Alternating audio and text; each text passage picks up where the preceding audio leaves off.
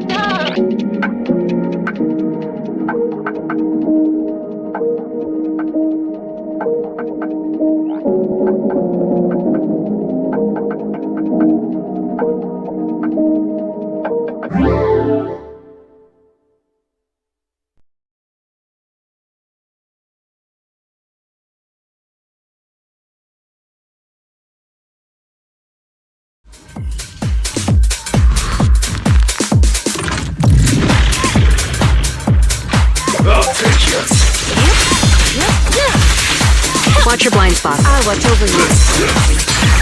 What a nuisance. Sure.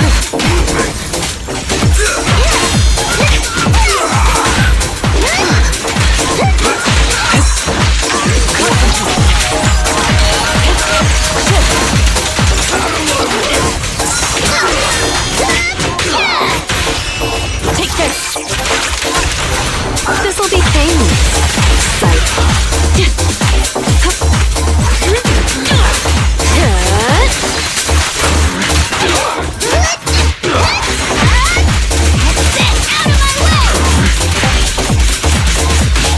Leave it clean. Okay. I'll make it painless.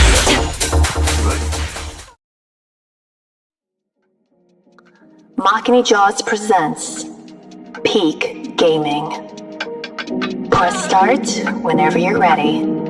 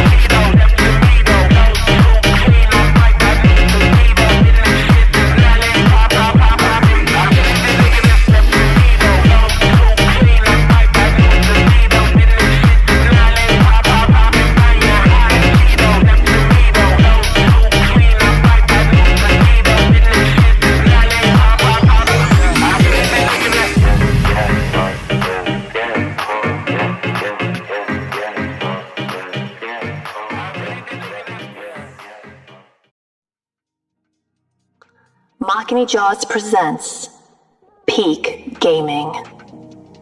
Press start whenever you're ready.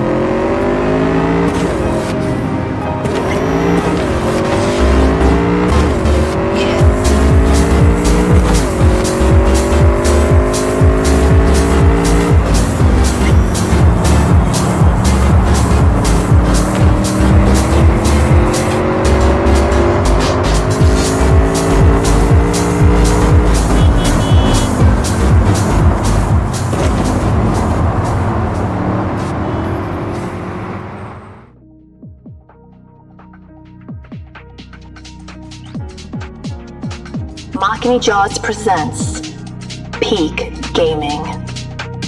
Press start whenever you're ready.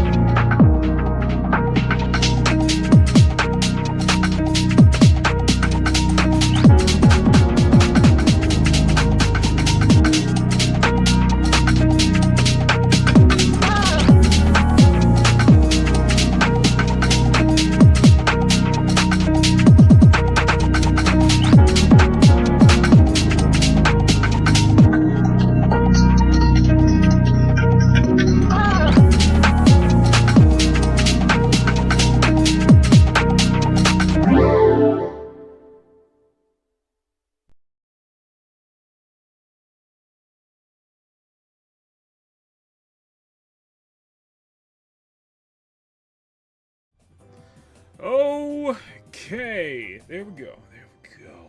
There we go. We are official. We are live. Make sure the background music. I want to ask you guys a question. Do you guys like the background music? Do you guys like that little piece of PS2 background music? I just want to know. Do you guys like the background music? Anyway, it's whatever. It is. Yeah. Good morning, good afternoon, good evening, good night, and game on. My name is Makini, artist, journeyman, and illustrator. Welcome you to episode 18 of Makini Draws presents Peak Gaming. Hope you guys are having a good weekend. So far, we got a lot to go over in terms of gaming, and we got some gaming to do tonight. Now, speaking of which, I got the polls up, so make sure you guys cast your votes. The main course is we got some new mods to run in with. We got some new mods to play with in Cyberpunk. But for the first game, I'm gonna let you guys decide, so you guys cast your votes when you can, okay? A lot of time on the stream. Speaking of which, I also want to say thank you to everybody who voted. And I think what we can do maybe next Saturday is come up with a new character for Peak Gaming. A new Peak Gaming. I think Peak Gaming needs its own mascot. So maybe we can spend the first hour or so coming up with some ideas for our new mascot next week. What do you think? Let me know. I put up a little poll earlier this morning, so just check this out. So anyway, but you guys have been absolutely amazing. Thank y'all so much. If you guys can do me a favor. Hey, if you're enjoying this program, please smack that like button and make it jiggle. And smack that subscribe button if you want to see more art content from Makini. Thank you so much, and hope you enjoy the show. Later. Smack that like button, make it jiggle. Smack that subscribe button and make it jiggle as well. Good to see you guys. You guys, 8 people watching it. We got plenty more coming in tonight. Yes, I do have 15 tabs open because we got some news to go over.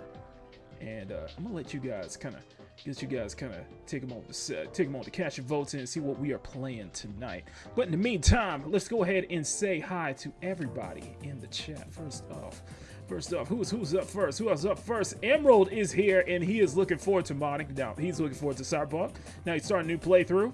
I want to improve my V, but I want her to be thicker, especially in the legs chest part. I might know a couple of mods that might be able to help you out on that one. Arthur, good to see you. Arthur, good to see you. Yes, no Wu Chang, and yeah, I was hoping we were Wu Chang that, but you know, it's up to you guys. I'm letting you guys decide. Now, originally, I was going to add Dungeon Stalkers. I was going to add Dungeon Stalkers to that, to the poll, but after taking a look at it, I'm like, yeah, nah, man, I'm good.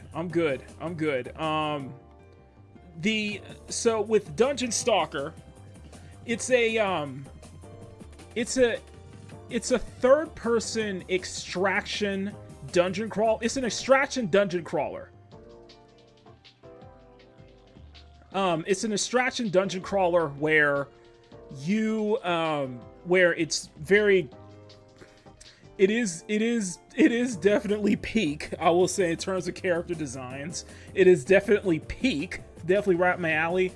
But after I saw how the gameplay looks mediocre, and it looks and it's from an Eastern studio, but the thing is, it looks very, from what I can tell, it looks very pay to win. Yeah, it's too sweaty. Yeah, there's no like real like legit, there's like no like legit, you know, like at single player PvE. You're basically just, it's a looter. It's a looter basically. And from what I've heard, it not only is it sweaty, but it is also very pay to win. So yeah, I was like, nah, I don't want to ruin my night. Let's put it that way. I don't want that ruining my night. So that's why I opted that out and just switched that out for like bright memory and such like that. So, but just let you guys cast your votes and we'll go into that. But yeah, that's the background for it, Arthur. Good to see you. Alarian Realms, good to see you. Emerald, good to see you. Let me know, make sure my voice is perfect stereo quality. Neo J, I guess who got PC repaired. Congratulations, Neo J. We need to game together. We do need to game together. We need to find, maybe when Fate Trigger goes into like the open beta, maybe we can get a team together and get killed by sweaties. I don't know. Something nice to look at as we get dunked on by sweaties. Speaking of which, Riot Kitty. I see the lovely Riot Kitty in the chat. Riot Kitty, let me be the first to say congratulations, sweetheart. Congratulations. You have totally earned it. You have totally deserved it. All that hard work has finally paid off. Congratulations. Now, what am I congratulating Riot Kitty for? Well, let's switch over the let's switch to the display, shall we? What am I congratulating Riot Kitty for? Oh yeah, something happened at Gamescom this week, huh? Something that happened at Gamescom this week, and my coworker couldn't stop talking about it. I wonder what it is.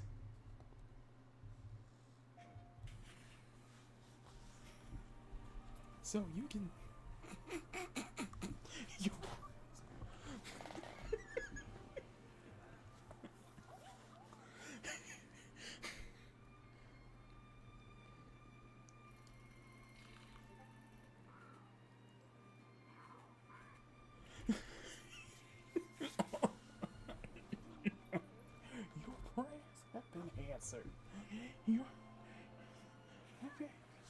Wait, what do you mean no sense? Oh, I'm so sorry. I'm so sorry.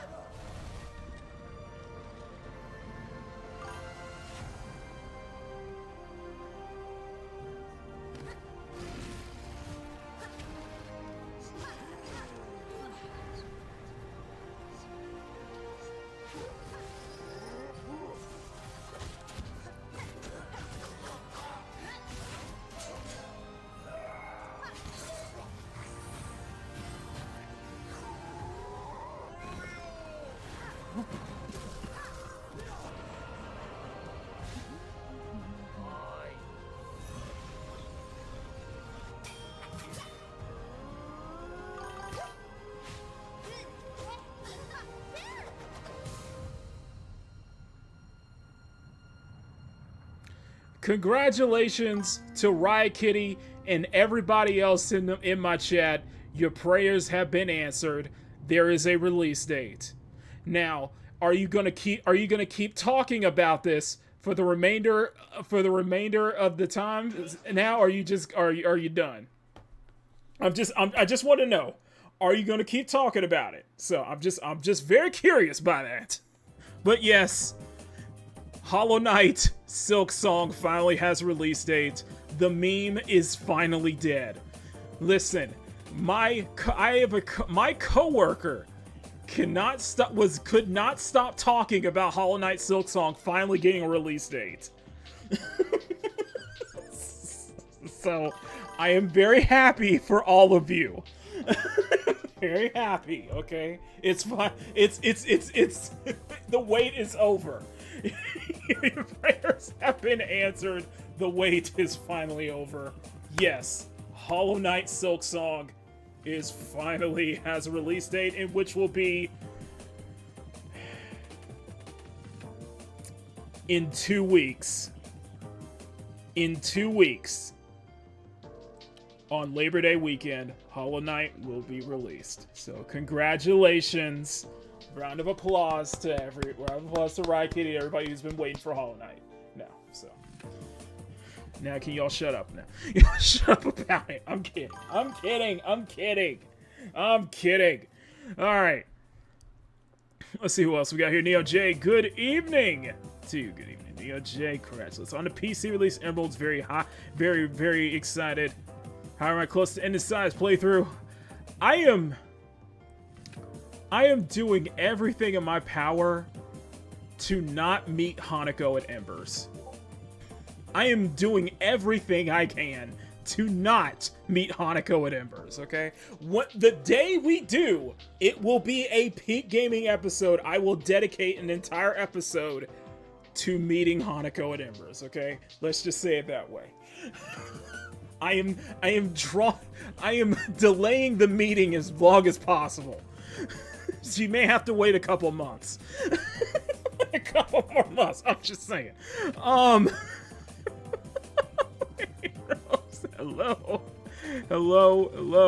Well, I'm happy to say I beat Hollow Knight before Silk Song. Yes. It's a two-sway. Yes, Philly, you hate that crap. Bright Memory needs more recognition. Yes. Do you have a named save mod? I do not. I'll have to wait. Now, before I close these polls, it is still a three-way tie. Jesus Christ. Okay, well, in the meantime, while we let the tiebreaker decide, we need to have another there's another celebration today. if you guys did not know this, and I just found this out from Pirate Nation, ladies and gentlemen,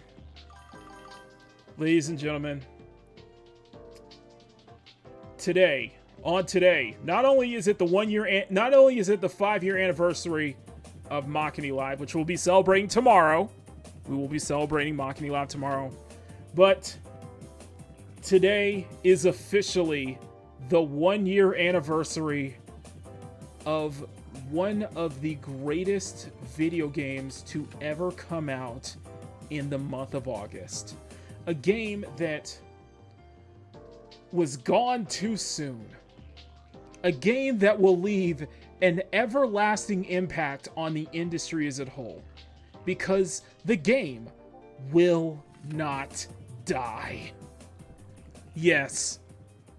Today, August 23rd, 2025, is the 1-year anniversary of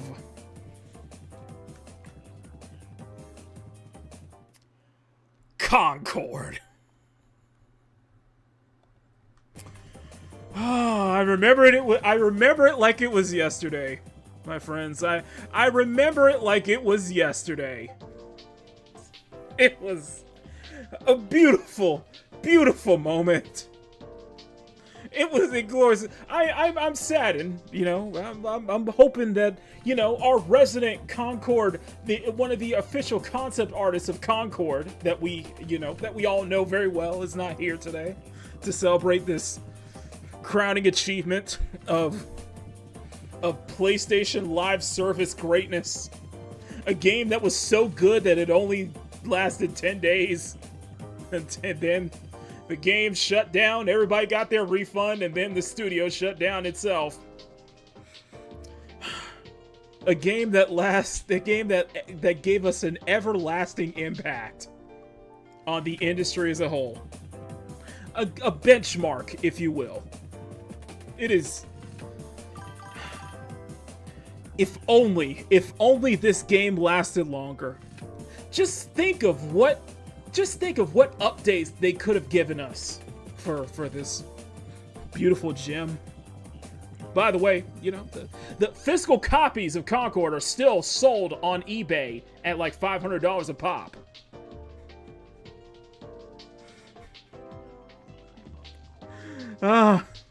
Saints Row 2022. We hardly knew ye. It was, listen, joking aside, listen. Sean said it best, that last year was one of the most memorable month of August that I've ever experienced in my life. Like usually when August rolls around, usually nothing happens in August. But we had so many things happen in this month last year. In August of last year, this is one of the big ones. So, yes, guys, can we get F's in the chat for Firewalk Studios? Can we pour one out for Concord? Hands down, just a monument in character design. Just this is peak. Okay, this game is peak. This is peak. All right, everything that went wrong about this game, everything we knew it went wrong, was completely wrong. We milked the content out of Concord for so long after it shut down. It's a sad day, unfortunately. And Concord's not with us, but its spirit lives on in Marathon, Fair Game $, and even that upcoming Time Takers. The spirit of Concord lives on, okay? And fear not, many of Concord's developers have already landed cushy jobs at other studios, like EA. You know, the professor is now working at EA. You know, think about other gems that came out in 2024. We'll get into that. We have a lot to get into, ladies and gentlemen. But it is an unfortunate day. We're going to pour one out for Concord. If only it could have lasted longer. Just think of the new heroes that they could have introduced in this game in future updates. Just think about it, okay? I want everybody to just think about it. It would... I would have... This game would have paid my This game would have paid my mortgage off. I would actually have a down payment for a new house from the amount of content I could have made if Concord was still going on. I could have had a down payment for a new. I could have made a down payment for a new house. Okay. I'm disappointed that it's no longer with us, but his spirit lives on. Anyway, you guys have voted. You guys have voted, and I shall answer. The winner tonight, we will play. As we go into the gaming news tonight, we will play some. We will get some actual peak of game design in Stellar Blade. So, give me 1 second. Let me boot up my Vortex mod manager, and I shall have it up and ready for all of us to enjoy. Anyway, so we got plenty of content. We got plenty of news to talk about, some videos to react, and then we are going to jump into Cyberpunk. But in the meantime, we're gonna play some Stellar Blade, mess around with that while we go over the news. It'll be a lot of fun. So smack the like button, make it jiggle. Smack that subscribe button, make it jiggle. Okay, so the first bit of news that we're gonna go into. You know what? I got some Stellar Blade news. I got some Stellar Blade news, by the way. Yeah, let's start with that. Let's start with Stellar Blade news. Because this tweet went around. This is coming from Twitter, from the man himself, Kim Yontae. Sorry, I mean Harada. But now what you think? Why am I mentioning Harada of Tekken? Well, let's dual screen it, shall we? Yes, this is coming from Automaton West. Stellar Blade's director asked Tekken producer to add Eve as a guest character in a nostalgic stage of their storied past. In a series of expos, Tekken producer Harada and Kim Yontae reminisce on their earliest meetings. Harada made this quote, "How nostalgic. He once told me he liked the Tekken series. I met him again backstage at the Game Awards last year, and he had become a very calm and refined gentleman. I am a fan of his work." Listen, I'm going to tell you something. The Shift Up team, if you guys have not been following Kim Yontae on Twitter, please do so. The Shift Up team has been going around, like, meeting with other studios and such like that. I see them, like, take photos with different studios. They actually did a little meeting with the developers of Expedition 33, which is pretty cool. So it's really cool that, like, Shift Up is doing everything they can to get their name out there. And One Game's got... We're all taking bets. What's the first game Eve is going to guest character in aside from Nikke? Aside from Nikke, who's going to be first in line? Okay. But yes, this image in question was taken at the Invent Game Conference in October 2015 in South Korea, which during Harada gave a speech on how to create realistic VR games, and Kim talked about how he started Shift Up. Really? So he started Shift Up at that time. Harada recalls on how Kim expressed his love for Tekken games, evidenced by the young developer mimicking classic Tekken fight pose. Oh, that's cool. That is cool.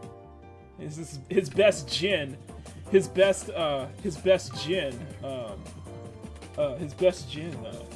like that. So, young developer mimicking and Game Awards 2024, where the former was glad to see how much the latter has evolved into a very calm and refined gentleman. The number of games Shift Up developed since 2015, and the great success of Stellar Blade, which received 2 nominations, Best Score, Best Music, Best Action Game at the Game Awards, it comes to no surprise that Harada is also a fan of Kim's work.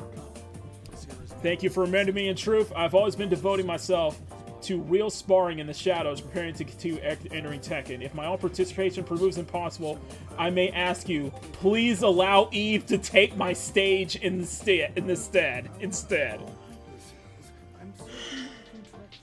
Kim thanked Harada for remembering him after all these years. While Harada has made several appearances in Tekken games, the character of Kim becoming a guest fighter seems unlikely, but in an event of his rejection, Kim Yuntae hopes that Harada consider adding Eve instead. I would be over the moon for that, except for one little problem. You saw how they handled the swimsuits from like 2 weeks ago? Do you guys remember the whole Asuka drama? Yeah, they're gonna flatten Eve. Eve is too good for that engine. And Stellar Blade is on Unreal Engine 4. Eve is too good for Tekken's engine, okay? Eve is too good for that. Come on. Soul Calibur, yes, but... So people said Soul Calibur. People have said Soul Calibur. Others have also said Fate, Fight All That, Mortal Kombat. And you know what? I could totally see that, but they would screw Eve up too. I'm very mixed, okay? I am worried to say the least. I am very worried to say the least about that, okay? They are not gonna give our girl the love and attention she rightfully deserves, okay? They're going to screw it up. And that's how I personally feel. Like Shift Up set their own benchmark with Shift Up set their own benchmark with the Nikke collab, and the only other game that I think that could even match Nikke, could even give Eve a proper representation is likely the First Descendant. That's probably the only one I could think of. She could fit into collaborating with Arc System Works. Possibly, I could see that. I could totally see that. I could see Arc System Works as a possibility. They're going to do what Ubisoft did to 2B. I could see her in a Guilty... she could fit in a Guilty... Like, have you seen what they did with Lucy and Edge Runners? Dude, they were freaking on point with Lucy. I'm like, I did not expect them being just so, completely beat for beat, even getting Lucy's voice from Edge Runners anime even there too. So I don't know, man. I don't know. Sound off in the comments. What do you think would be the best? Which game do you think would be the best collab for Eve? What do you think? What do you think? She's become our darling. She has become our darling, okay? She has become our new TV. She's become our mascot. She has become our complete mascot. You have to treat her right, okay? You have to treat her right. Speaking of which, yes, I know. Yes, I know. I did see it. Nikke is... Yes, there's a Nikke collab with Resident Evil. Claire, I like the look of Claire. I like how Claire looks, so I am very much interested to see what they're going to do, by the way. I got to give a personal shout out to Mom Bear. Mom Bear, thank you. Happy anniversary. Looking forward to celebrating it tomorrow. By the way, Mom Bear, if you see Sean, let him know that today is the 1-year anniversary of Concord. We had to pour one out for we had to pour one out for Jabam, you know. We had to pour one out for that, you know. If only it lasted much longer. If it only lasted much longer. Okay, so So, we got that done. It's really cool, fun news. I don't think that will be too bad. It's just those expectations are going to be really high for Eve, though. How long it will take you? I saw Pirate Nation's post. Okay, that's what happened. No, I just deleted that. Okay, let's go into what is going to be our next topic for today. Okay, so let's talk about Randy. Let's no, let's get into the Bungie stuff. Okay, so speaking of Concord, which was a byproduct of ex-Bungie developers, we have some news here. So this came out earlier this week. Bungie's CEO, Pete Parsons, retires with Destiny 2 sentiment at an all-time low and pressure from Sony growing. Parsons has decided to pass the torch and head for an exit. Not what I mean when I say pass the torch, because by the way, Bungie is going to be absorbed into Sony. And it is a sinking ship at this point, because, you know, we covered the Marathon drama of, the plagiarism, and Marathon looks like, and Marathon is rightfully called Concord 2, or Concord 3, or 4, whatever it is, Concord 3. But with, it's funny. So, Pete Parsons, if you guys don't know, Pete Parsons, who on Parachute, he's probably spoiled that. Pete Parsons is the CEO of Bungie. He is the person who was bragging about, he is the CEO, he was bragging about collecting all of these cars, all of these expensive cars, and showing them off to his employees before they got fired. I am not kidding. He showed them off to their employees before they got fired. There was a huge stint, and I think this happened in 2020. I think this happened last year, of the major Bungie layoffs that were going on. The Bungie layoffs were huge. Everybody was angry. Everybody was really angry. And Pete Parsons was just passing off like it was nothing. Because, you know, he's got collector. He got collector cars, no? You know, that's what it is. Well, now he's stepping down. What I see it is he's jumping. He's jumping from a he's jumping from a sinking ship, and that's what it came down to. He's jumping off of a sinking ship. With let's go right into it. This longtime CEO, who allegedly spent $2.4 million on classic cars as hundreds of Bungie employees were laid off, will be, let me read this up, sorry, will be replaced by Justin Over-Delivery Truman. Is this what he's called? Justin Over-Delivery Truman, apparently. Let me zoom in on here, just so that way you go. Okay. Justin Over-Delivery Truman. Longtime Bungie CEO Pete Parsons announced today that he is stepping down from the role, saying that it's the right time for a new beginning.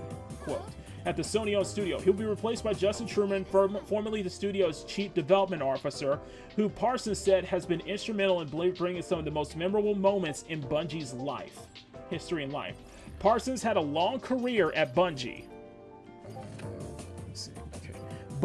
Parsons had a very long career at Bungie, beginning in 2003, while it was still part of Microsoft.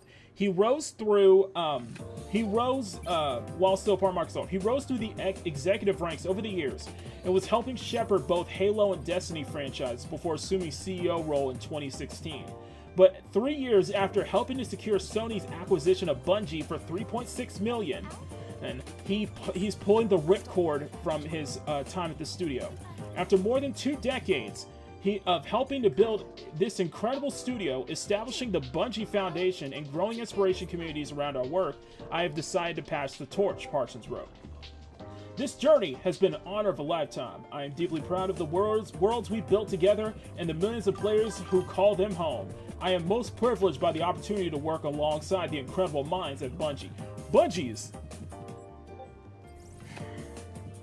I think sentiment for... If I'm correct, I think sentiment for Destiny 2 is at an all-time low. And I think Workplace is at an all-time low for Bungie as well, because, well, the Marathon launch was so bad. Marathon's announcement was so bad that, yeah, they had to basically revert to go back to the drawing board, especially when the plagiarism scandal happened. Basically, especially when the plagiarism scandal happened. We covered that many times. When I was asked to lead Bungie in 2015, my goal was to grow us as a studio capable of creating sustain. Okay. When I was asked to lead Bungie in 2015, my goal was to grow us into a studio capable of creating sustaining, iconic, and generation-spanning entertainment. We've been through so much together that we've launched a bold new chapter for Destiny, but an inevitable independent live ops organization capable of creating and publishing its own games. Then join the incredible family at Sony Entertainment. This is... Here's my thoughts on Bungie. Here's my thoughts on this.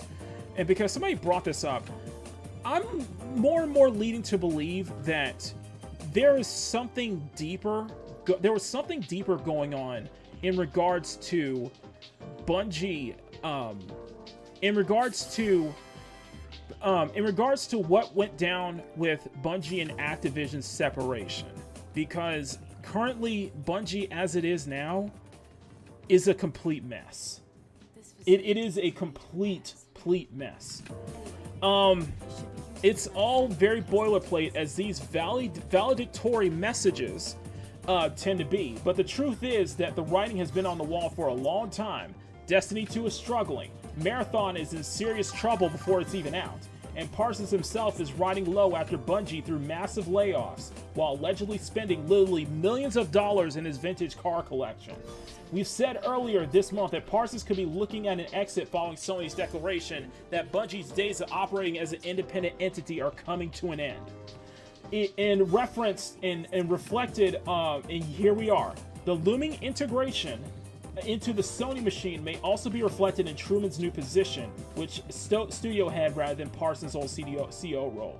No need to feel bad for Parsons though, he'll be moving on with his bank account, which much like his garage, will be pleasingly full thanks to the stock he will have presumably owned before Sony's $3.6 million buyout.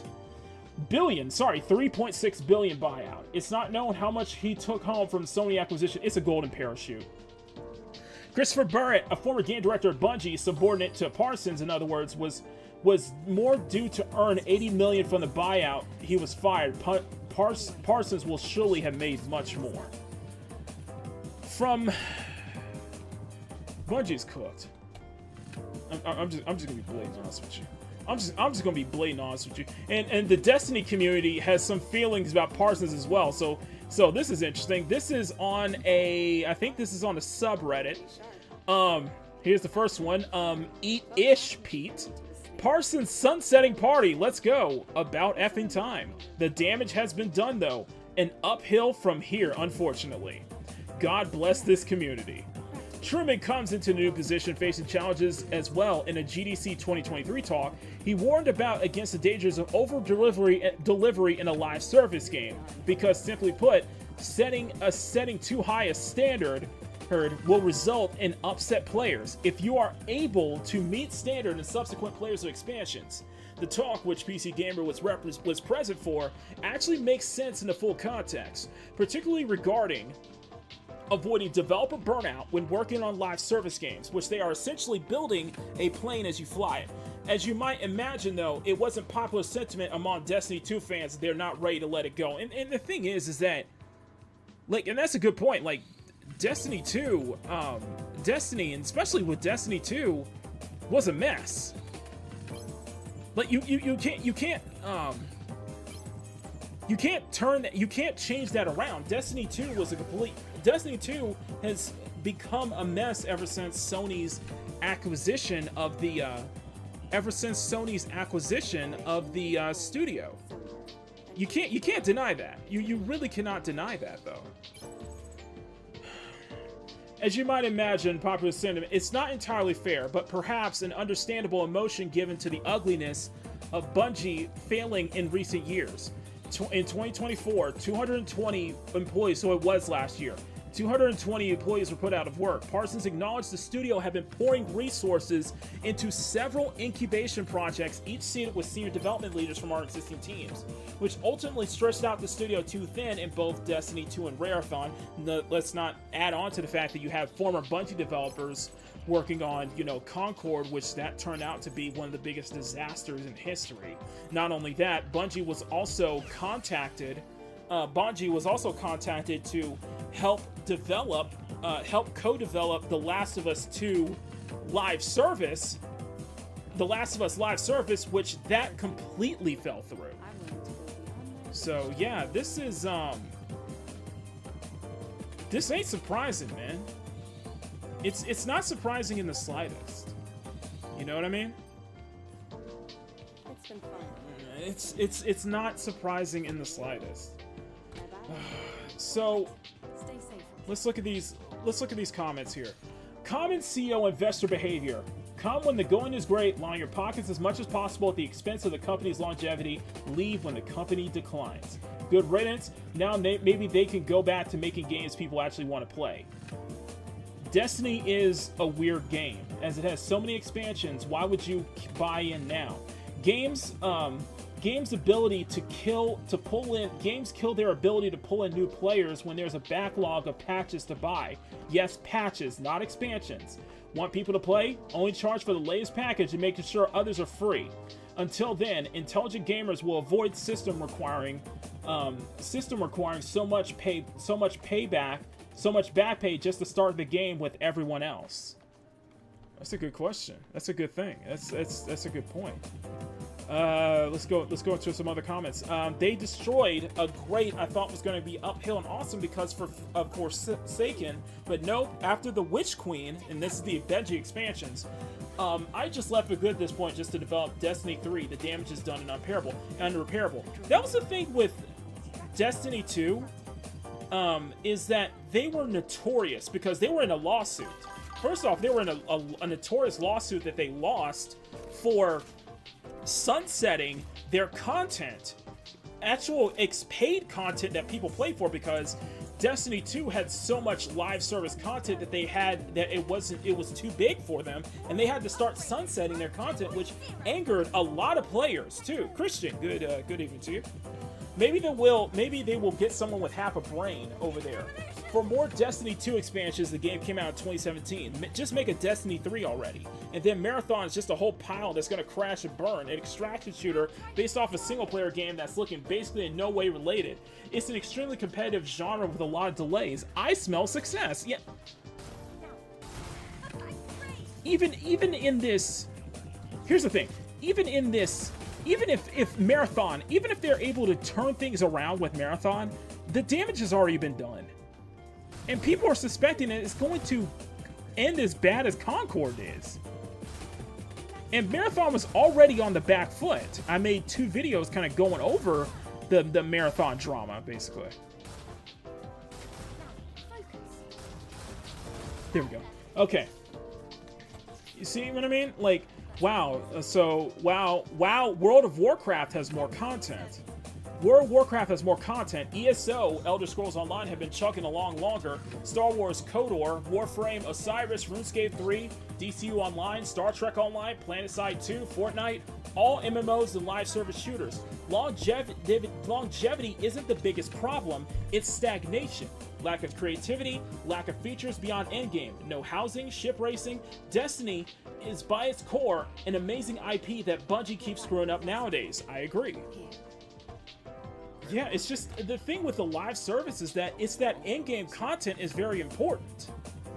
You know, I haven't played Destiny 2 since Lightfall. Yeah, it's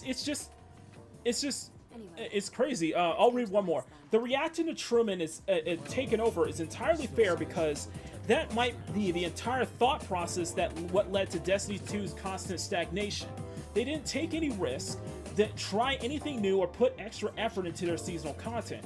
Always the same thing over and over and over, and we keep eating it up because no other game was like Destiny 2.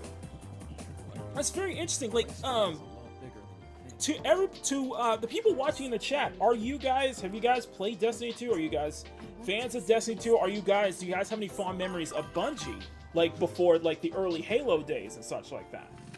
I'm still stuck on the fact that they had a cheat sheet and yet they still failed. How are you going to steal somebody's idea and then copy it in the worst way imaginable? Yeah, to make it look even worse. The way they screwed that artist over like that, they somehow. How do you steal something like that and then somehow make a worse version of it? It looks worse.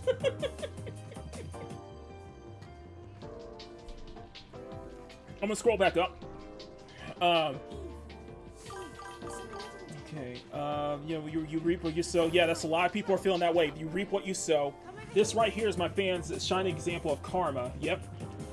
That was the asshole. Yeah, Golden Parachute. I thought it was a different company like Activision or something. You're probably thinking of Bobby Kotick, who left a long time ago. He already had his Golden Parachute. Bungie finally gets spongy. Again, I'm still stuck on the fact. Yeah, it's I never touched a Bungie game until Koiden Oni. I played Destiny 2 a long time ago. Drifted away from it. Something about it was very off. Wow, that's interesting. When you look at Bungie, when you look at the state of Bungie now, being absorbed into Sony is probably going to be the best thing for it. But even then, being absorbed into Sony is... you're going to lose all that independence. And it might have just been a better idea to have it absorbed into Sony because they really screwed it up. You can't deny that they really screwed it up with, kind of the later stages of Destiny 2, and with Destiny 2, especially with Marathon. You can't. A lot of that has elevated itself to unforgivable status in a way. But we'll see. We'll see. I have zero hope that Marathon's could do a complete 180, especially after the disastrous reveal that they had early this year. It was a freaking nightmare, man. So let's go ahead and get into. I'm gonna go ahead and get into a second topic, but before we do, I just want to get up and stretch real quick.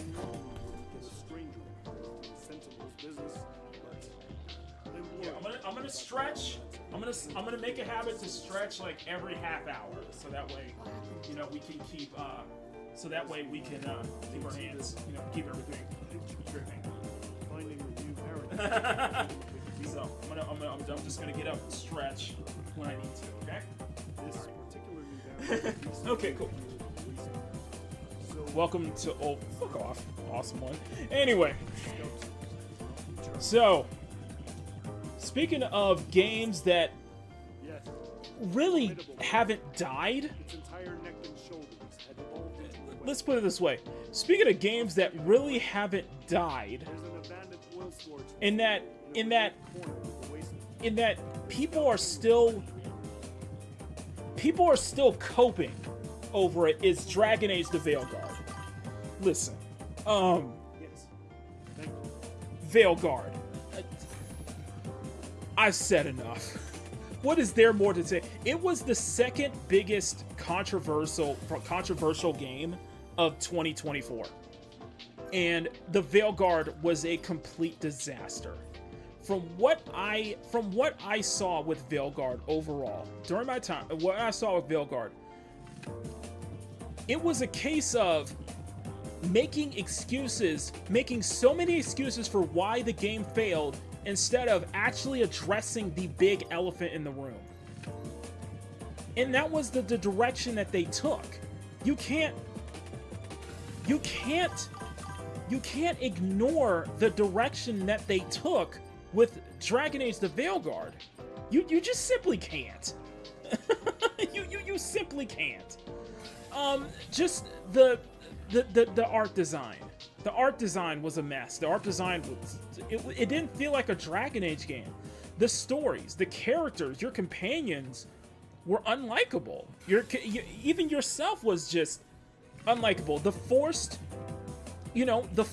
identity politics in the game. Like, that whole thing with Tosh is going to be remembered for so many reasons, man. Like seriously, hey Wade, like seriously, you can't ignore that. A lot of that stuff you legitimately cannot ignore. Because it was a freaking nightmare. The whole thing with the Veilguard was a complete mess, and it just seemed that nobody was willing to actually address the real problem, the real reason why the game ended, why the game was a complete failure the way it was. Well, much like what we saw with Concord developers moving over to different studios, you have a writer for Dragon Age the Veilguard, over at Sucker Punch working on the upcoming Ghost of Yotei, which we're going to get into Ghost of Yotei later.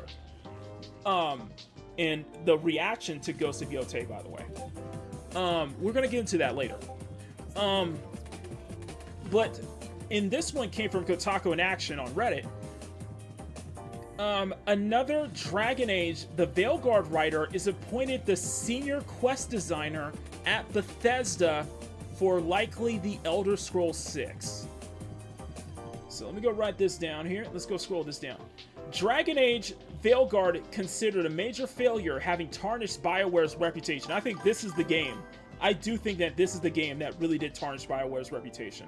Much of the studio was dissolved after this fiasco. Despite this, John Dombrow, one of the game's lead writers, was recruited by Bethesda as their senior quest designer. At BioWare, he worked on Darvin's narrative arc and the Veil Jumpers mission in Veilguard. He also contributed to Mass Effect Andromeda and a co-writer in Anthem. By the way, Anthem has been shut down, by the way. Anthem has definitely been shut down. I think at the end of this month, Anthem will shut down. So, you know, this is more a result of the... Anthem, to me, is one of those games that is very important for the Stop Killing Games initiative. So you're covering it up. Yep, E86 is... E86. Okay, cool. Oh, Elder Scrolls 6. ES6. Yeah, ES6. Like, I think there's a lot more... Here's my thing. I think with the Elder Scrolls 6, and the Elder Scrolls 6, I think they're already on a... I think the Elder Scrolls 6 is already on the back foot, and I think it's already on a bad trajectory. Because, one, you released the game, you announced the game, I think you announced the game too early. I'm gonna be honest with you. I think you announced the game too early. I think you jumped the gun. In my humble opinion, I think you jumped the gun. The second thing is, consider Elder Scrolls' track record. Consider, or should I say, consider Bethesda's... They released it 7 years ago. Are you kidding me? They actually released this game 7 years ago. Bro, it is in trouble. Bro, the Elder Scrolls 6 is in trouble. And you look at the state of Bethesda. I think that's one thing that's important. Yeah, I know. My game's slowing down, guys. I know my game's slowing down. Let me see if I can downplay it. So you look at the state of Bethesda, though. Look at the state of... Look, Starfield was a massive failure. It was supposed to be their new IP. It was supposed to be their brand new IP. Their new, their new IP, and like, all this time of years, they are hyping it up, and then it turned out to be everything that we expected from a Bethesda title, and just be a complete mess. A complete mess. And let's be honest here, it's gotten bad to the point where not even modders want to touch Starfield. People are like sitting, like, I'm seeing videos of like people like waiting for when is the next Bethesda expansion after when's the next expansion after Shattered Space, and it's just like Starfield looks like trash, man. Take the whole pronoun shit out of it. This way past it. It looks bad. Starfield just looks bad. And, you know, Todd Howard, they put so much into that. Because we all knew how that was going to be a flop. Like, I think one of Bethesda's few successes so far has been Oblivion Remastered. Well, at least lately has been Oblivion Remastered. And with Oblivion, with that, you know, even that still has some, even Oblivion Remastered has its own controversies as well. But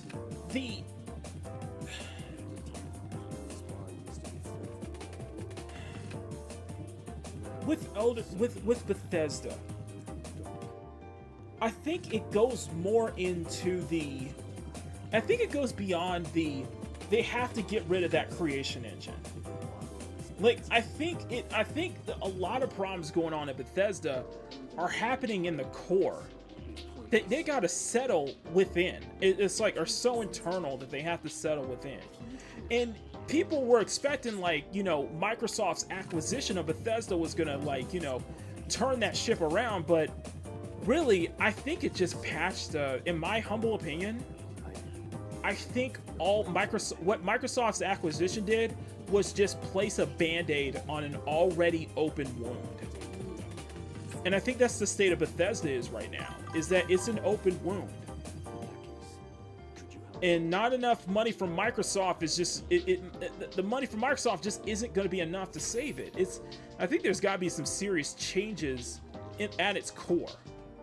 I think at its core, I think there needs to be some serious changes going on with Bethesda, because if Starfield is anything to go by, The Elder Scrolls 6 is going to be a mess. The Elder Scrolls 6 is going to be very underwhelming, and guarantee you, I'm calling it now, that engine is going to be so screwed up that they're going to have to rely on modders yet again to fix their games. Which, honestly, that shouldn't be the case. I'm just going to be honest with you. That should not be the case.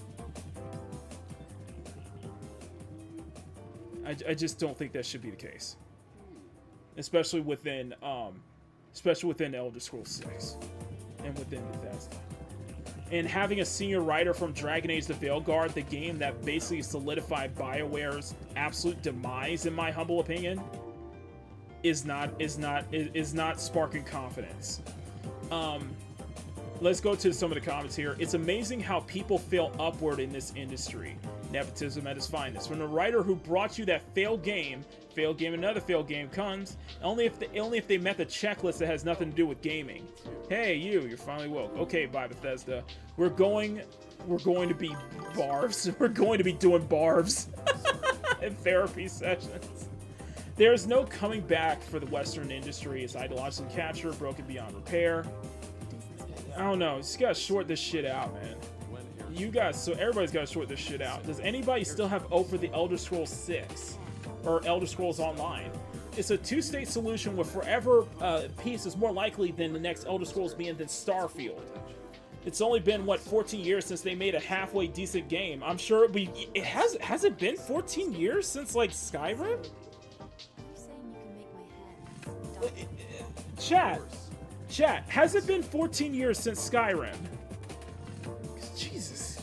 If that's the case, then yeah, I think they're cooked. I legitimately think Bethesda's cooked, man. After the Dragons has been defeated, people of Tamriel have found an even bigger threat, the yoke of cis heteronormativity. Get ready to crush the patriarchy in the main quest. The stick his mods in his community. Well, not just that, but paid mods.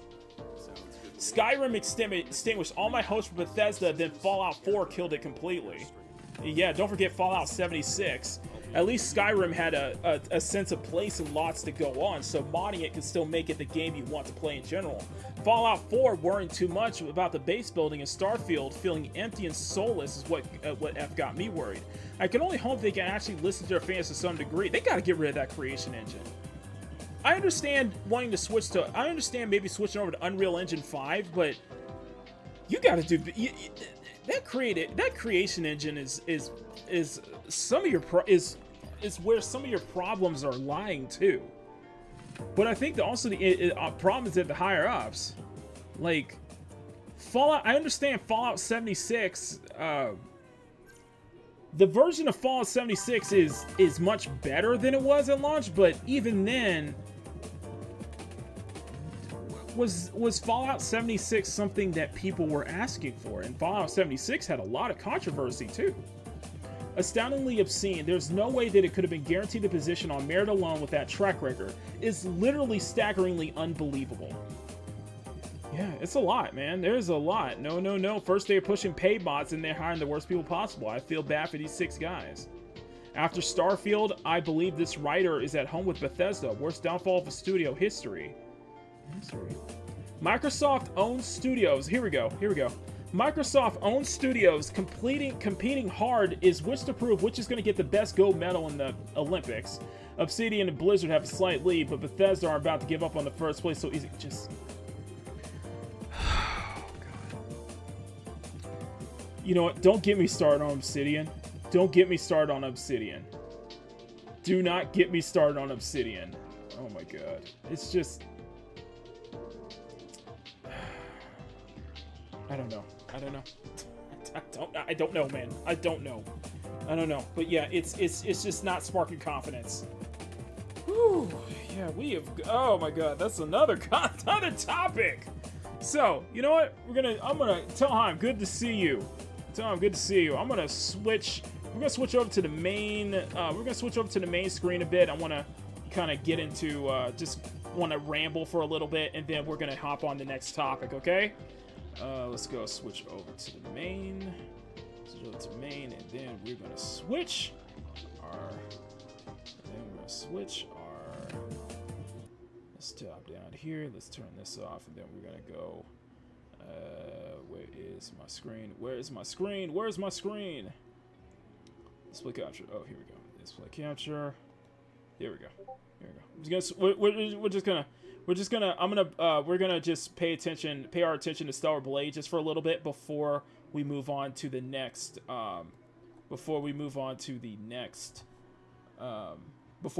the next topic, okay? And then, and I think in about, let's say the next hour, maybe the next hour and a half, we can jump on Cyberpunk, okay? So, how about the next hour and a half, we'll jump on Cyberpunk, okay? So, I just want to kind of ramble for a little bit. Well, I've already been rambling. I don't expect much, man. I'm not expecting too much, honestly, from what we're seeing with these, AAA titles, and just from what we're seeing in general. Just from what we're seeing in general, it's just been an absolute. It's just crazy. Like, I think the next topic we're gonna get into is Metal Gear Solid 3, Metal Gear Solid 3 remake, Delta, and there's actually some worry behind Metal Gear Solid 3 Delta. Because of some performance issues. Oh, wrong one. Okay. There we go. There we go. Okay, so like I said, I think Elder Scrolls is gonna have some performance. I think Metal Gear Solid 3 Delta is apparently going to have some performance issues on launch, and I think people are genuinely worried about that. That's from what I'm hearing, basically. I do want to get into Borderlands 4, but because Randy Pitchford is... apparently he's running his mouth again, and I think Randy Pitchford is, like... I think Randy is screwing his own game up. I think he's screwing his company up, honestly. Hey, Mac, Obsidian. You know what? Don't you start. Dude, don't you start. Because I'm going to pull up one tweet from Manga Lawyer talking about some of the companion designs in, what was it called? Elder Scrolls, Outer Wilds 2, which they were charging $80 until they had to backtrack it. Sorry, I am... Oh. Ooh, I'm angry. I am angry about that. Okay. Switch! Oh, shit. Okay. Okay. Woo. Oh, almost got myself in trouble there. Okay, I gotta be very careful with some of these mods. Ooh, I'm about to get, okay, whew, okay. Be careful, Mock. Be freaking careful, bro. Come on. It's a little too peak. It's a little too peak, okay? A little too peak there. Little too peak. Little too peak for YouTube, okay? For YouTube. A little too gooner, okay? A little too much gooning there. You gotta goon responsibly, Mac. You gotta goon responsibly. Anyway. That's gonna get clipped. That's gonna get clipped. Anyway. Sorry. Anyway. No, show of hands in the chat. Show of hands in the chat. Who's actually excited for Borderlands 4? Or, I want to hear from you guys. What was your past experience with Borderlands? I'm very curious about that. I'm very curious if you guys have a history with BL, or if you guys are kind of like you guys aren't really big into Borderlands, because I know people have a lot of fond memories of Borderlands. I'm just very curious about that. It's just something. Yeah, that's my bad. It's just the thing that gets, because I've heard 1 and 2 is great. I heard 1 and 2 is great. The pre-sequel. It's just everything went downhill after 3, and especially after what was that spinoff? Tiny Tina's Wonderland. Yeah, after that. Tiny Tina's Wonderland spinoff as well. That the writing was really bad on Borderlands 3 that I kept hearing about. The last existence of Borderlands was Borderlands 2. Borderlands 3 was not that good. Yeah, that's what I kept hearing. Are you guys, let me ask you this, are you guys legitimately excited for 4, though? That's what I'm very curious about. Are you guys legitimately excited for 4? Because I'm not seeing much, like... Because to be quite honest with you, I ain't seeing much talk on 4. I'm not seeing much people excited for 4. It's just, the more I see is people are just, like, I'm seeing kind of the issue surrounding Randy Pitchford running his mouth because he got the game in trouble. He got his game in trouble when he made that point about we have to, they complain about the game being $80 and Randy Pitchford saying, if you're a real fan, you would buy this game for $80. And it's like, dude, no. That's not, you don't play that, dude. We don't play that. We don't play any kind of crap like that, okay? Yes.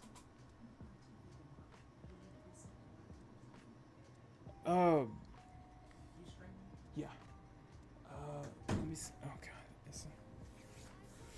Okay. Played 3 of the story, but the story was the gameplay was good. The story was pretty bad, but the gameplay itself was great, though. Although a lot of things in terms of loot. Are you guys worried about 4 though? It's just I don't know. It's weird because like, well, and the less said about that live action adaptation released last year, the better. The less said about that live action film, the better. But I think Post-Millennium 3 is getting more and more unredeemable. Damn, man. Unredeemable. Are you serious? Oh, no. It is lagging like crazy. It is lagging like crazy. Oh, shoot. Okay, let me go full screen. Let's see if I can fit this out. Okay, yeah, my game is lagging like crazy. Son of a bitch.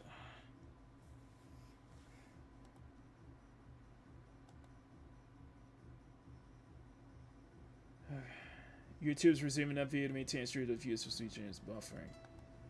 Yes, there. Yeah, I know. It's poor. I know it's really poor right now. This is the largest land I've ever seen in my life. You already know it's gonna fail. Yeah, yeah, that's what it just seems to be. That Borderlands 4 is just not going to do as well. And he was saying it's like, oh, this could be, you know, 1 million copies, 7 million copies sold for Borderlands 4. People are saying, nah, that's not gonna happen. And I think in this day and age, the only game that they could probably see reaching that high numbers is maybe the next Call of Duty, maybe the next Battlefield, definitely GTA 6, but Borderlands 4 reaching like 5-6 million copies, and Tales from the Borderlands 2 was a 2-pack of ass. Dang, man. Dang, that's crazy, man. It's crazy. That is absolutely crazy. Yeah, I'll have to go full screen for this one. Sorry about that, guys. Outside of Zion, there's a solar tower that supports energy links to nearby facilities. So with that, man, just crazy, man. I just want to get off my chest because I don't think it's going to be as. I just don't think it's going to be as strong. I'm just going to be honest with you. Her hair glitching. Yeah, her hair is glitching. Yeah, it's because of the mods and shit like that. But let's go ahead.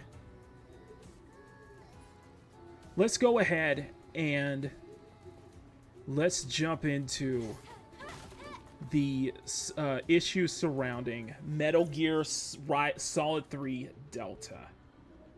Okay, so I'm gonna get rid of Borderlands 4. We're gonna get rid of BL4, and we're gonna go into Metal Gear Solid Delta.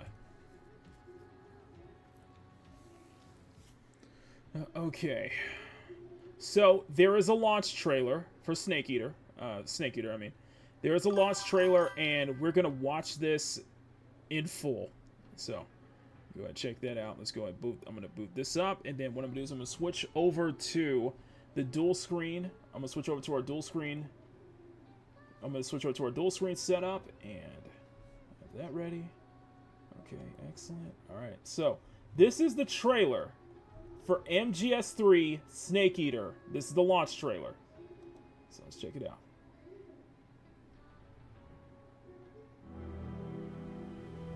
And apparently it's unlisted. Why'd you defect? I didn't. I'm loyal to the end, to my purpose. Snake, I know how you're feeling. It's hard for me to believe, too, that a legendary hero like the boss could go to the Russians. She'd double-cross us on this. We will use the legacy to heal that rift and make the world whole again. It looks good. To do this, we need strength. An unstoppable trump card with enough power to bring order to the world. Do you love her? No, nothing like that. Do you hate her? For 10 years, we lived and died together. You couldn't possibly understand. And you think you can kill her now? Hey, don't you go getting any funny ideas. We can't leave yet. I've still got one last job to do. She's at the lake. She's waiting for you there. We were together for 10 years, and now you tell me she's my enemy. What about you, Jack? What's it going to be? Loyalty to your country or loyalty to me? Your country or your old mentor? The mission or your beliefs? Your duty to your unit or your personal feelings? Like I said, this was good. Ooh, she looks fine. I'm just saying. Ooh, she looks good. I'm just saying. All right. You don't know the truth yet. But sooner or later, you'll have to choose. I don't expect you to forgive me. You've got to do it, Snake. She's your enemy and your objective. You're a soldier. Finish your mission. Emerald's saying it looks good, but I'm waiting for that other shoe to drop. Yeah, and I think that's for a lot of people though. But we're gonna get into the well, I won't say it's a controversy. I will say it's more of a worry. We're gonna get into what people are legitimately worried about with this remake. And it's not really with it's not the censorship that people are worried about, it's the performance.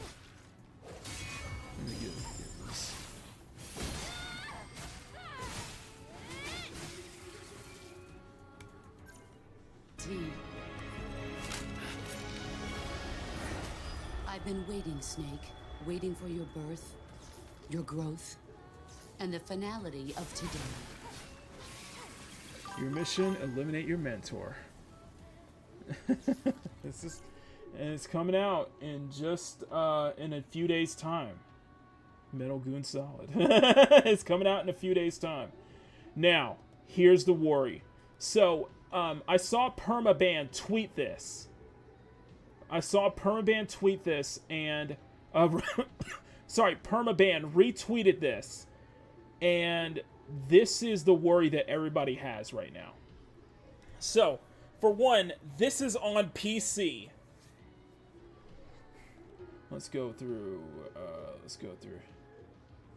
So I'm gonna put the performance on. This is on NVIDIA DLSS 4 on PC, and it seems that it is running into that same issue.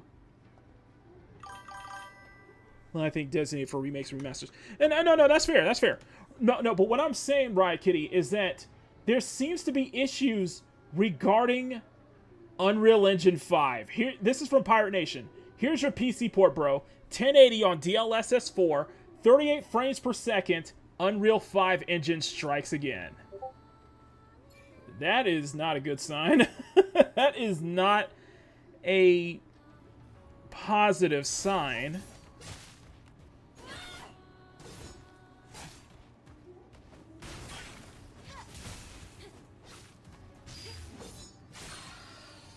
Yeah, so 1080 on Unreal Engine 4 is not a positive sign, and they're showing one of the cutscenes. Yeah, this is on ultra settings, 1080 DLSS 4. Well, it gets worse. Major warning if you're planning to buy Metal Gear Solid Delta. The game runs terribly on PS5 and Xbox Series X, running at 1080 at 30 through 50 frames per second in performance mode. PS5 somehow runs worse and looks blurrier despite using PSSR. Another disastrous Unreal Engine 5 release. Oh, shit.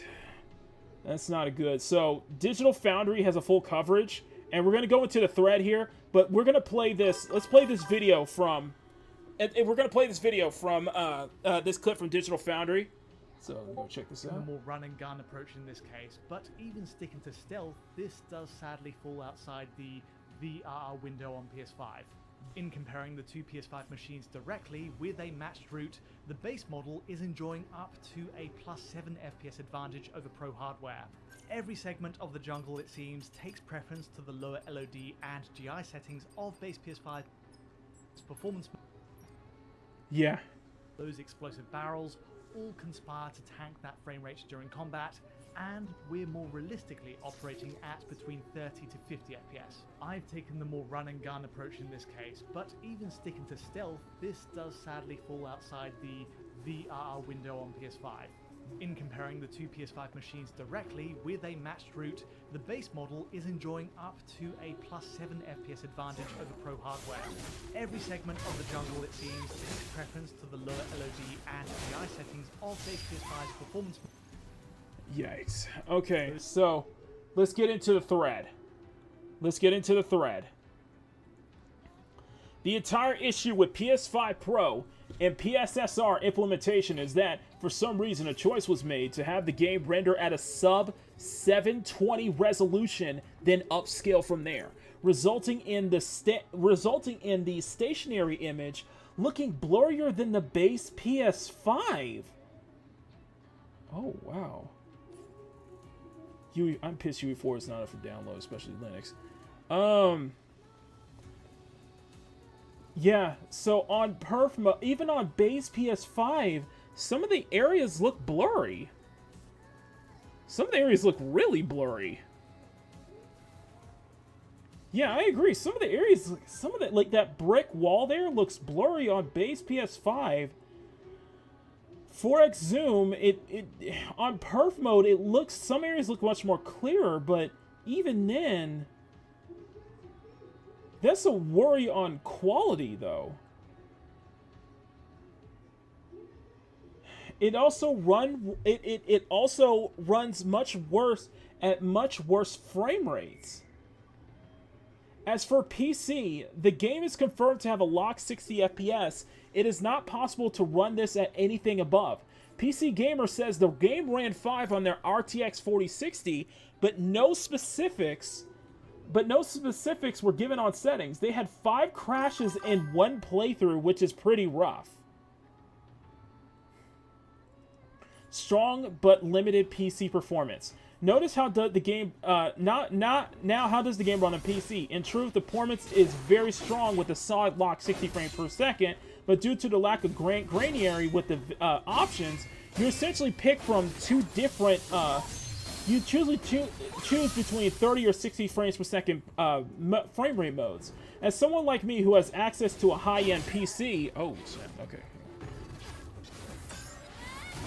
As someone like me who has access to a high-end PC, it's always disappointing to be locked into 60 frames per second maximum frame rate when I know my PC can achieve much more. However, 60 it's more than enough for this slower paced style action game. That's crazy though. That's crazy, man. Okay, let's continue. This is another. A quick word on performance. I played on an RTX 4060, which is above the recommended spec, and in certain environments, the game experienced frame drops when things got hectic. Not ideal, but it wasn't a regular thing. Perhaps more of a concern is that over 22 hours, the game had crashed 5 times. Obviously, I was playing a review build that Konami issued several weeks ago, but for such an absolutely beautiful looking game, the publisher still needs to do some fine-tuning. Okay, that's worrying. That is worrying. Let's see if the thread continues. Yeah. Any word on PC yet? Yeah. It's not the engine, it's the developers and their lack of skill with it. There are loads of well-optimized games on Unreal Engine 5. The PC version probably sucks ass too. It sounds like you're going to be running on a lot of issues trying to do this on PC. If you're trying to play this on PC at launch, it's going to be optimization really bad. It's okay if you have a VRR screen. Digital Foundry says keep up with the FPS is there, but manage to keep it looking smooth enough. It's still an unacceptable showing. Well, the fact that it doesn't have an unlocked, frame rate though might be an issue too. 1080, 100 frames per second on an outdated AMD trash. Acting like this doesn't mean it will have the same exact host of UE5 issues. Just as bad on PC. You can't say what the XSS rendering or frame rate. They only had PS codes.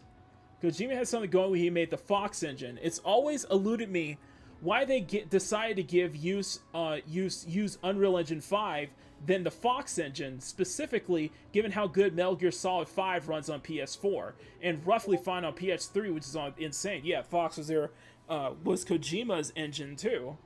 I find it strange that none of the reviews mention it. Everyone says it looks good and runs really well. Even everyone who played the demo says the same thing. Also, I believe that with one patch, everything will be fixed anyway.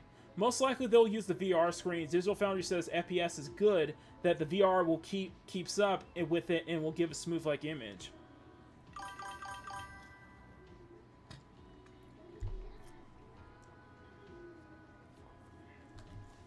With the game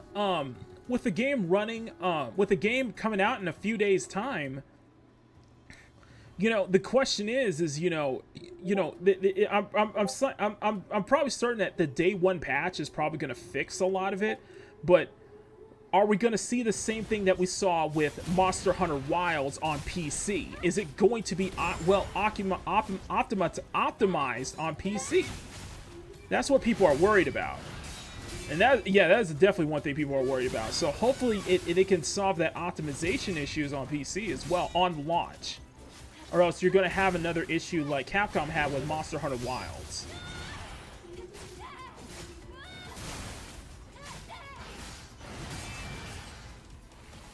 One second.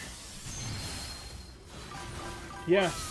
Wrong. It'll be clear on my PS5. It'll be clear on my PS5 Pro and won't drop a frame rate. Watch Digital Foundry videos because it's running at lower base, less than 720p than base PS5. Upscaled on the images, ending up blurrier than in the FPS is worse across the board.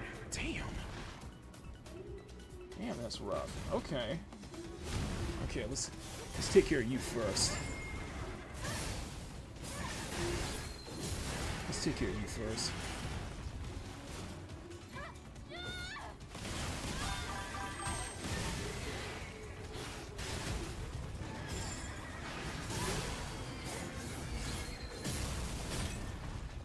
Okay, back up, back up.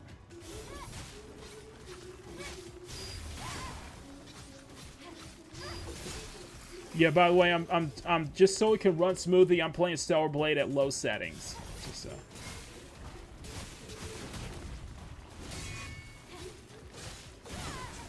yeah, because Kojima. Yeah, I agree. They can't use Fox because of Kojima. Yeah, I agree. Is this their first game? Are the interns working on this? I don't really see an issue with just 60 frames per second if the game is running on that. Yeah, I don't see an usually issue with that. Dragon Ball Sparkling Zero doesn't Hoyo use Unreal Engine 5? I think Hoyo uses Unity.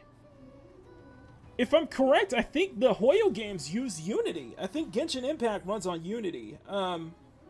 They can't use Fox because that has to do with Kojima. Kojima owns the Fox engine, so when he left, he took the engine with him. Makes sense. Again, why developers have to keep having the release and now we'll patch it later mentality. Yeah, pretty much. I'm already gonna call it Metal Gear Solid Wilds. Hoyo uses a fork of Unity. Okay, Demasa, thanks for clearing that up. So yeah, Hoyo uses a fork of Unity. Okay. It's just very interesting. It's very interesting. And speaking of Fox Engine, this is a very interesting tweet that I saw from Permaband. I will let me go ahead and switch this over to the main. Oh, wrong one, Mock. Let me go on one. Let me go switch over to the main one here. All right, let's switch over to dual screen again. Okay, so this is an interesting one from Let me do. There we go. That's what I was looking for. I figured it out. I remember the key. I remember the hot button key, guys. Okay. What is this gibberish? Most people talk about how Fox Engine has a fascinating ability to appear visually timeless. It also has the added benefit of being much easier to run than Unreal Engine 5 to boot. Konami ditching Fox Engine is as silly as CDPR ditching a Red Engine, but I think Now, for one thing, Permaban, I agree with you. I totally agree with you. I think I do think it's silly I think it's silly for CDPR to just move straight into Unreal Engine 5 because I know that's the default, and we're seeing that there's been a lot of problems running Unreal Engine 5 lately with a lot of games not being well optimized. I totally see that. I totally get that. I do think it is silly. I do agree. Because I think, for me, Orion, I perfectly think... I believe that Orion can run... I think they could... Well... Unless... I don't know how hard is it to create, like, a completely brand new engine from like a... Unless a upgraded, like, Red Engine 2 built from scratch using... because Orion's going to be running on Unreal Engine 5 instead of Red Engine, and I know Witcher 4, as you saw with the tech demo, which really was more of a, this is what we want Witcher 4 to look like in the final build, so it's not sparking, I'm just going to be honest with you, the Witcher 4 on that engine is not sparking confidence with me, if the tech demo was anything to go by. Because I just get the sense that this is what they want The Witcher 4 to look like, you know? Which I don't think it will be, though. I just don't... hold up, is it UV fork or is there a real cost? Oh, that's a good question.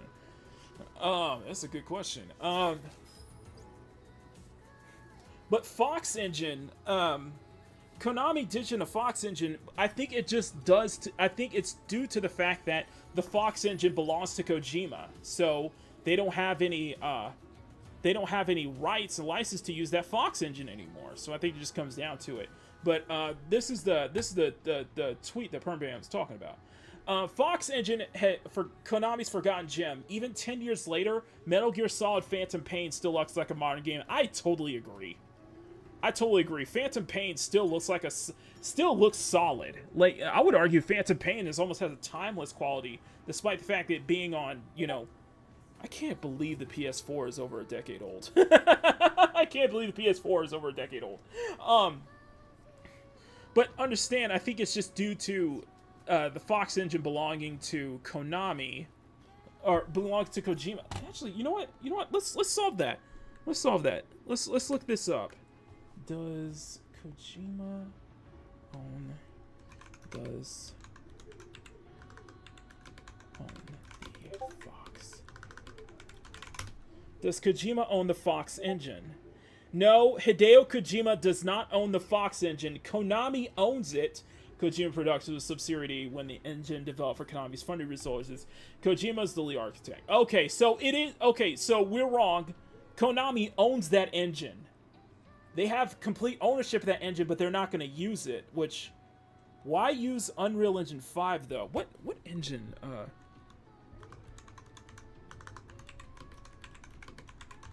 What engine do they use?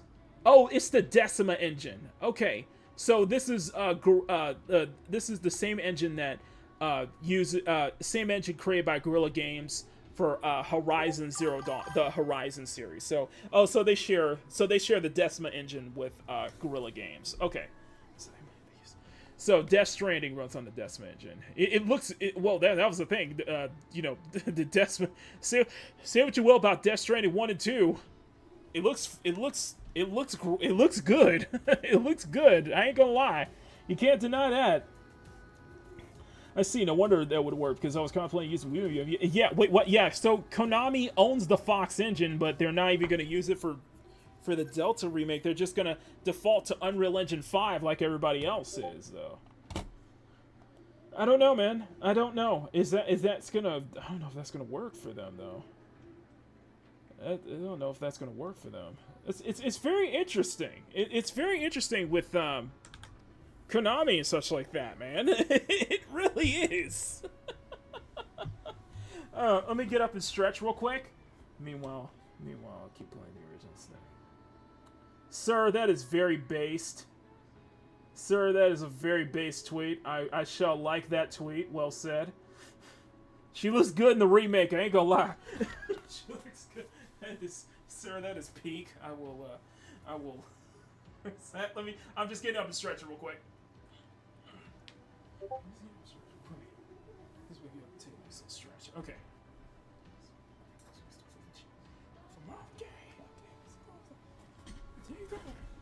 Okay. I meant to say Fox engine.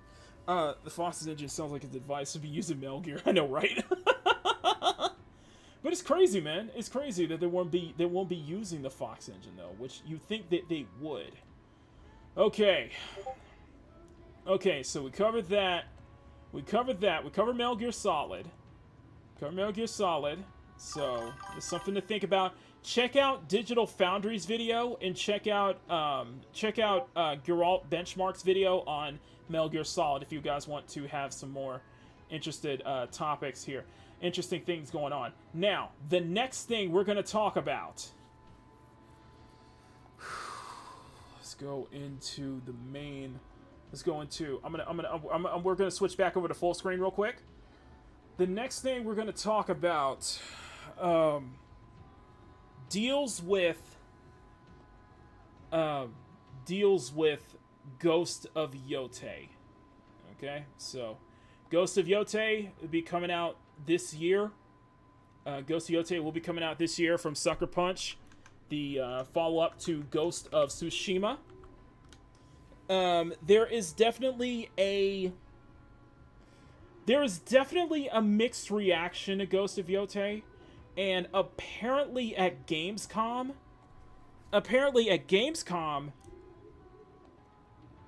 there wasn't even a clap. There wasn't even like a round of applause, a standing ovation. So what we're gonna do is we're gonna play two. I'm gonna put on two videos. First up, we're gonna play the trailer. We're gonna play the Gamescom trailer for Ghost of Yotei, and then what we're going to do next is we're going to cover Vera Dark's video with how nobody is excited. Nobody was clapping for this game, which I found very interesting. So let's go ahead and get right into it. I'm gonna put the full trailer. I'm gonna put the trailer up in full screen, everyone, and then we're gonna jump right into switch over dual screen, and we're going to jump right into the full trailer. So this is the full trailer for Ghost of Yotei.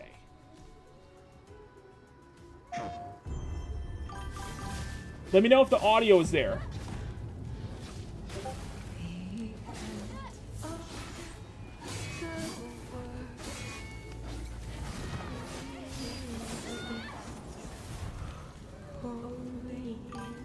You're gonna cook some food next. What do you mean? Yeah, you know you cook when nobody is clapping. Is there audio, guys? Just let me know. Just let me know if there's audio.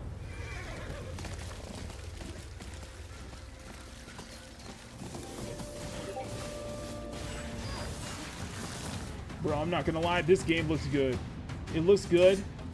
Like, I feel like there's a lot of things going for it, but I feel like there's a lot of elements going against it, though. You know what I mean? I think the thing that just turned me off, I think the thing that kind of turns me off with Ghost of Yotei is, despite you know, it's Sucker Punch, they're gonna stay true to feudal Japan way better than Assassin's Creed Shadows ever did, which is always a plus. I think what's kind of turning me off with Ghost of Yotei is likely the fact that you have the Veilguard, you have one writer from Dragon Age, the Veilguard, being involved, and I think just with Erika Ishii, just kind of her, you know, her activism mentality. I think I think it is becoming I think it's a turnoff for some. You know what I mean?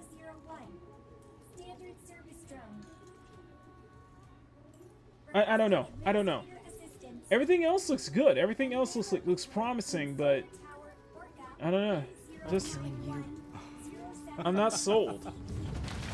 Maybe if I played the first game, then I would probably be more sold with it. Maybe if it wasn't, maybe if it was more of a, you know, more of a true sequel to, maybe if it was more continuing Jin's story, the first game rather than, you know, start a new one. But this was their intentions. I don't know. It looks promising. I think it'll be. I think as a game itself. I feel like that is what I am. And there's already a DLC trailer. That's okay. That's a turnoff already, man. You're gonna announce Legend. Oh, this is supposed to be Legends, isn't it? So why are you announcing Legends so early? Like, wouldn't you just? Why is there a DLC trailer? And I think that's a good point. Why is there a DLC trailer? Now I can see why people weren't clapping so well at the, people weren't clapping so hard at the Game Awards. Smash also made a video, but we're going to cover Vera Dark's video first, and we're going to cover Vera Dark's video first. So have a, check out Vera Dark, link in the description. Let's go ahead and see what Vera has to say. Let me know if the audio is too low. Yotei has been facing some very serious backlash ever since it was first announced. There were a lot of people that were unhappy that they went in this new female-focused direction instead of continuing Jin Sakai's story. Every single teaser and trailer has felt pretty underwhelming, and at Gamescom they had this big Ghost of Yotei Legends reveal, and the crowd was bored to death. I have a few different things to show off, but before I get into the topic, if you enjoy the content I create, check out the links in the description, join the community in my live streams, and consider supporting through Patreon or YouTube memberships. Now, this really does summarize what the problem is with this industry. They're not making games for gamers anymore. They're making them for activists who don't actually play games, because the majority of the people who were in the crowd at Gamescom were not gamers. They are journalists, they are some developers, they are executives. They're not people who are going to be purchasing these games. So number one, they're not going to get excited for anything on screen unless they were paid 20 extra bucks when they walked in the door to clap when the screen says clap. Right. But second of all, they're not even creating games that gamers are particularly excited for, because if you look at the discussion around Yotei on social media, it's very mixed. There are some people who are saying we have to give Sucker Punch a chance. Tsushima was such an amazing game, and they're True, and that is true. Like, as amazing as possible. that's true. Like people clearly clearly Tsushima still has so much goodwill. You know, the success of Ghost of Tsushima brought a lot of goodwill. So you can't deny that. I think that it cannot be denied. I do think that some of that goodwill is definitely put into question. Some of that worry is put into question. But yeah, don't pre-order. I agree. Don't pre-order. It's going to be interesting when the game comes out, if it's going to be, you know, the big success that Tsushima was, or is it going to fall short in terms of sales? We'll have to see. I think it's going to be getting like 9s and 10s in Game of the Year nominees, but, you know, how much is that going to matter? Something interesting. And it's going to exceed our expectations, and I totally understand that mentality. Tsushima was a phenomenal game, and I want them to make another even better game, but I have to agree with the other side of the argument, which is it looks like more of the same, but even a little bit worse, because every single teaser and trailer we've seen for Yotei looks really mediocre. Atsu's story is super basic. It's the same story that Noe had in Assassin's Creed Shadows. Her family is wronged, her village burned, so now she has to go on this revenge killing spree. That's the same story Noe had. True, That's true. That's true, Riot Kitty. That is very true. I'm sure that there's other examples of that. I have, Riot Kitty says, I honestly have no reason to be concerned with Ghost of Yotei aside from the strange marketing choice. Agreed, agreed. Story existing out there too, but two, I would say, very similar games back to back, and that's the best story you can come up with for your female protagonist, but the game doesn't really look that enhanced from Tsushima. It doesn't really look like they added any new super unique gameplay systems or features. All of the costumes that we've seen have looked really mediocre. It just doesn't seem as enhanced as we would expect it to be. And now they're trying to sell people on Ghost of Yotei Legends, which is... And let's be honest here. I have the same issue that I have the same thing that I look at Atsu. She ain't got nothing. She ain't got nothing. Like, you could say with, like, the funny thing is, like, with Atsu, and the same way with Nawe and AC Shadows, when you take all that armor off, it's just skin and bones, man. It's just, all I'm saying is just skin and bones. And it's funny because, like, I look at that, but then I look at Wu Chang, and to me, like, Wu Chang is about the same, like, skin and bones. But it seems that she has a much more of an athletic build, where I just don't get that sense with Atsu and Nawe. It's going to be a free DLC for Yotei owners. It's supposed to be like the multiplayer edition, a multiplayer mode, and well, the Gamescom crowd reacted to this Legends reveal very similarly to how people on social media are reacting to it, which is absolute silence. Yeah. Nobody's clapping. Nobody seems really excited for this. Well, yeah. Particularly interested. They're just sort of sitting around, and even when it's time to clap, it was a really lackluster. Yeah, not even a thunderous applause. It's just the same exact way on social media. Yeah, it's not even a thunderous applause. Years for another Ghost game, and this is the best that you could do. You're now trying to sell us on this big multiplayer mode. and maybe this will be really cool. Uh-huh. I am going to play Yotei. I'm going to give it a chance. I stream most of the games that I talk about on the channel because I think that it's only fair. I Yeah, see if very my fair. criticisms leading up to release were correct or if they were wrong. Oh, I'm willing to admit that. But Oh, by the way, we're not stream sniping or anything. I'm not stream sniping or anything, but Emerald, guess what Vera's playing right now? Guess what Vera's playing right now?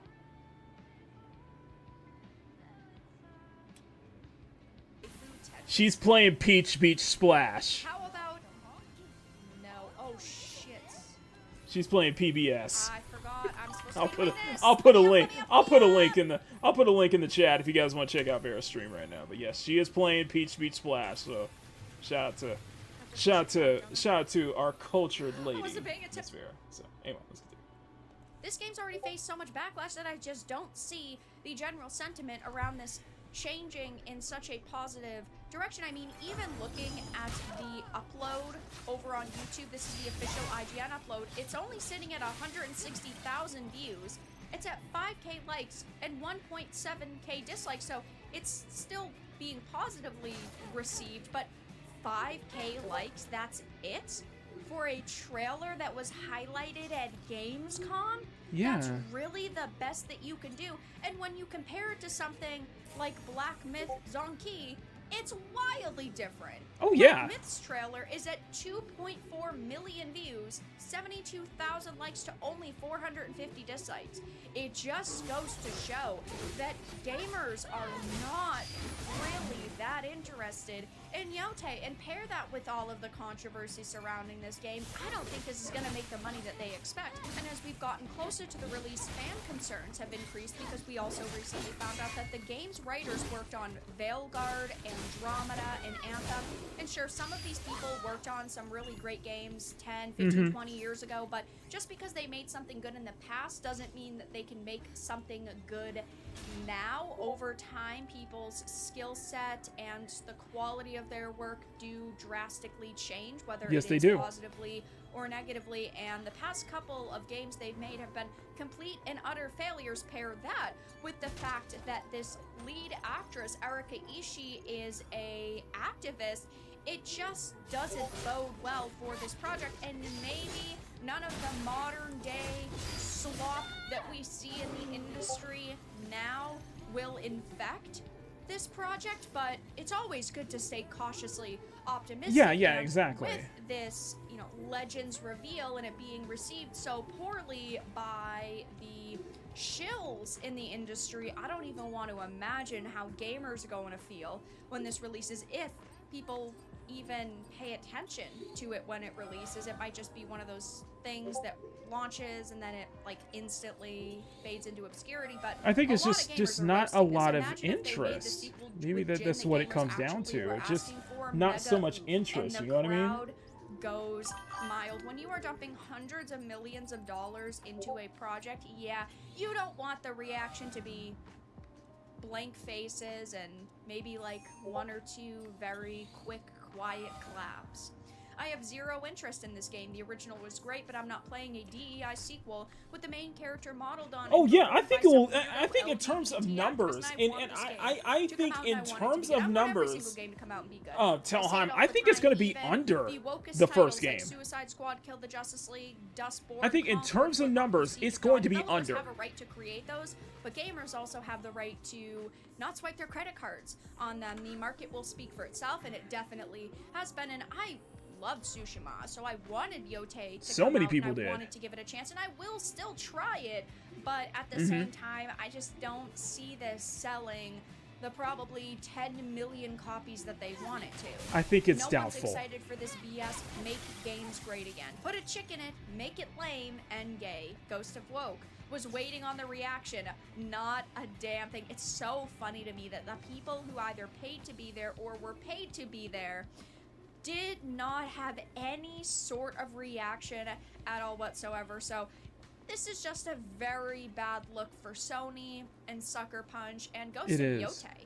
I will, of course, be keeping my eye on this title. We're only really a couple of weeks away from its launch, so we'll have to see how the marketing campaign. September is going to be an interesting month for games. To dump even more money into it. I really haven't seen that many advertisements. I think September is going to be a very interesting month for games. I think the fall is going to be a very interesting month for games. Ever since it was first officially announced, there's been major backlash surrounding it, but that's all that I really had to discuss in this video. Okay. Let everyone know your thoughts in the comments below if you enjoyed this and found it important and informative. Okay, so that was Miss Vera Dark. Good video. Check out Vera Dark if you are very interested. Thank you so much, Vera. Now, man, just I don't know, man. I think I'm feeling the one kind of. I feel like even like I'm feeling kind of mixed on this. I just don't think. I think as the game, I think the game itself, I think it'll be fine. I think the game itself will be fine, but I do think that in terms of its sales performance, yeah, I think it's gonna fall short of Tsushima. I think it's gonna fall short of just under, you know, what Tsushima, what we got with Ghost of Tsushima, and I do think that some of the controversies has not completely helped it, you know, if you know what I mean. It has not completely like completely helped it, if you know what I mean. Both characters want revenge. Yeah, it is the same, you're totally right, Awesome One. It is that same revenge plot that we saw with Atsu in AC Shadows. No, with Nawe. I'm sorry, not Atsu, Nawe. In Assassin's Creed Shadows. It's that same one.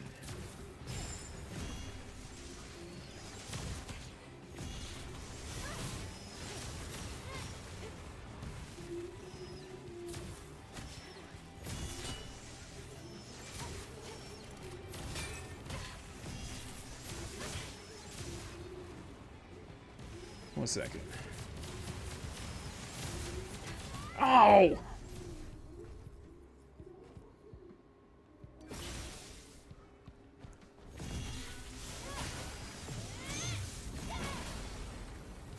Okay.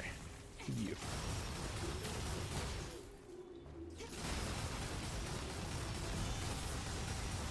There we go. Okay.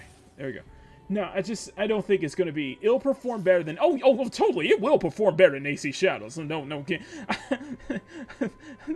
think the shit I took early this morning was better than that was performed better than AC Shadows. Let's be honest here. Anyway, the highest selling game in Europe. My ass. Ranked, man. They got ranked over that, dude.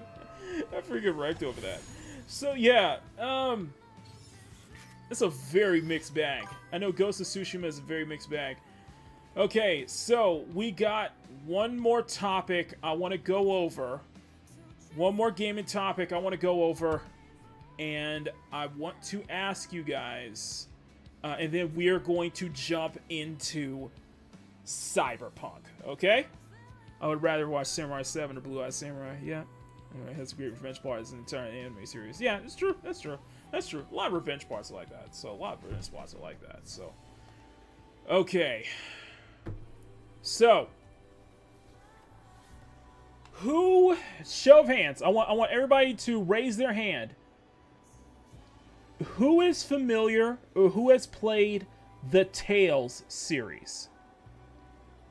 Tales is a series of JRPGs under, if I'm correct, under Namco, if I'm correct. Show of hands, who has played the Tales series? Because we have another story. This last story that we're going to cover before we jump into Cyberpunk deals with censorship. Yep, we got some censorship, and it is... Is this the place Kassim mentioned? People are not happy.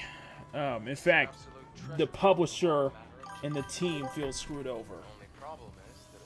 So, but yeah, we got some censorship. It's another JRPG, or in this case, another Japanese game screwed up by localizers. Some of our favorite topics to talk about. Localizers. Okay. So, this is probably not going to be a fun one to talk about. This is definitely going to be something a little more on the downside.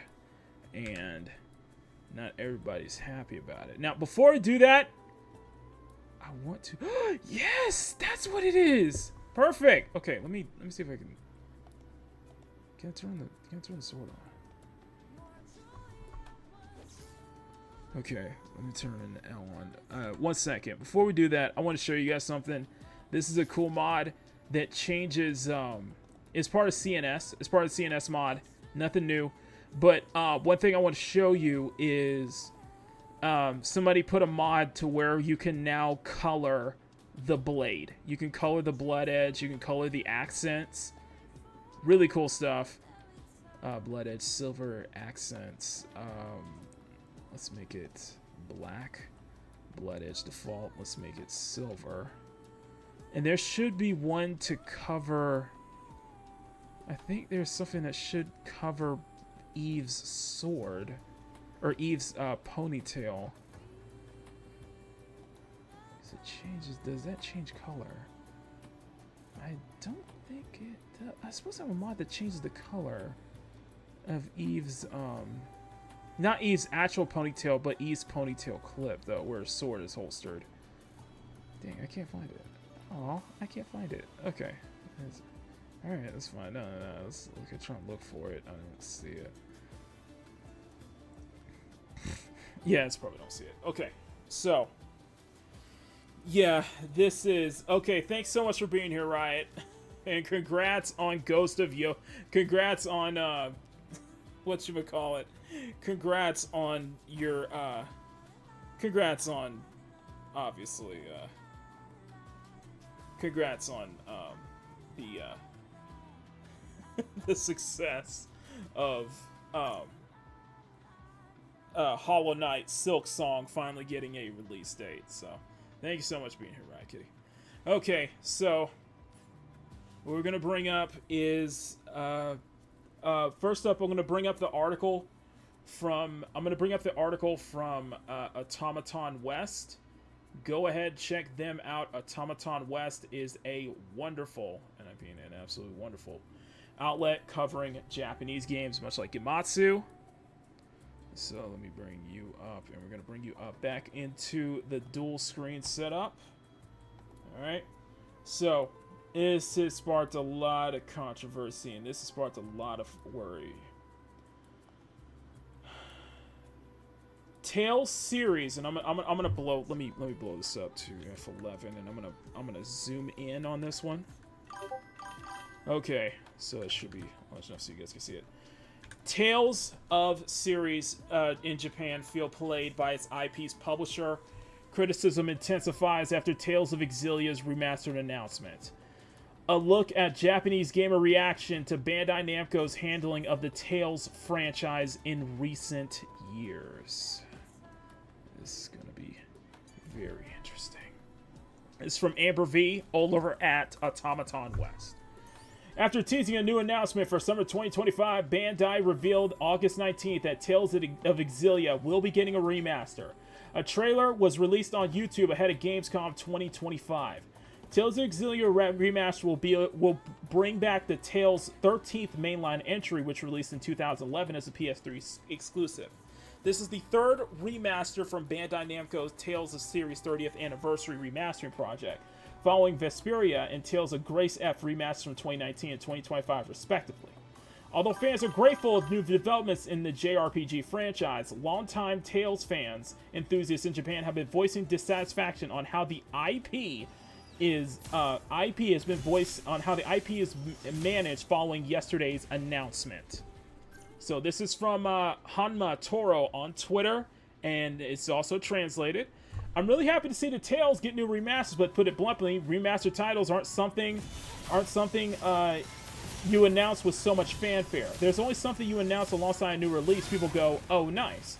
I would understand if it were a remake, but this really should have been announced during the Tales Festival. Very interesting. Hang on a second. Okay, much of the complaints come from people's disappointment with the lack of bigger announcements as of late, despite the franchise celebrating its 30th anniversary, as well as the new way of Tales remaster announcements was handled. For example, Exilia remastered will be on release day, the same day as Dragon Quest 1 and 2 remake, which will be an enormous launch, especially in Japan. Exactly. You know how Japan are with their with Dragon Quest 2. With Dragon Quest series.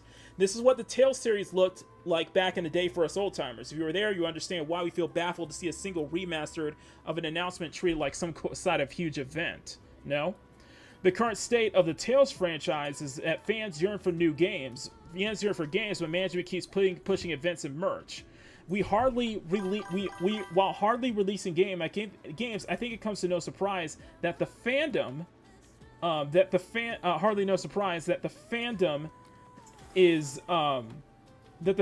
is far needed for pre-releases rather than becoming virtually unplayable in years.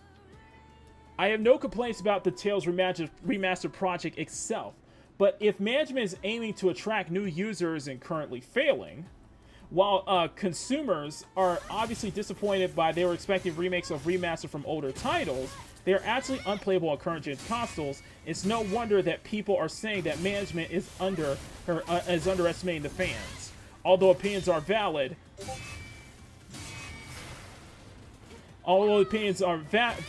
much of the criticism in Japan seems to come from fans and accumulated misgivings within the series producer and marketing decision. As another user on X puts it, my criticism towards Tales doesn't stem from hatred, but a cry of despair. This is a wonderful franchise with a long history and is withering away. I can't bear it. Tales is gonna die. Listen to us users. Do some marketing that's actually gonna sell. That's what I'm screaming about. Tales of Exilia Remaster will be released on Halloween for PS5, Series X, and Switch with enhanced graphics and several quality of life upgrades. But however, that's what people are worried about with the enhancements. I'll tell you why. This is from Marco Art on Twitter. Thank you, Marco Art, for this. I'm gonna blow you up real quick. This is from Marco Art on Twitter. I'm gonna blow you up real quick. The level of censorship in Band-Aid Namco is enforcing these days. You can't even have an old-fashioned pipe in your joke giant mustache accessory. Tales of Exilia Remastered is cooked. So, why does having you can't have a smoke pipe. Apparently, this whole thing was smoking. There's no logical reason to censor a pipe. What's next? Cover stomach for belly dancers, making muscular characters skinnier, adding Gen Z slang instead of translating it normally.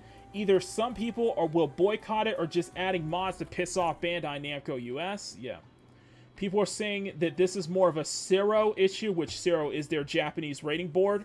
Fans are getting mad. No, mad. It's mad over the censorship in Tales of Exilia. Hey, Mars. The world has gone from trash resilience to void. Yeah, people are not happy with this, in fact.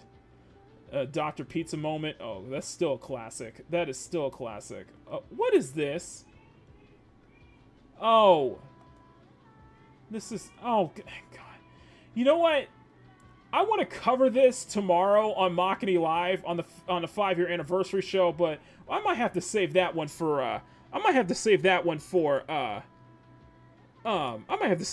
Monday. Jesus Christ. Yeah, people are not happy with the censorship. And this is coming from Pirate Nation. Some expressions were changed from the original artwork in consideration of ethics.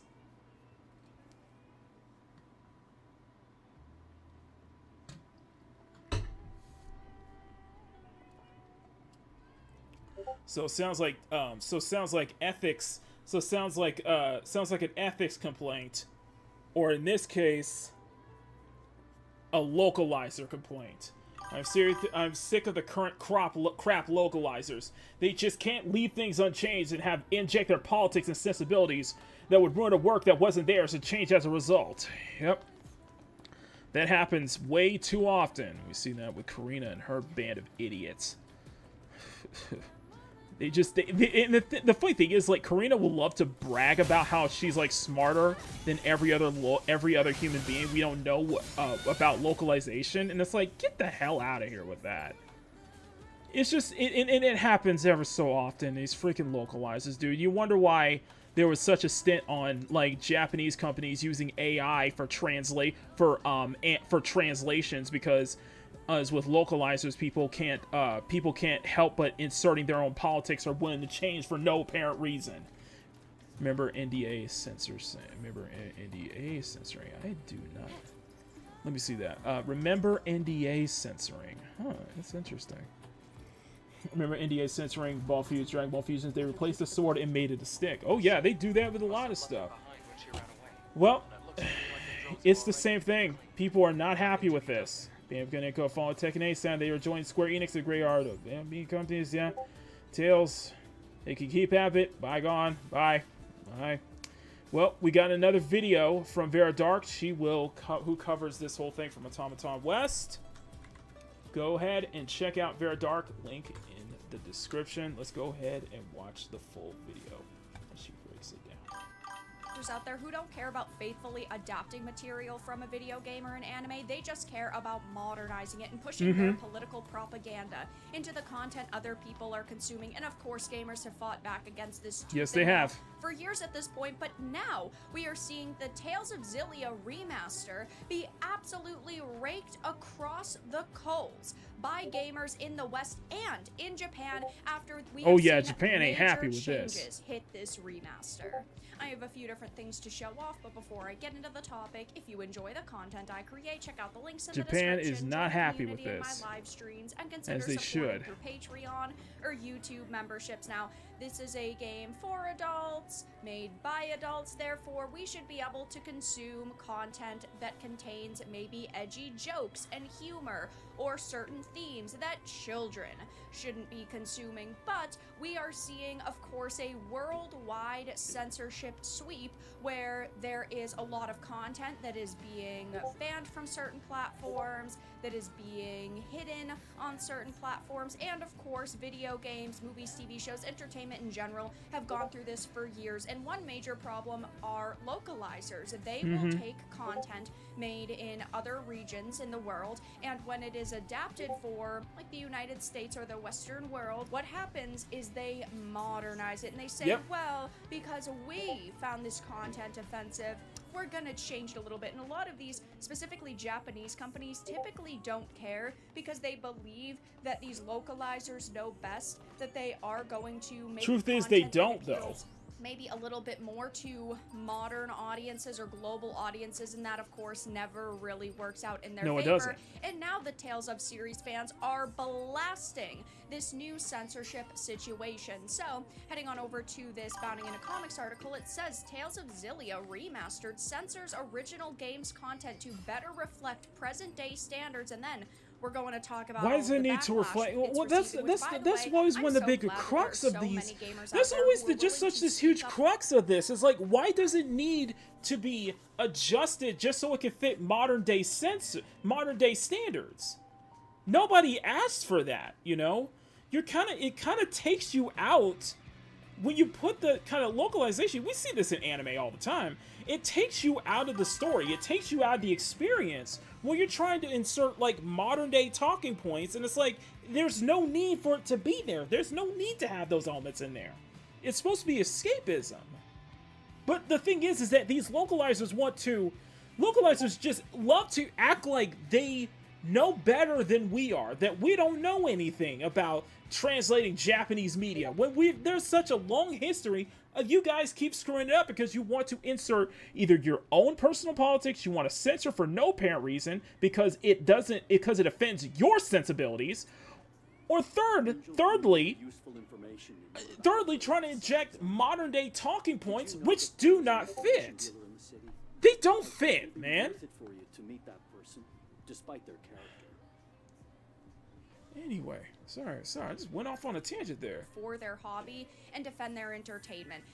For years at this point, I've been talking about censorship in entertainment, and I'm glad that now there's so much more awareness on the topic, it's always great, but Bandai Namco has announced the Tales of Remaster with a plethora of new features and censorship, declaring some expressions had to be changed in consideration of ethics. It seems the censorship of Japanese games with anime art styles continues, despite recent rejections of woken media due to profitability. Except we may already know what is censored. Now, this hasn't come out yet. We don't know exactly what is being altered, but in my opinion, any censorship is still too much censorship. I wouldn't sit here and tell you guys to boycott a game or to buy a game with content that is altered. You are adults who can make your own decisions, but I do think that it is very important to inform you guys, because even if it just boils down to cleavage being covered up or a line of dialogue being changed, it's still censorship, and you deserve to know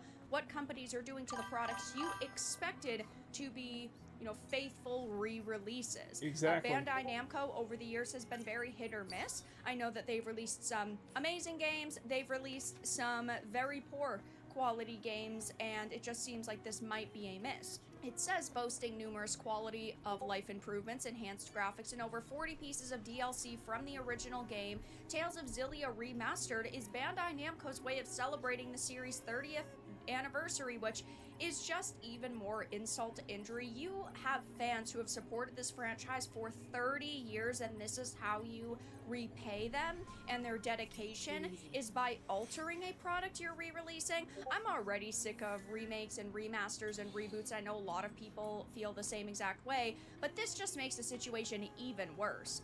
It says, though, on both the American and European Bandai Namco web pages, a news post detailed what was new to the remaster, and at the very bottom, the European post's final headline declares some expressions were changed from the original work in consideration of ethics. They are trying to appeal to a global audience with their game, but when you try to appeal to everyone, you really appeal to no one, and ultimately you're like just what pushing ethics away though? Customers that you could have potentially got lining up to support you. Because if you are trying to tone things down for a modern audience, those people don't buy video games, they don't show up to support your products, and you're pushing away, in this case, fans of 30 years. It says it doesn't elaborate much more, adding, in light of ethics, we have changed some expressions from the original work, and we assume WW means worldwide, so worldwide correspondence. The US version is even more curt. Some expressions have been updated, some expressions have been adjusted from the original work to better reflect present day standards. Now, we have seen over the years lots of localizers be behind moves like this. Typically what they do is they will be hired to translate something, but really what they are doing is they are looking at the region that it's being released in, and they say to themselves, what could be deemed offensive and what should we remove to hopefully receive less backlash. Now, sometimes the Japanese companies themselves hire these people to do this specific job, and sometimes the localizers themselves just take it upon themselves and decide this is what's best for business. But while we don't have that information now, it's very clear that they did consent to some of these changes, or else it wouldn't be on the website and it would have been done like very silently. But we do know that these localizers, of course, are obsessed with pushing their own personal politics into the entertainment that they are supposed to just be adapting. And so they could have convinced a company like Bandai Namco that, oh, all of these different expressions and these different accessories are so offensive, so we should really change them, and they could have gotten their way. Or it might just be Bandai Namco going, nope, sanitize these products to hell and back.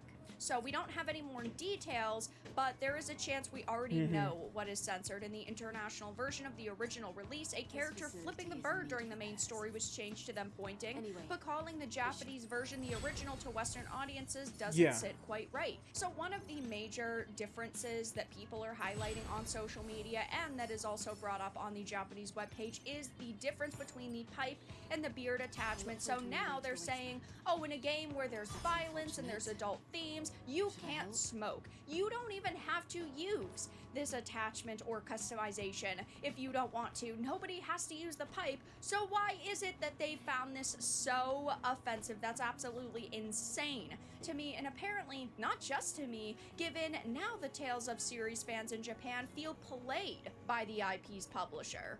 So after teasing the new announcement for summer 2025, Bandai Namco revealed You don't hate localizes that Tales of enough, I Xillia will be agree. getting a remaster, and a trailer was released on YouTube ahead of Gamescom 2025. It will bring back the Tales series' 13th mainline entry, which originally released in 2011 as a PS3 exclusive. This is the third remaster coming from their Tales of series remastered project, following Vesperia and Grace's F remaster 2019 and 2025 respectively. Although fans are grateful for any new developments in the JRPG franchise, longtime Tales enthusiasts in Japan have been voicing dissatisfaction with how the IP is managed following this announcement. I'm really happy to see Tales get a new remaster, but to put it bluntly, remastered titles aren't something you announce with so much fanfare. They're something you announce alongside a new release. People go, oh nice, and that's it. I completely agree. I think that if companies really want to put out remasters, that should not be a big slot on their game release schedule for a year. Sure, if you just want to have that as like a small side release, and yeah, you put a little bit of hype behind it, that's fine. But to replace a new mainline entry is insane, and it just shows that they don't actually care about making new content for their audiences. This is what the Tales series looked like back in the day for us old-timers. If you were there, you'd understand why we feel baffled to see a single remaster title announcement treated like some kind of huge event, no? The current state of the Tales franchise is that fans yearn for games, but management keeps pushing events and merch while hardly releasing games. I think it comes as no surprise that the fandom has grown so frustrated. I have no complaints about the Tales remastered project itself, but management is aiming to attract... Okay, so I just want to read these comments real quick. I'm about to have some peanut butter ice cream. Remember when I said, watching Tiger and Bunny, watching the character said, this is how it feels to be a feminist? Yep, I remember that. Remember this article saying Microsoft's going to censor Gears of War by taking the cigars out of the game? Yep. I want to hear Medieval Knight saying, look, man, look at this goofy. Yep. This peanut butter, that's not your job. Job's to make language accessible to people who cannot read foreign language. It is a simple premise, yet extremely hard on purpose. It is. Yep, localizers are no different than colonizers. Yeah, pretty much. Yeah, in some ways, yeah. That's why I don't trust Japanese companies these days. As long as the ethics department's still around. Looking at you, Square Enix. New users and currently well failing, said, well said. The consumers are disappointed because they were expecting remakes or remasters of titles that are actually unplayable on current gen consoles, but because of all of this censorship news, now there's another wave of backlash, and we're talking about layers and layers and layers of criticism here. Absolutely go F yourselves. People waited so many years for a ruined port. Laughing my ass off even. I ain't wasting money. Ethics removes pipes, and people say Japan doesn't have censorship. Zero is dumb as hell. This could be on Japan's side of things, or it might just be Bandai Namco looking to, appeal to a global audience again. Bandai Namco has edited the webpage trying to soften their language to make their censorship more palatable. It won't work. We see straight through you. Censorship of the remaster, I'm just wondering who they are worried about offending when it comes to making these changes. Does it outnumber the people like me who don't like the censorship, or does it have to do something with the ESRB rating? So I'll definitely be keeping my eye on the situation, but yeah, they are receiving a lot of backlash right now, and rightfully so. I don't want to spend money on a game that is censored, and you might not find these changes to be that insane, and that's perfectly fine. If you think this looks good, I hope you buy it. I hope you get your money's worth. I hope you enjoy it. But ultimately, with the current time that we're living in, where there is so much censorship, and there are also so many other games releasing, there's just other better products to purchase. But that's all that I really had to discuss in this video. Yeah, so that was very dark. Was very dark. Yeah, well said on that front, because Jesus, you know what? It continues, man. And that's the thing. You know, I bring this up all the time we bring this up on other shows, talking about the censorship, and I think I have a lot more censorship to cover. I think I probably have a lot more to cover on Monday in regards to censorship and stuff like that, because now there's a situation with Sky, Blue Sky is now not available to, Blue Sky has basically cut off their services in Mississippi, which is very interesting. So I'm going to be covering that on Monday. We actually got plenty to cover, in fact. We actually got a lot to cover. In fact, that's kind of the thing, you know. It's crazy. It is absolutely crazy. So let's go ahead and wrap. What I'm gonna do is I'm gonna go ahead and wrap up these two.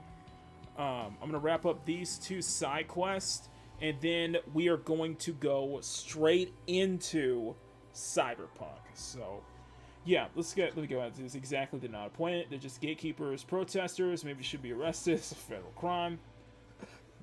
Once more people choosing to be gullible with the censorship that affects them.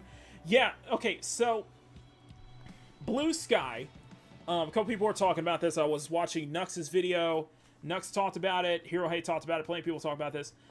Apparently, due to the I guess the Kids Online Safety Act or the censorship laws that are starting to be applied in the U.S., now Blue Sky has been affected, and they can't operate in Mississippi, in the state of Mississippi. In fact, or Blue Sky is not available in the state of Mississippi for some reason. It's yeah, Blue Sky is a cesspool in its own right. But yeah, they can't operate in Mississippi now, or their services, they cut off their services in Mississippi because of, I guess, because of the upcoming censorship changes and such like that. And the thing is, I want to make a correction. Because we were talking about, because I think on Friday we were talking about the anime fan who was getting detained in Dublin airport for, you know, anime pics, which live it turned out probably Brown Dust 2 stuff. And the thing is that although it is an issue, V made a good point in that that's how their laws are in Dublin, overseas. You can't come in, you can't go to another country expecting that they're going to have the same kind of laws and sensibilities as the West is. And you know what? He's completely right. He's 100% right on that. It's just really crazy when you think about it. But yeah, it's very much different. You can't, you know, as a Westerner, you if you're trying to go into Europe, don't vacation in Europe expecting Europe is gonna have those same sensibilities, those same kind of standards as the West has. It's very different over there. So yeah, I just wanted to make that. I just want to make that correction because I saw V's video and he made some really, really strong points about that. So, yeah, just crazy, man. That's crazy, man. It's crazy, man. It's getting crazier and crazier. I still think this is I still think we're in the. I still think that, you know, this is going to be like the last year of the internet, or the free and open internet as we speak, because the doesn't mean you have to agree with it. Yeah, that's true. That is true. It's how it is, man. It's how it is, man. You wonder why the UK, you know, UK's Kids Online Safety Act is backfiring on them big time. Really backfiring on them big time, in my humble opinion. So, anyway, guys, I think we're ready. Okay. All right, I got the baby saved. We are going to switch over to the main course. We got enough appetizers, and let's not spoil our dinner too much. Time for the main course, and that is Cyberpunk. Now, let's go ahead and switch. I'm going to switch back over to the main. Welcome screen as I get Cyberpunk booted up. You guys have been absolutely amazing. Thank y'all so much. People are still watching. Smack that like button, make it jiggle. Smack that subscribe button, make it jiggle. I will go over the new mods I installed because 2 of those mods are actually new missions. We actually get some new missions. We get some romance enhanced romances. Some really cool stuff, I gotta say. Some very, very interesting stuff, if I might add. So let me go boot. We're gonna boot over to. Let me switch over to Cyberpunk. Also made some changes to the made some graphical mods, got some graphical changes to the mods as well, enhanced weather and such like that. Let me turn off here. So my most recent, so enhanced textures, environment. Also have a mod called Environment and Tuner. Some outfits, CyberScript cores that I've been changing. One of the most interesting ones is Companions of Night City. Companions of Night City, which now you can have companions with you, and it requires having the CyberScript core and the animation archive as well. Night City Visuals Nulled, which I think is a good mod. Nova City 2. The Japanese V mod, which my coworker actually informed me over, has been updated to 2.3, which I have. The grunts, everything, those work. VG Shop, that has been open. Sweater dresses, we have Scarlet Wings. They've been putting some Eve outfits. So many people have been modding some Eve outfits into the game lately. Human Cyber Psychos, which adds a humanity bar to the Cyber Psychos, which already went past that. There's now a repair shop. There's now a repair shop, which is pretty cool. Encore, we have some new romance quests, including ones for Rita, Flaming Crotchman, and Bugbear, which is very interesting too. Companions of Night City. Plenty of hell no. But we're going to cover we actually have some enhanced Judy mods too as well, such as voicemails and such like that.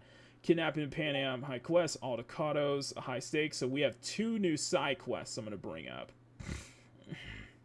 And we're going to play both of those tonight. Hangout romances. Just a lot. Post-romance delivery systems have been updated too. There's been a lot of very impressive mods have been added. In fact, what I'm going to show you, as I got Cyberpunk boot up, as I'll boot up Cyberpunk, I'm going to show you I'm gonna show you a video from I forgot who it was. This is from Juicehead, who was posting up some romance mod videos that I started downloading immediately when I was checking them out. So while I have Cyberpunk boot up, I'm gonna go take a little piss, and in the meantime, check this video out from Juicehead. I'm gonna put a link in the description. I'll put a link in the chat, and I just want to run to the restroom just real quick and get some really cool stuff. If you have Cyberpunk, grab those mods. Go ahead and grab those mods. There's some really good stuff there. So.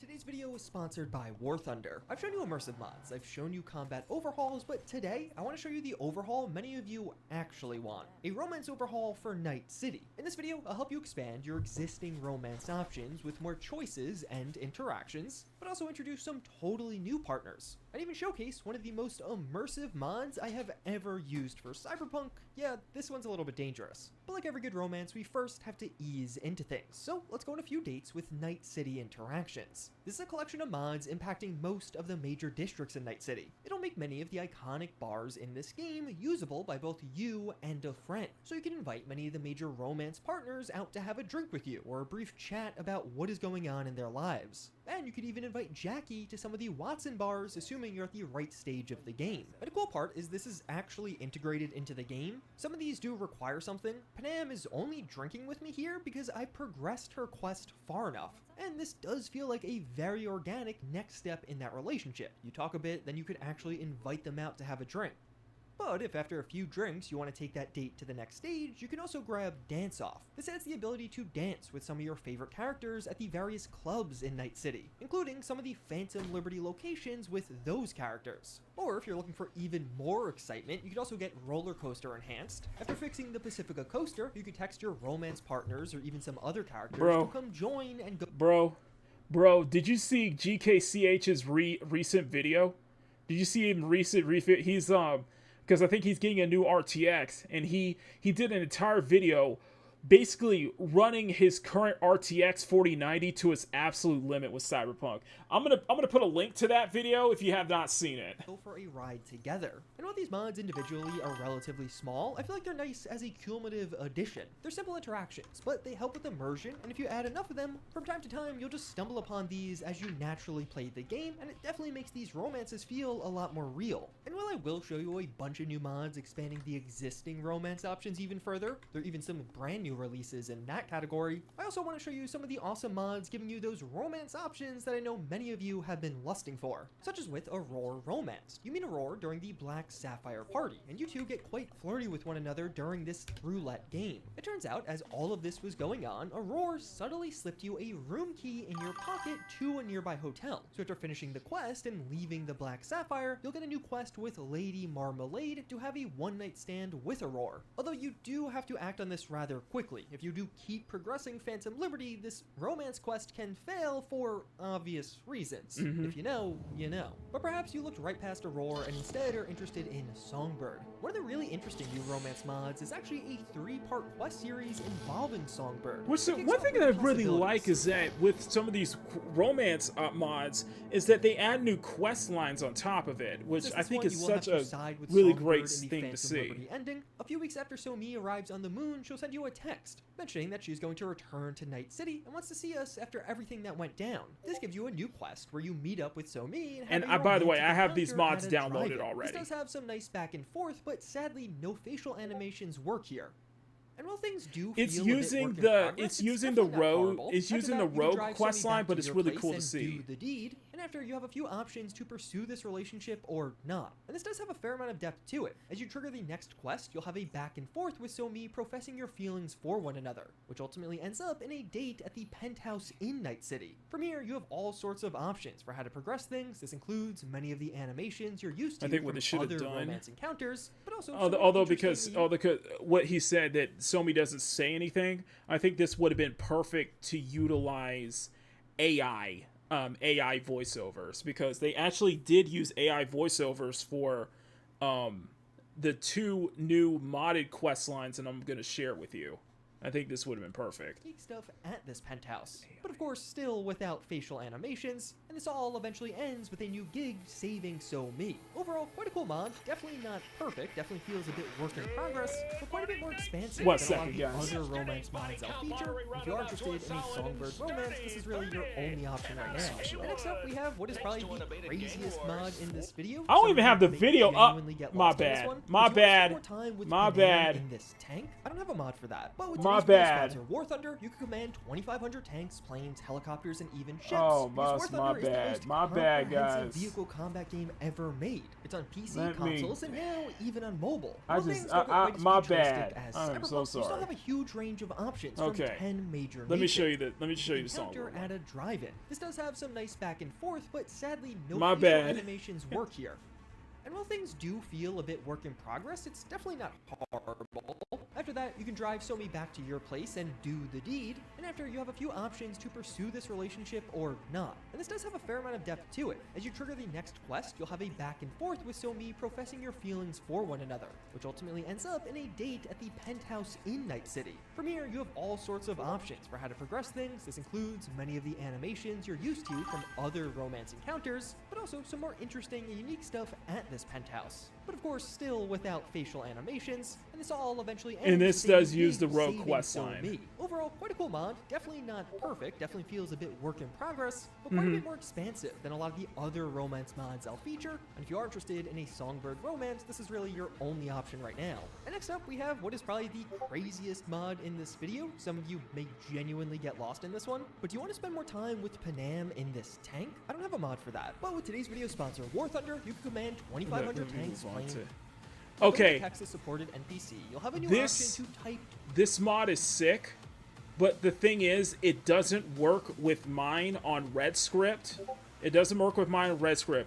But what this mod is, it makes it so that you can have you can actually text NPC characters and it's all like AI integrated. It's like AI like ChatGPT integrated. Directly to them. After some time, they respond with something you've never seen before. In my experience, this is pretty accurate to how these characters talk. Here, I'm texting It just Banana, sucks but I it's can't get super this early mod in to the morning, work. So she responds mentioning the time and specifically how she's up early for a job, and even asks if we're in But I trouble think that yet. is They do freaking have some surreal, degree of though. knowledge of general cyberpunk events. After I respond, she mentions having to fix some vehicles and smuggling parts into the Nomad's hideout. So I do inquire about how things are going at the Nomad's camp, as I had recently done the quest involving the conflicts there. AI Panam acknowledges that and mentions how everyone's on edge, even starting to say she loves me before cutting herself off. I Well, think yeah, that you is could so totally cool, but I lean into can't get it to romance here, work so with I Red try Script. exactly that. But in a very Panam response, she immediately shuts down the mushy stuff and mentions how she has to prepare for work soon, but we could do dinner after her shift ends. Honestly, a pretty Panam response overall, although I'm not sure about her having That a is shift. so cool. And as you can probably tell, this is insanely immersive, but perhaps too immersive for some of you. By Mhm. default, generative texting uses the stable Horde API, which means the text sometimes takes several minutes to arrive. Quite realistic, that's often how texting in real life works, or at least that's what I'm told, but not how it typically works in Night City. So alternatively, you could set up this mod to work with ChatGPT, and NPCs will answer almost instantly. And this mod does support more than just your romance partners. You can have some bro talk with Victor. Is even the more Red Script insightful back and outdated? I forths don't with know about that. Takamura. Let me Although check. to use OpenAI, I can try that again. Like, I can try that mod again, but maybe I just need to update Red Script. Let's just do a quick look into that, okay? Let's mess around with that. So I'm gonna open this up again. here I'm does gonna have this require play, but credits. I'm gonna see It's if I super can cheap. It'll likely cost you update less Red than Script. $1 to use this, but you do need to add $5 or $10 to get this all working. But just speaking overall, this mod is insanely immersive. You can really take the role play of these relationships in whichever direction you want them to go. Oh, and I'm there not is an sure who update needs for to Red hear this. Script. Before you Okay, download this then. mod, make sure you watch the movie Her. I'll show you some more unique romance choices towards the end of this video, but if you're interested in enhancing the vanilla romance options, there are also a ton of mods you could download here. Starting first with just some of the general good-to-have ones. Romance Hangouts Enhanced will expand on the romance feature. Instead of being limited to one cuddle, kiss, and caress, you can now repeat these options multiple times and dramatically extend the time you spend with this partner. Yep. And this mod even introduces additional dance and other interactions during that romance visit. But if you do want to get lucky that night, you also need hangout romances. This mod makes it so if you cuddle up and take a nice shower with your partner, it'll then unlock the option to properly romance them once again. Honestly, something that always probably should have been included here, but this mod is what you need to add it. But I then don't bringing think it's off into gonna some of work more with the Glen character-specific apartment, mods, though. Let's start with Panam. I don't think it's gonna work with the Glen apartment though. I'm trying that. I've tried that with Judy, but I don't think it's gonna work with the Glen apartment. One of the best overall romance extension mods is Panam Romance Messages Extended. This will implement 280 additional text messages around your relationship What's the with name Panam. of the, So, what's the name of the mod? Sorry, I gotta check back. What's the name of the mod again? Silver Alliance, and even 7 days of premium account time. But act fast because this is only available for a limited time. But looking back at Cyberpunk, with what is easily the wildest romance mod I'll feature in this video, we also have generative texting. Generative texting. Okay, let me try that again. I'm gonna re-download generative texting again. I'll see if that to the works. manager as she goes shopping there because If I get an error message Some of these again, then messages yeah, even it's involve not. It you doesn't. pictures It being just doesn't sent, work and with they Red aren't Script. always this appropriate. But hey, I don't want to spoil everything that you get sent with this mod. And a really nice touch here is some of the other Aldecados will even text you. After that initial romance, Mitch jokingly complains about the Basilisk being dirty. And you can even just talk about Panam in general with some of the other people that care about her. Overall, this makes the relationship feel way more immersive. But if you do want a bit more time spent with Panam, you're also going to need Panam Romanced Enhanced. This makes it so after you've romanced Panam, you can now find her basically living her life at the Nomad camp and interact with her there. Depending on the time of day, she'll be eating, drinking, or even doing other activities, and during all of this you can walk up, hug, kiss her, and even have a brief chat. You can even add on this shower feature with a separate mod to get that activity as well. This previously was included with the mod, but had to be broken off into a separate one due to the recent restrictions around not safe for work content. But if you really don't So feel I like need to constantly get. going to the Okay, Nomads, so I'm gonna need to have red data file system and HTTP client. I'll see if I can get the. I think that's what it was. I was missing those, so I can get those to work. But it is generative texting. I think that's a cool mod. I think it's way too immersive though. That's way too much immersive like role playing, but bro, if I get that to mod to work, that's gonna be really sick. It's gonna be a little too surreal for me, but you know. But I think that's gonna be sick. Okay, so I do need to get a couple of other red system mods here. Right, for EXT. I'm downloading them right now. And for all of that, you could also just grab I Really Want to Stay at Your House. This mod adds a new option to the romance hangouts for a longer stay. So instead of just this very focused interaction that ends when you sleep or leave the immediate area, now Panam will just hang out at your apartment for several days at a time, as well as go through her own activities throughout the day at your location. This has all of those same romance interactions you're used to, but feeling way more immersive. It's like your actual video game girlfriend is just hanging out around you. You can come home to find Panam sleeping in your bed, but then wake up to find her showering, getting ready for the day. And a nice mod to add on here is post-romance delivery system. Have those. I have that on there. I have that installed in your apartment, like some pierogies from Panam. And now you could even have some totally new experiences with Panam, as several quest mods involving her have become available. A nice simple one that is just great here is Encore. Sometime after that initial tank romance scene, Panam will text you offering a round 2. From there, you can meet her at a local hotel and romance Panam once again, even ending with a meal together. But if you're after a more proper quest, high stakes is exactly what you're looking for. So we're gonna run, depending on time, we're gonna run the high stakes quest.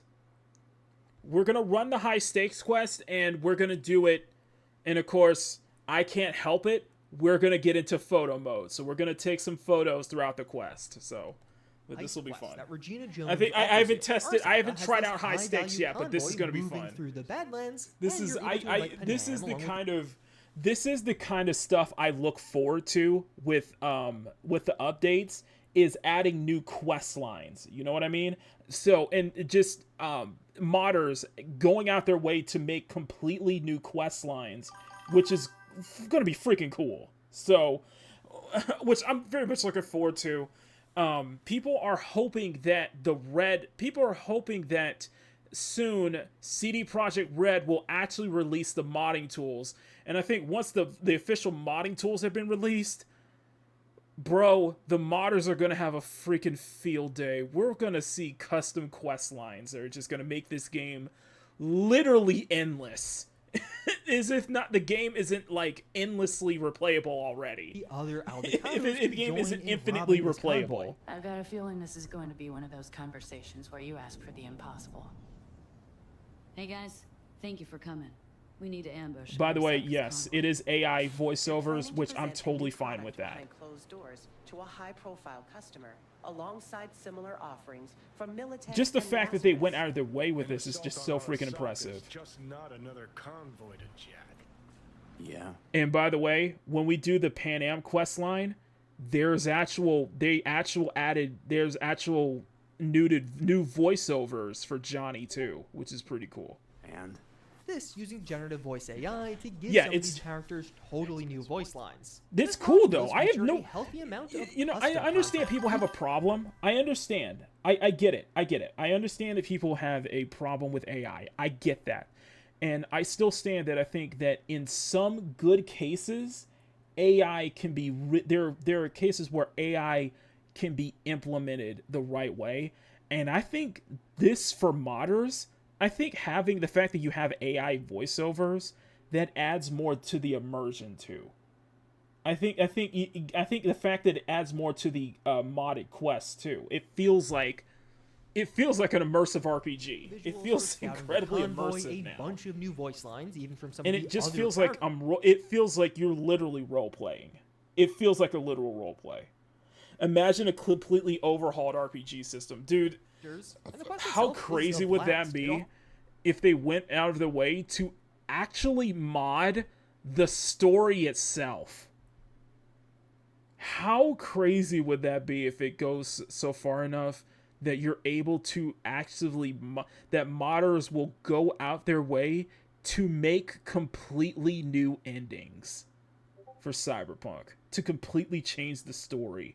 How crazy would that be? For some genuinely high-stakes combat and a very long car chase. Although if you truly want to be the one to possess Panam's heart... there's a new, in fact, Emerald, I don't know if you saw this, but there's a new life path. Modders made a new life path called, it's a mod called Fresh Start, and it combines Corpo and Nomad life path, which is really cool. I might try that on my next playthrough. The very same mod author is also the kidnapping of Panam. And we're going to do this one too. Panam was taken and you're tasked with rescuing her. This too features a ton of custom content, including a pretty cool new interrogation scene. Yep. But also some new voice work that I think sounds pretty good. Yes, it does. Girl, she's just a bait. V's the real prize.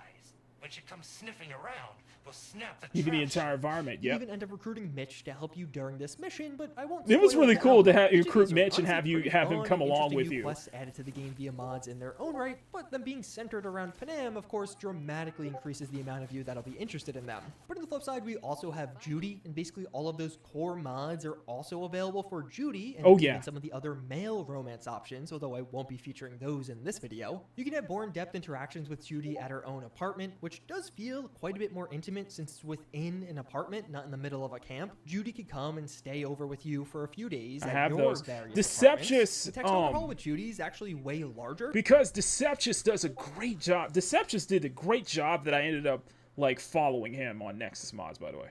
And by the way, you guys really, I would highly request that anybody who's romancing your Judy or Panam get this mod. It's called Messages Extended, and it gives you like 600 like different like text messages that you can talk to and from with Judy. It's really cool stuff, man.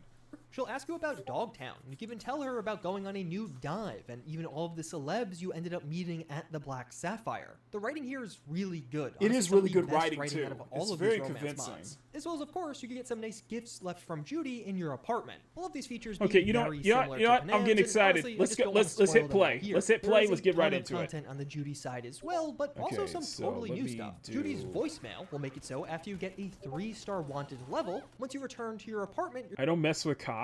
The thing is, this is a cool mod. I don't really mess with the cops though. You're going to have a very at least not in this playthrough. Voicemail from Judy. Did you even think about, what happens when... Vehicle has been located. Details have been sent. If you ever need help, you know. And this even gives you the option to call her back with some totally new dialogue. B, you called. Hey, Judy. Know what I see looking at you? Walking, talking corpses. Relax. Clearly using another voice actress there, but honestly a really cool. Oh, it's perfect, feature. man. I think a few phone calls like this could be a really nice addition to these relationships going forward. Like basically getting a panicked call or text from your partner after you do something rather reckless, which yeah, V does that pretty often. Californication is a brief new quest where Judy invites you to watch a sunset together. Nothing more, but honestly a really this cool is a good this is a good mod. This is a good mod. And if you're looking for more, there's also Hot Fuzz. To get this one, you need to complete the Judy romance, but also impress her. I grandma. turned this Then okay, Judy will text so you urgently and need. If you end up okay, basically what Hot Fuzz is basically that Meredith quest line, that whole Meredith quest line where you get Sir John Falstaff. It's basically the same. It's basically with Judy, and I was like, it doesn't. That doesn't like it was like I actually have Judy stayed at Saya's house, so to me that just didn't make any sense. So that's why I turned that mod those off. Needs. This one even includes. I did not like this. That if they take too much damage. And well, generally that's the entire mod. But it's this relatively one, simple. It'll mostly just be this one right here. As Companions of Night City. Who will follow you around pretty much regardless of what you're doing. Exactly. Run around with you, help you in combat, and even get downed in combat if they take too much damage. And well, generally that's the entire mod. It's relatively simple. It'll mostly just be somebody else following you around. Some of the jobs in Night City can definitely get pretty lonely, so I did find this. That's a good point. Like I feel like Companions is probably a must-have. Companions of Night City is a must-have mod because if you think about it, you think about all the gigs you do. V is kind of lonely. V is like really lonely when they do all of these gigs and missions, you know. So why not bring somebody along with you? Tag along with you, you know? I'm just saying. Okay, let me see if we can get, let me see if I got it to work. All right, let's test it. Let's see if it will work. Fingers crossed. Fingers crossed we don't get an error message on the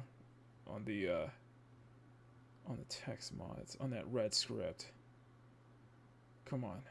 Come on. Come on. You can do this. Come on. Fingers crossed. Come on, guys. Come on.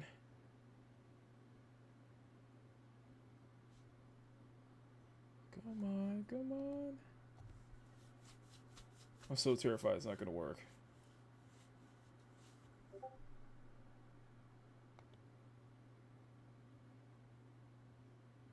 Still waiting. Still waiting. It's still spinning. Yes! Oh, no error message. It works. Yes! It worked! Ah, okay. Okay, so it worked. Got reshade. I got a bunch. I'll go over, like, the menu stuff that I have, too. So, I got a bunch of mods. Speaking of which, I do want to ask you guys something. What are your thoughts on the thumbnail? Do you guys like the thumbnail? Rate it 1 to 10. Can I get a what are your guys' thoughts on the thumbnail? Can I get a rating of 1 to 10 on that one? I'm just curious. I just want to know what's your thoughts on the thumbnail. Just want to know. What do you guys think? What do you guys think on a scale of 1 to 10? What do you guys think of the thumbnail?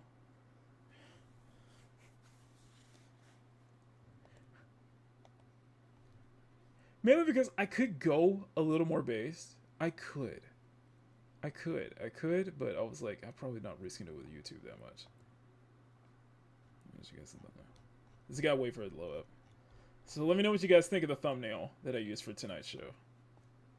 It's just, yes. Dude, I don't know what it is. It's like, let me open my file explorer real quick. Let me open my documents real quick. Dude, I don't know what it is. It's an 8. I don't know why. It doesn't, like, okay, so here's what I get, okay? Here let me just clear this out, okay? Yes.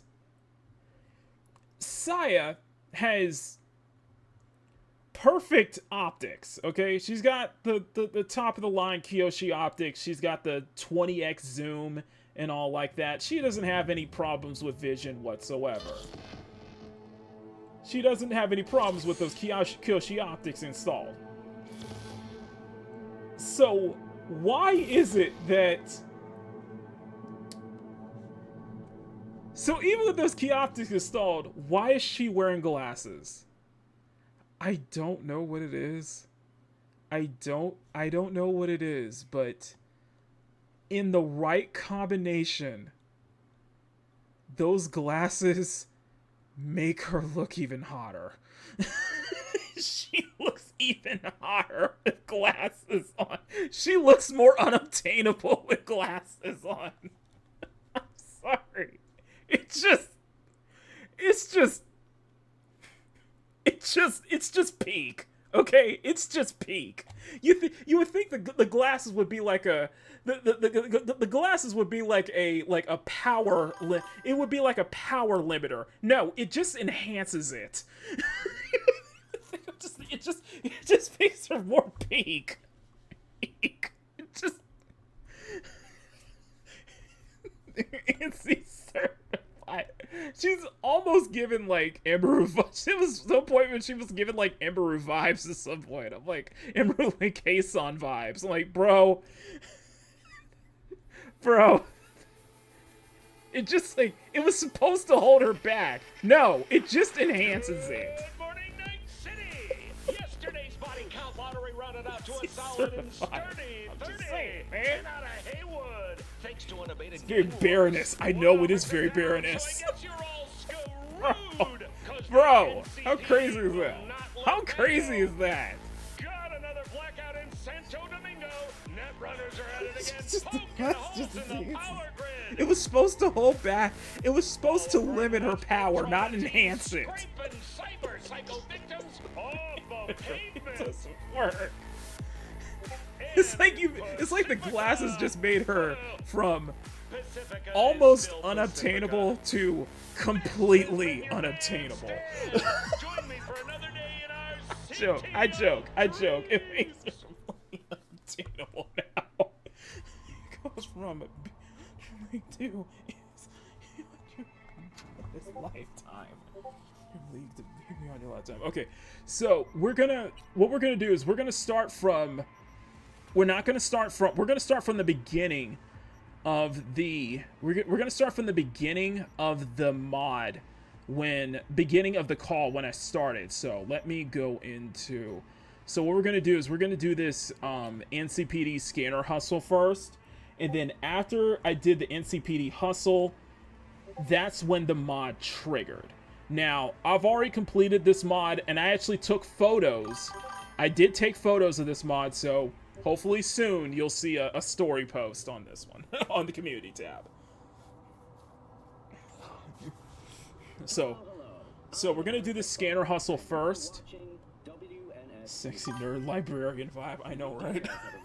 Like, bruh. It's almost like a reverse Clark Kent, though. I'm just saying. Hang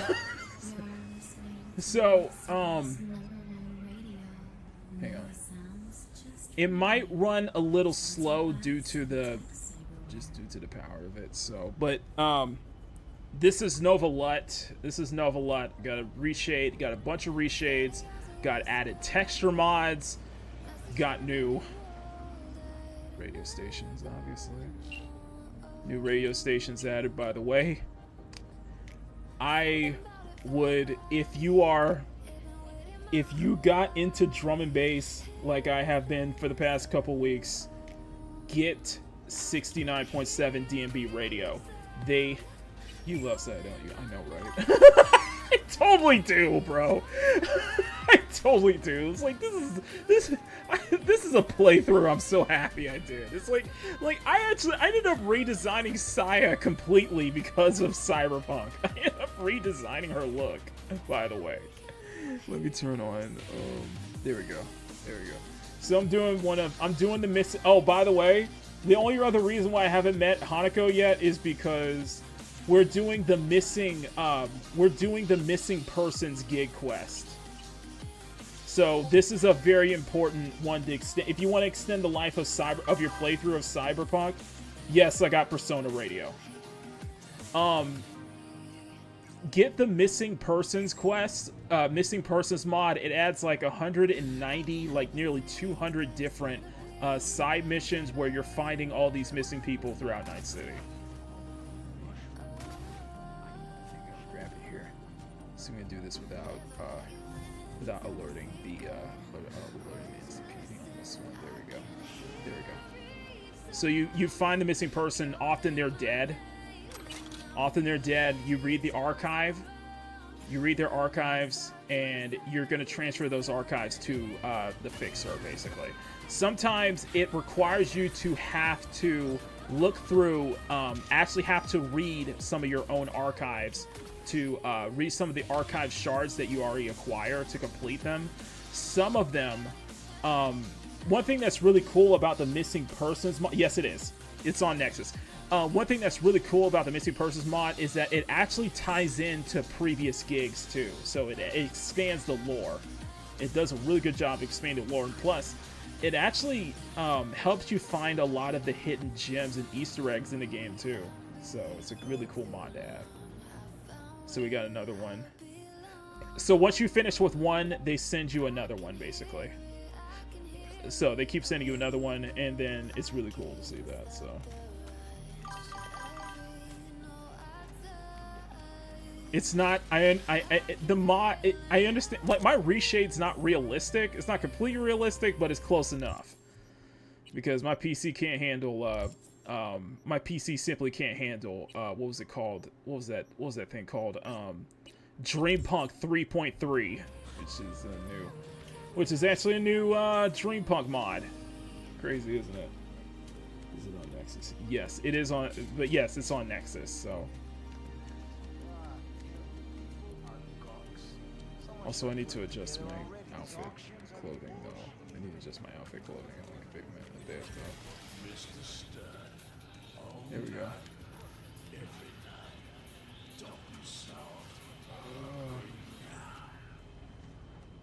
I just realized my bike was down the street. I just realized my bike was down the street. Okay. Yeah, it's... Yeah, I haven't met Hanako at Embers for that very reason, because I'm trying to basically squeeze every single thing out of my first playthrough. Yes, I am still on my first playthrough, by the way. You got hella itties. Yes. Yes, I'll show you the apartment and all that good stuff, so. No, but there's so many, I've downloaded so many excellent, like, quality of life mods, man. It's such an experience where I'll end up playing Cyberpunk for, like, hours on end. Cyberpunk for hours. Like, damn, these mods are good. And yes, this one I got to see that. Okay, and okay, I'll show you the outfit. I'll show you the current outfit. I just threw this one together. With if you guys have been paying close attention, if you guys paid close attention to the community post I've been making on Cyberpunk, this is in story. This is Saya's lucky sweater. Saya's lucky shoes as well. I have a couple of mods already lined up, but now what I kind of want to do is I want to do something real quick. Let me do day out. Let me do day out 3 black cat day out 3, and yes, I'm naming all of my clothing presets, so and we're gonna name this one, what's my 4th one? Don't worry. Nothing's showing. Don't worry, nothing is showing. We're keeping it clean for YouTube. So YouTube base, it does take time. I'm gonna call this one day out 4 cat denims. And yes, I use cat puns because why not? Let me just grab this one. Day out 5. Day out 4. Cat denims. And then good night kitty. And then sassy cat. Okay. And then day out 5. And I'll rename this one. I'm gonna save this one as. You can't rename them, which sucks though. You have to make a completely new one and delete the old one. Day out. And I like using Roman numerals. Sassy cat. Okay, sassy cat. Because it's a sassy outfit, so sassy cat. Okay, good night kitty. Okay, let me delete. I want to delete this one. And let's delete sassy cat. Okay, Black Ops, day out 3, and then let me review this. Let me rename this one Black Ops. Call it to Black. Nothing wrong with naming. He's a navigator. I like that. It adds more immersion, okay? It adds more immersion to the outfits. Outfit presets, okay? It creates immersion. It's even more immersion, so I'm just going to rename this as Black Ops 2. Black Ops 2 attack. For Nikkei. Because of Nikkei, I'm naming it a tactical upgrade. It's a tactical upgrade, basically. And then let me delete the old one. Delete this outfit. Okay, and then let's go back to Black Cat. Okay, there we go. And so we're gonna play the whole Pan Am quest line through, and then we're also gonna play the Aldecado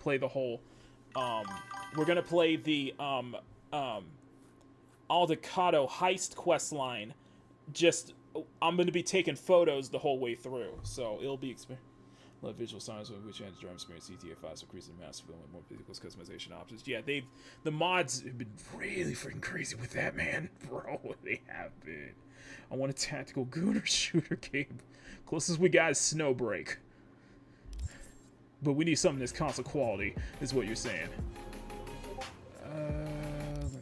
Let me check my outfit. Also, I have. Also, I can get Black Cat to work. I'm just trying to get Black Cat to work.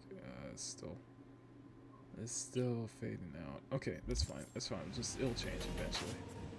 Okay, so I did this quest line when it happened, basically. Here we go.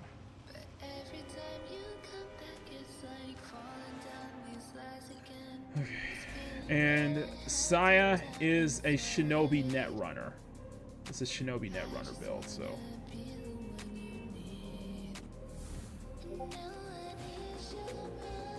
And it's Shinobi Netrunner non-lethal. It's non-lethal. I'll show you. So this is another mod I have. It's called Non-Lethal Targeting Analysis System. 10x optical zoom. All your weapons are non-lethal. Headshots do not do additional damage. Smart weapons are primarily target the limbs and increase limb damage by 30%. Not only that, so all your weapons are non-lethal. That's kind of what I prefer. This is for me. I prefer non-lethal whole setup. Lethal when the situation demands, or that's how Sai prefers. Only lethal when there's no other option. So, way I start off is simply just and I'm going to do Contagion. Oh, don't freeze on me. Shoot! Shoot, shoot! Oh.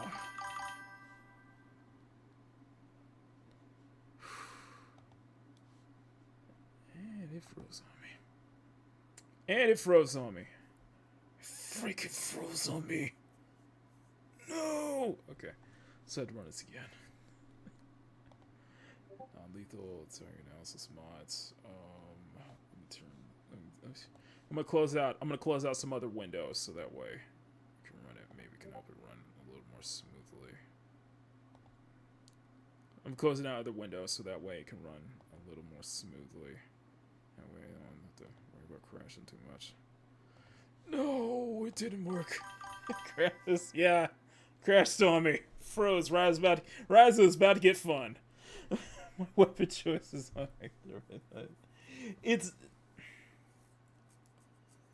Saya prefers ARs, knives, katanas, basically anything that enhances the shinobi stat, but she also prefers shotguns at close range. But mainly it's ARs, AR, katana, and shotgun, basically. And when it comes to these, whatchamacallit,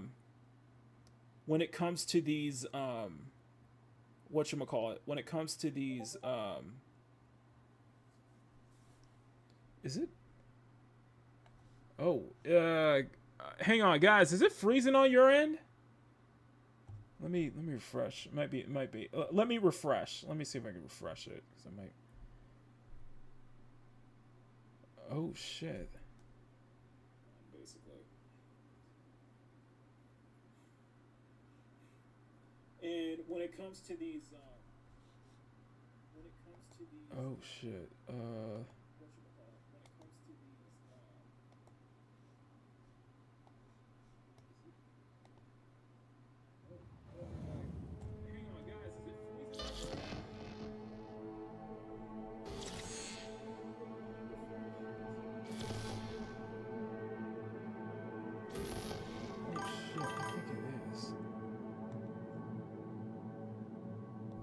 Hey, if you're enjoying this program, please smack that like.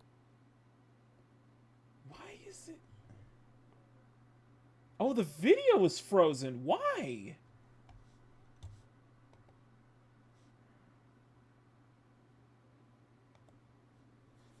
Let me.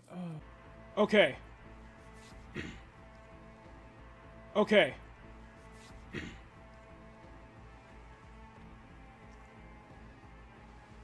Okay. There we got. Are we good? Are we good? Okay, thanks OBS for letting me to reset that.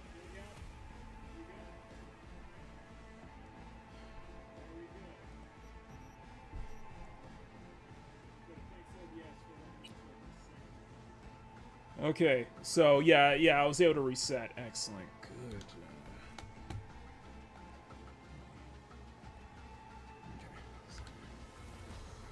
So, yeah, if that happens again, I'll just reset it. Hello, I'm Arif Iqbal, and you're watching WNS News. New details. Oh, sorry, let me turn that off. Sorry, my bad. My bad. At the Arasaka-sponsored Dashi. Okay. Let's do this again, shall we? And of course you have it. Of course I'm not on full screen. Thank you. Okay, I'll show you one more time. Okay, you're gonna play Need You. Alright, let's start with Contagion. How's the day going? There we go. Non-lethal, obviously.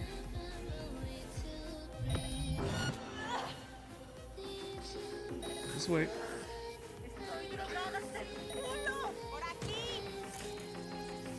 Sorry, y'all. Sorry, compadres.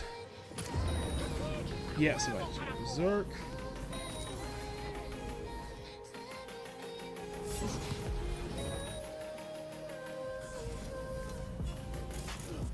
I wonder if I could keep hitting him with Contagion though. It's still they're still going. Miss me. They're still going. They're still going. Contagion's still going. It's non-lethal, so they could just walk it off with a headshot.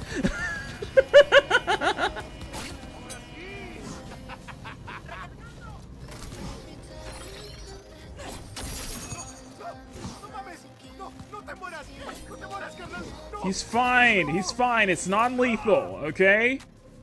He'll probably end up as a vegetable. Will suffer severe brain damage, but he'll be fine. He's like natural poison too. I'm just messing with you. I'm just letting Contagion do his thing. I'm just letting Contagion do his thing. It's like I said, I like non-lethal. I like going non-lethal, so.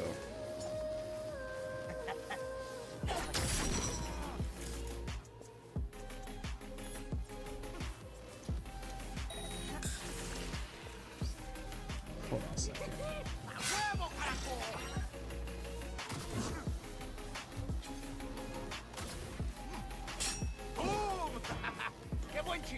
Come on. You know what? I'll just let that happen. Hang on.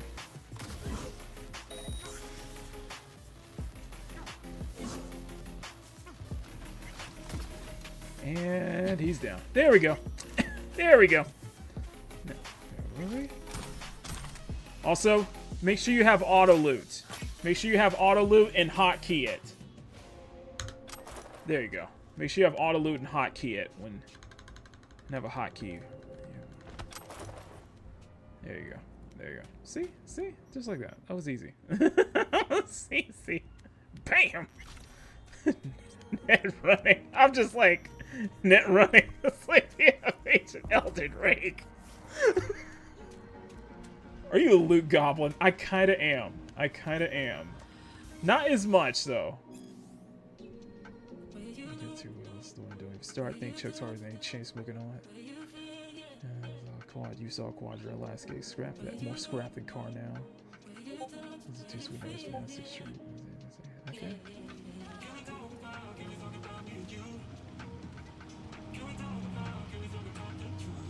I probably do need to cite this song just in case, so the NC Sounds doesn't like, hit me. This radio station is all copyright free. There we go.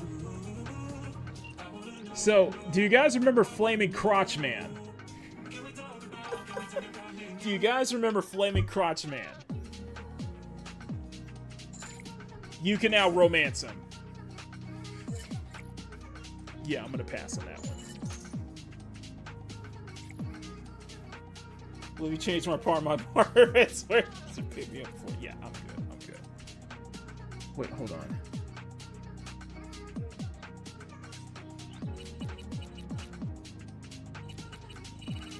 I don't know if you can do it with Judy though. Oh, you can't text. I might have to figure out how to get the text mod to work. Yeah, this is where, okay, so this is where the Pan Am quest starts. So you get a message from Pan Am and she's basically tied up.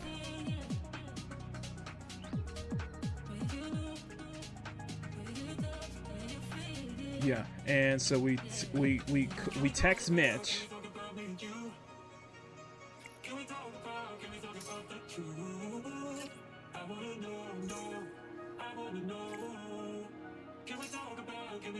Chats comes over to some of the messages. Oh, really? Yes, sis, she was meeting someone from saying, yep. Doesn't matter what happened. We gotta find her.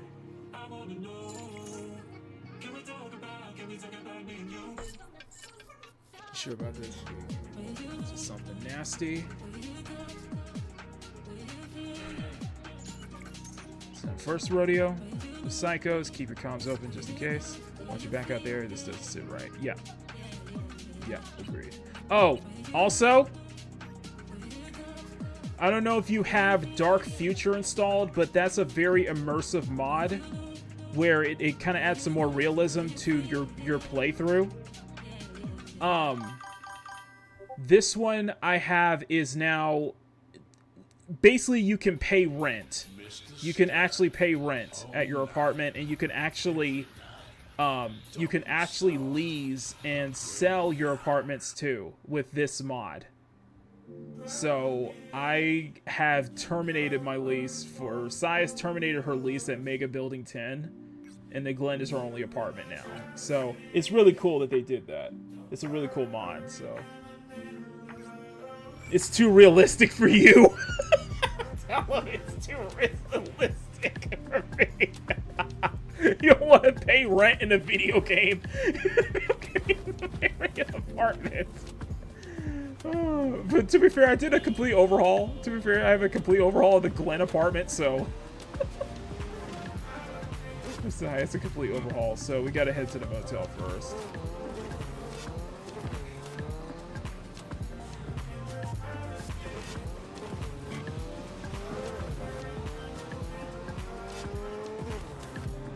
Bad memories. I could understand people's like, yeah, no, that's too immersive for me. That's way too immersive, bro. It's like turning into you're turning Cyberpunk into Second Life. Second Life.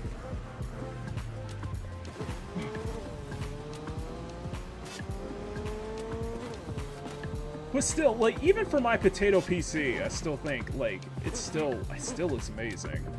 Like, these textures look amazing, even for my potato PC. Tax return filing mod win. Oh my god. Bro, you are like opening up Pandora's box, man.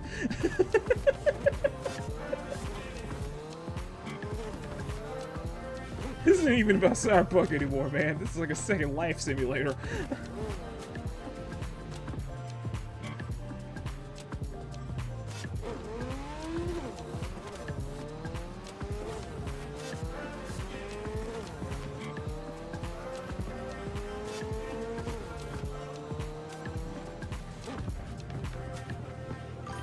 I'll switch over to DMB radio. Once he starts repeating some of these gas tank mod. You mean Chew 2? Chew mod? Oh my god, bro.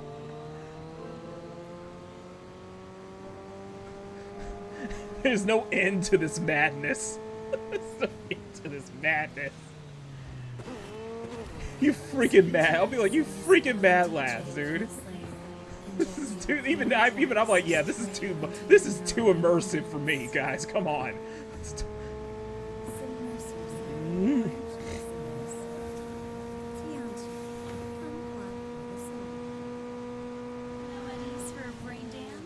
Yeah, but I got like a bunch of reshades on top of some nut mods on top, and then I even having a new weather system as well. Weather systems. So you head to the Sunset Hotel.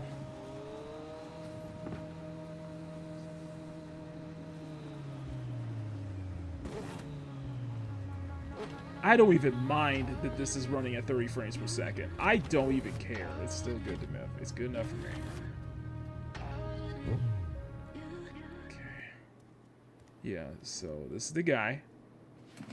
Which this is pretty cool that they put this ill animation in too.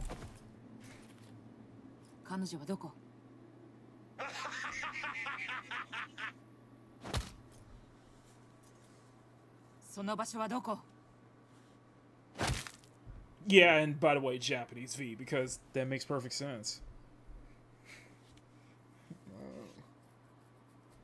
Car face like BME jump, like bro, car damage like BMG drive, man. Search this sucker, V. Yeah, by the way, new voice lines for Johnny. Hey. You hit that homicide, possession of military. So the usual maelstrom. Yeah, here we go.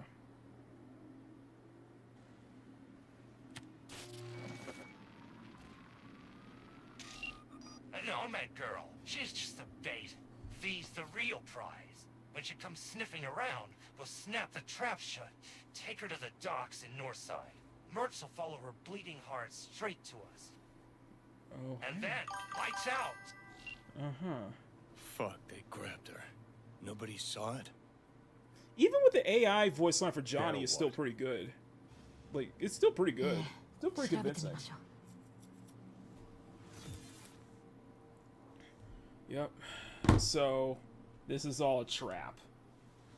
I knew my past. I knew Saya's past would come back to haunt her. Let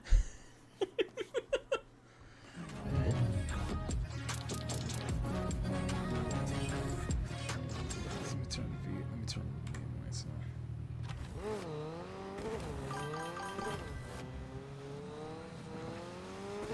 Johnny's like Joker in Arkham Knight, exactly.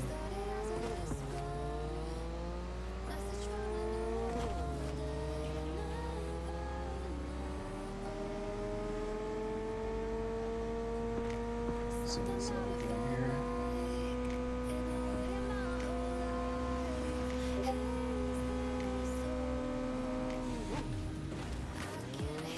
Let's go, let's go, let's go.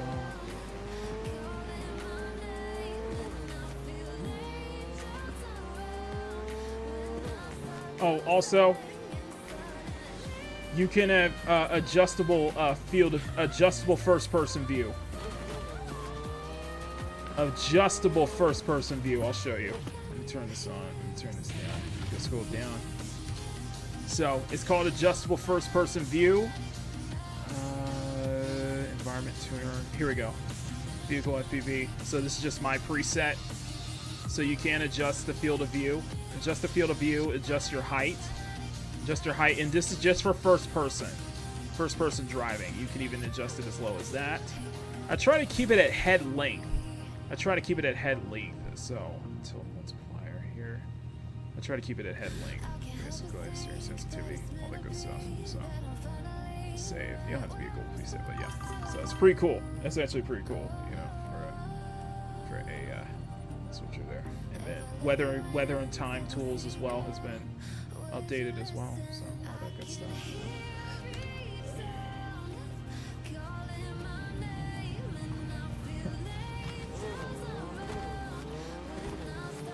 Although that's a little further back, though. Yeah, that is very far. I wonder if she's even switching gears. I like that animation, that little extra animation. Actually switching gears.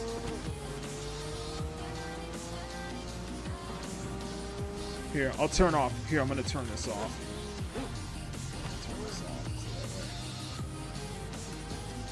I hotkey it so I could turn the HUD off completely. And I think this is where my game crashed again.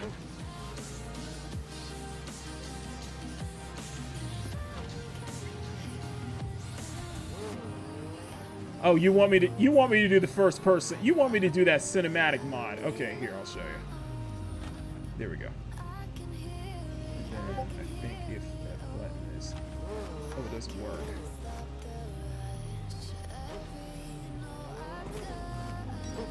There we go. Auto drive, basically, and there we go. So there you go. It's good. It's good for B-roll. It's good for making B-roll. I gotta admit, it's good for making B-roll. But it's auto drive. This was installed in 2.3 update, so pretty cool, like auto drive features. And I think there's a mod that fixes some of the problems with auto drive too, especially with the Delmain taxis as well. But it's still, problems still persist.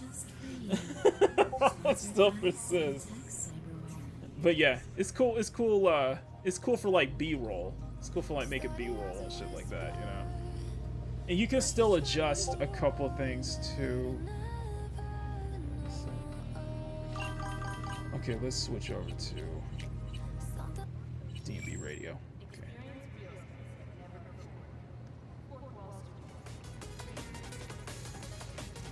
Yeah, you can multitask during long drives. That's if you can actually get it to work. Which, yeah, it can't. Yeah, it can't work. See what I mean? Yeah. If you can get the thing to work. I'm sure I'm going to level protest. Shut up, Clarence. Shut up, Clarence. I can focus on staring some asses, especially if you're in a bike. I'm just saying, if you're in a bike, yeah, it makes perfect sense. Yeah, slowdowns aside, but it is what it is. It's worth it.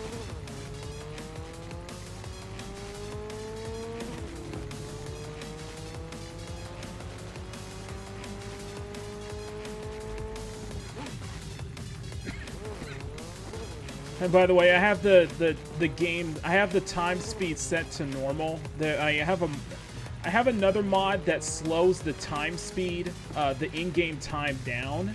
But I realized that the longer days and longer nights, I was able to complete more gigs in under a single day. And I'm like, you know what? I actually like keeping it, you know, spanning, spacing out my gigs and such like that, say for specific days too. And also, I'm like so aware of like what time that gigs will trigger under a specific time, or so I just like I'll set it up for that. I'll wait till that time, then I can start the gig.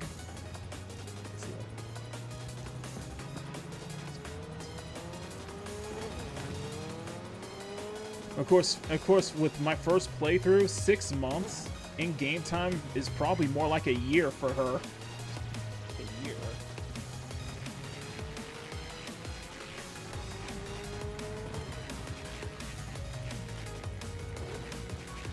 I like to think that it's been at least... I like to think it's been at least a month and a half since the end of the Phantom Liberty DLC for Saya. I feel like it's been at least a month and a half, if not 2 months since. Because I like to space my stuff out, you know. I guess that's the fun part with Cyberpunk, is just like... I can play it in a day-style format where I can do it as tasks and then just go to bed for the day and then just start the next day and then just do the next day, do more gigs, and then, you know, go to bed, rest for the next day, you know? I kind of like playing it like that, you know? And yes, she still gets her full 8 hours of sleep. At times, she still gets her full 8 hours of sleep. Don't ever bring up PS4 ever again. Awesome one. Don't ever bring that up.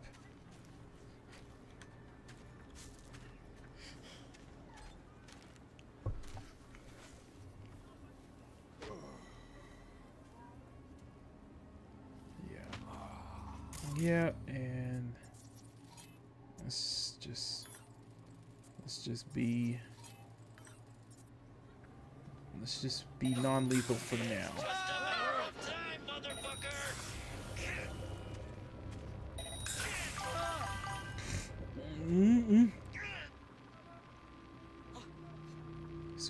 time. Let's do it one more time. Pistol in hand, Your Majesty. Now it all makes sense. And here I thought this day would be done. Bunch of weaklings. Silencer. Oh, let's get some job done.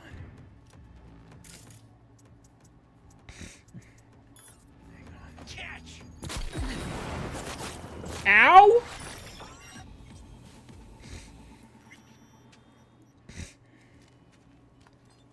Oh, they're down. At least somebody's alright. Alright, let's go to the meet point.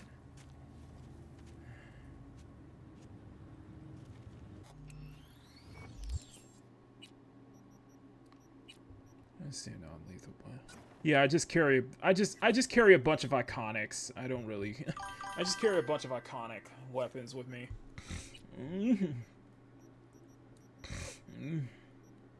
And the fact that you can upgrade iconics too is a major plus as well.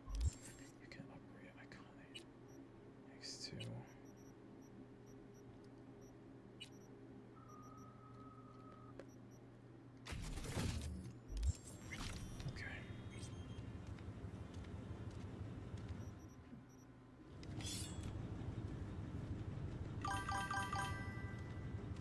Okay, so this is the meeting point. Yeah, there's the flashbang. Oh, shit. Yep. Under heavy fire. Stay with me. Okay, you tried to take me out first, so I'm gonna break you down first. Detonate grenade, sonic shock.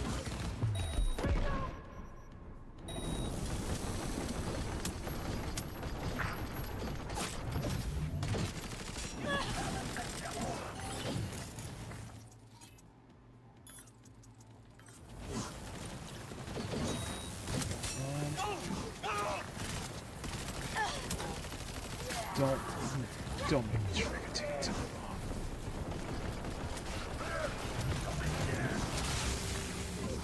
Yeah, I just triggered ticking time bomb. To which I find that EMP surge even more lethal, to be honest with you.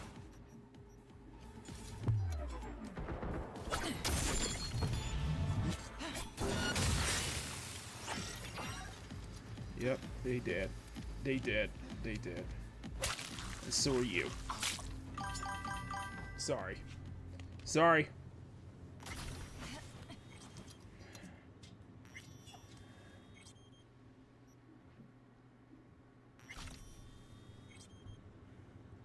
I don't use overclock. No.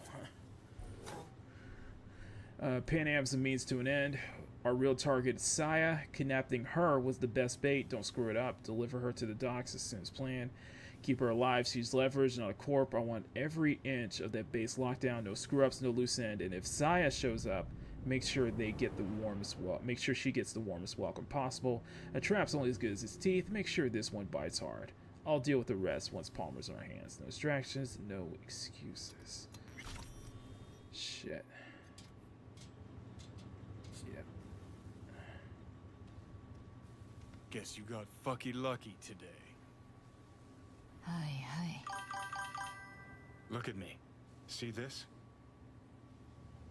This is a look of unfucking surprise on my face. 要点を言って。 Just be careful, V. ええ、そうね。 Call Mitch.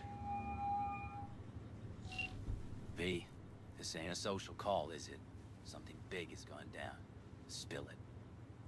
Ran into Maelstrom. Bastards baited me into a trap. Ambushed me, but I turned it around on them. Wiped them out. Pan Am? Tell me you found her. Maelstrom jumped her. Found this shard on one of the corpses earlier. Had traces of her, but no location. Turns out they dragged her to their base at the docks. And Mitch, it's swarming with chrome heads, locked down tight. They're gunning for you now. Sons of bitches made this personal, but well make 'em regret it. That's the plan, but I can't do it solo, not after this ambush. I need you, Mitch. And bring the drone. I'm not getting blindsided like that again. Already on it. I'll grab the drone and a few other surprises. They think they're the hunters. Let's show them they're just the prey. Good. Meet me at the old overpass near the docks. And Mitch, couldn't do this without you. Let's get her back. Yeah, it's the mod. It's the mod because it's AI generated. The entire dialogue is all AI generated. So it sucks that it does suck that the Japanese voice mod didn't work for that. Take that into account. That voice mod didn't take that into account, but it is what it is. So I still think the mod's like more accurate as fuck though. It's still like the mod to me is still like no, it's funny because I was already like I think I was halfway into the first playthrough with Saya until I heard that voice mod. And then I restarted it with Corpo Saya again. So I know it's the mod didn't take that into account. She said she has nice ones. Exactly. So it is what it is. It is what it is. So I can't complain. It is what it is. And because the updated Japanese V mod was updated for 2.3 recently, so I don't think it took that custom modded modded quest line into account. So I can't not for it. Just eat something. Just eat something. Just eat freaking something in the meantime. Okay, there we go. Okay, let's go. Now it's not lagging now, which is pretty cool. So it's keeping it. It's a smooth. I don't even care if it's 60. It's keeping it at a really smooth 30. Really smooth 30.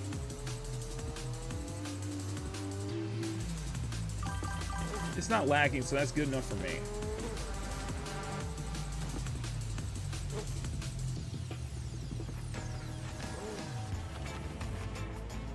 Yeah, pretty much. It's reused. They did reuse some voice some lines were reused with that dialogue, so that's why it made. That's why it's like he switches from the English version to V, English version of V. So it's playable. It's still playable, so it's not. Like I said, it's not a big deal, all things considered. It's not a big deal, all things considered, so. Okay. Nah, but this reshade and,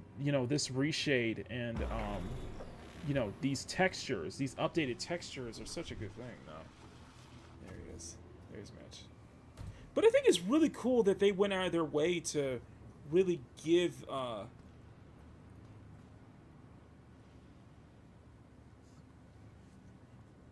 Mitzi. Hey there, V. You're coming back for her, right? ええ、会いましょう。いつでもいいよ。All right, fire her up.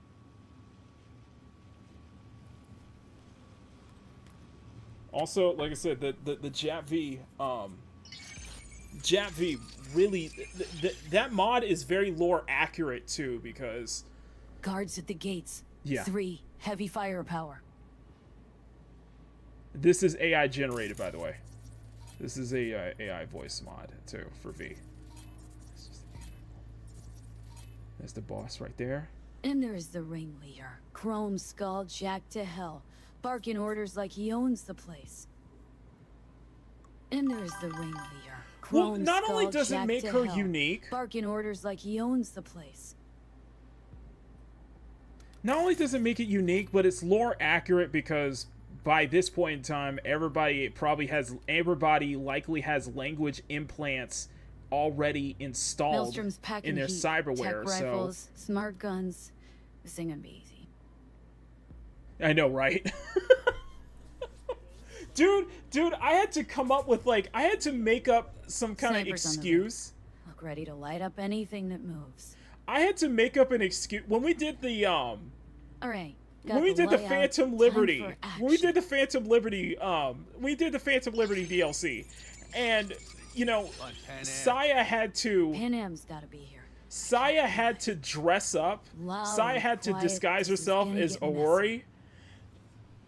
It was hard to explain. It was hard for me to kind of explain how someone who speaks purely Japanese can speak perfect. Can speak with a French dialect, can speak English with a French dialect for Aurora.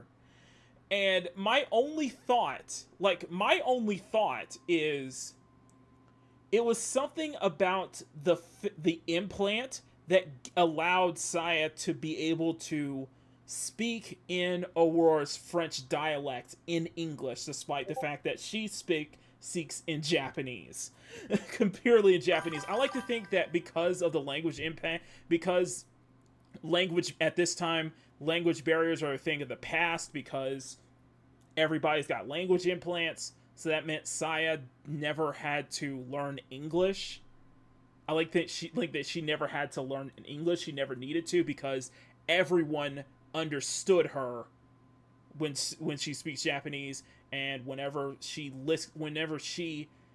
somebody is speaking English, whenever somebody speaks English to her, everything it reads up as text, so she's able to understand it very easily. Maybe she's bilingual. Yeah, maybe that is. Tekken, you know? Yeah, it makes more sense in Cyberpunk than in Tekken. It makes way more sense because it's the future. Everybody likely has language implants. That's why. Okay. No matter what I do, I can't sneak in because it automatically triggers the alarms. So what I'm going to do, since the snipers up top are probably going to be might be a pain, I'm just going to switch over. I'm just going to switch weapons out. Tech sniper rifle. Okay. Let's go move over here. And yeah, by the way, Mitch is my companion. Yeah, Mitch is actually our companion. So he's going to join in on the fight too, which is pretty cool. Do you understand the words coming out of my mouth? God, I was listening to those interviews. I'm like, it's so funny. Charge shot. Boom. One. Okay, get ready. Get ready. Oh, you want to try a malfunction? That does not work on her, guys. Come on.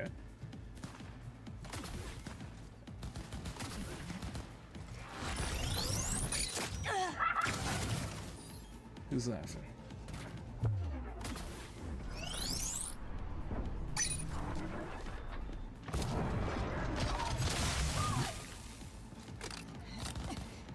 Yeah.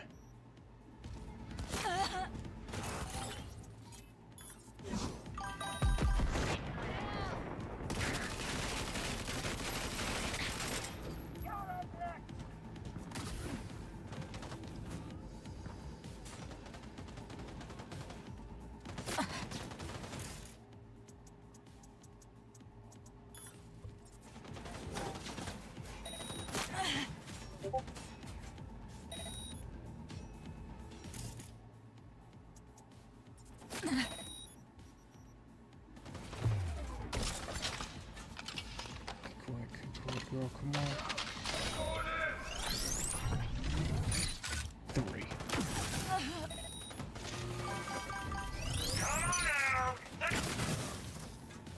Sorry, what was that? All right. Yeah, so much for non-lethal, honestly, though. So I just may have to just say fuck it. Non-lethal say, ow.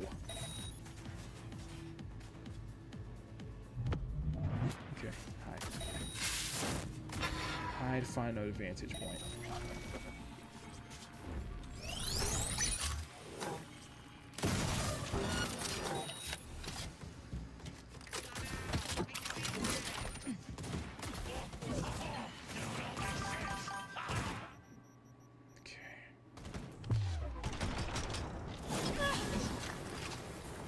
Oh, that's right. You did jump up here. Oh, no, that's Mitch. That's Mitch. That's Mitch. There we go.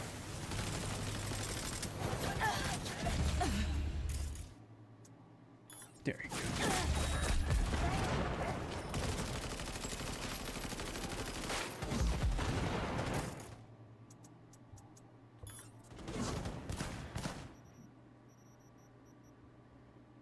Okay, if that's one to play, let's play.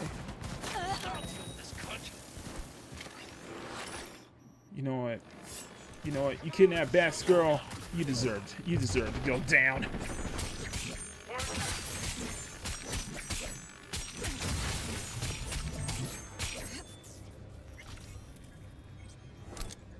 He'll walk it off. Just walk it off. Just walk it off.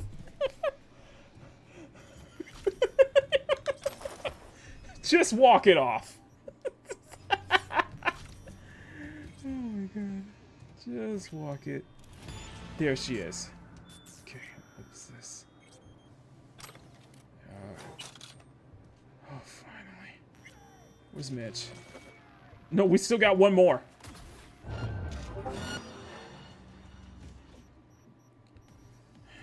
have blood on her hands, but this one she's willing to make, and oh.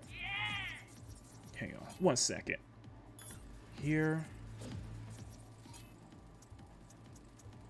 Here. And here. And here. Okay. Yeah, they're down. Okay, excellent. It's like detonate. Why you gotta have those there? Why you have to have those there? I'm just wondering why you have to have those there. Anyway. Oh, thank God. Hey.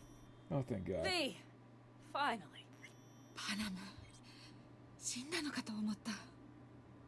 Go. I'll call the crew. Get all this cleaned up. Thanks, Mitch. Okay, let's untie her. Whew. There we go. So, I assume a couple hours later. Make sure I get this freaking mod right.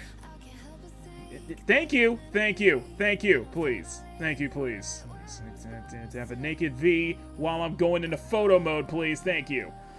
Anyway, selfies. Where's the sitting thing? Okay, here we go. Because I can't, for some reason I can't get it right. For some reason I couldn't move it. See, yeah, that's the problem I'm having. Yeah, like I can't move it. There we go. There we go. I don't know if that will... Let me see if I can find...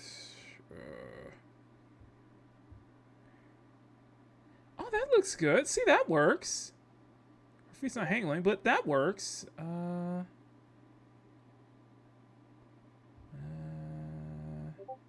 One where it looks like her feet are actually hanging.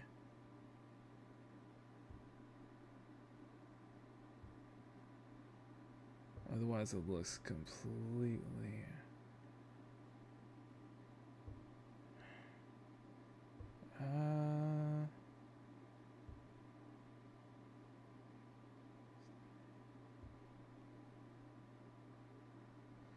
Oh, that's perfect, but...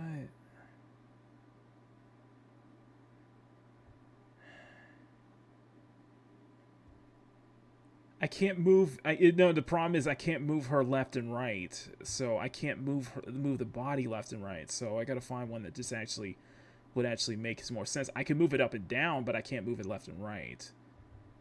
See what I mean? She like clips way too much though. She like clips way too much though. One thing I would have.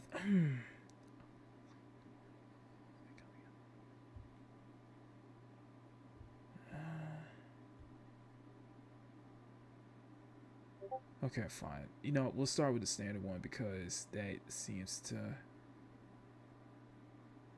Hang on. This is what you get. This is what you get with me, guys. I can't help it. This freaking game got me back into virtual photography. So this game got me back into virtual photography. Yeah, that works. That works. That works. You got me back into virtual photography.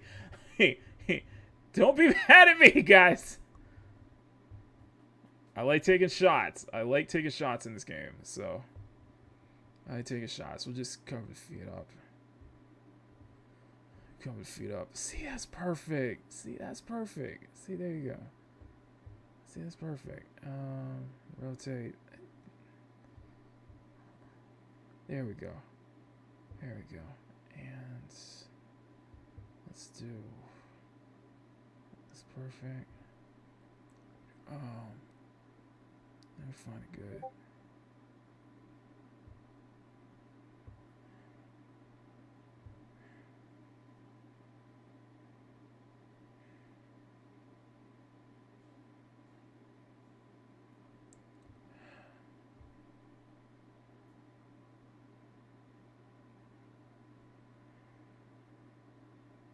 In truth,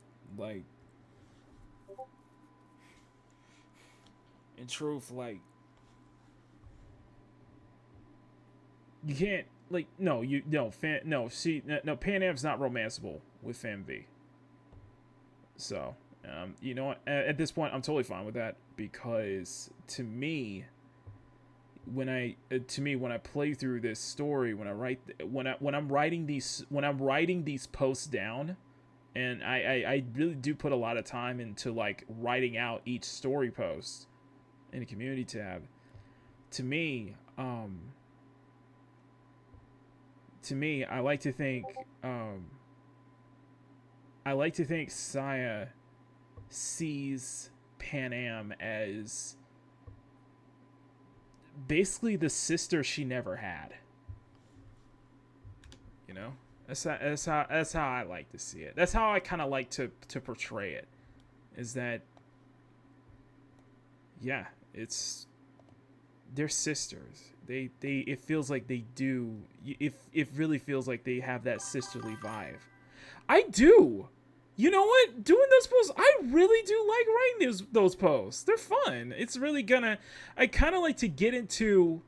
It's kind of cool. It's fun because I get to kind of like write it in her perspective and try to kind of figure it out in my head. How would she react to different things? And it's like I always try to write it from exactly how I did each mission. Like I try to remember exactly what I did, each action I did in each mission, and try to write that in there, and also try to factor in. I also try to add extra things to it, as how she's feeling at the time, what it's in her, what's going through her mind, just a lot of those things, you know. And I think doing it with the photo mode has just been such. This has been fun. I've had so much fun making those posts, just because of how much the photo mode really got me back into doing photography again. I'm not gonna lie, man. It just got me back into doing photography, man. I think just because it shows how much I love doing the photo mode here, and I just had fun with it. And it was like I did that. There was that the first post I did. I was like, I like this outfit, and I was doing one of the downtown gigs, and I just made up this little story in my head on, you know, Saya having to like go in a full-on Black Ops outfit to take down this biotech employee who was housed up in a secure hotel. And I just made up a story about this entire gig, and then just one thing led to another. I just like making those shots, you know. And you know what? That's perfect. That's perfect. Let me see if I can do a. First off, let's do it with the Death of Field, because I think that's a good wallpaper shot. So let's turn that off. There we go. There we go. Here comes the back shots. And just for the faint at heart, just for my boys, just because this is peak gaming, because this is peak. Let's turn the Death of Field on. Okay. And then Death of Field on. Make sure the focus is perfect.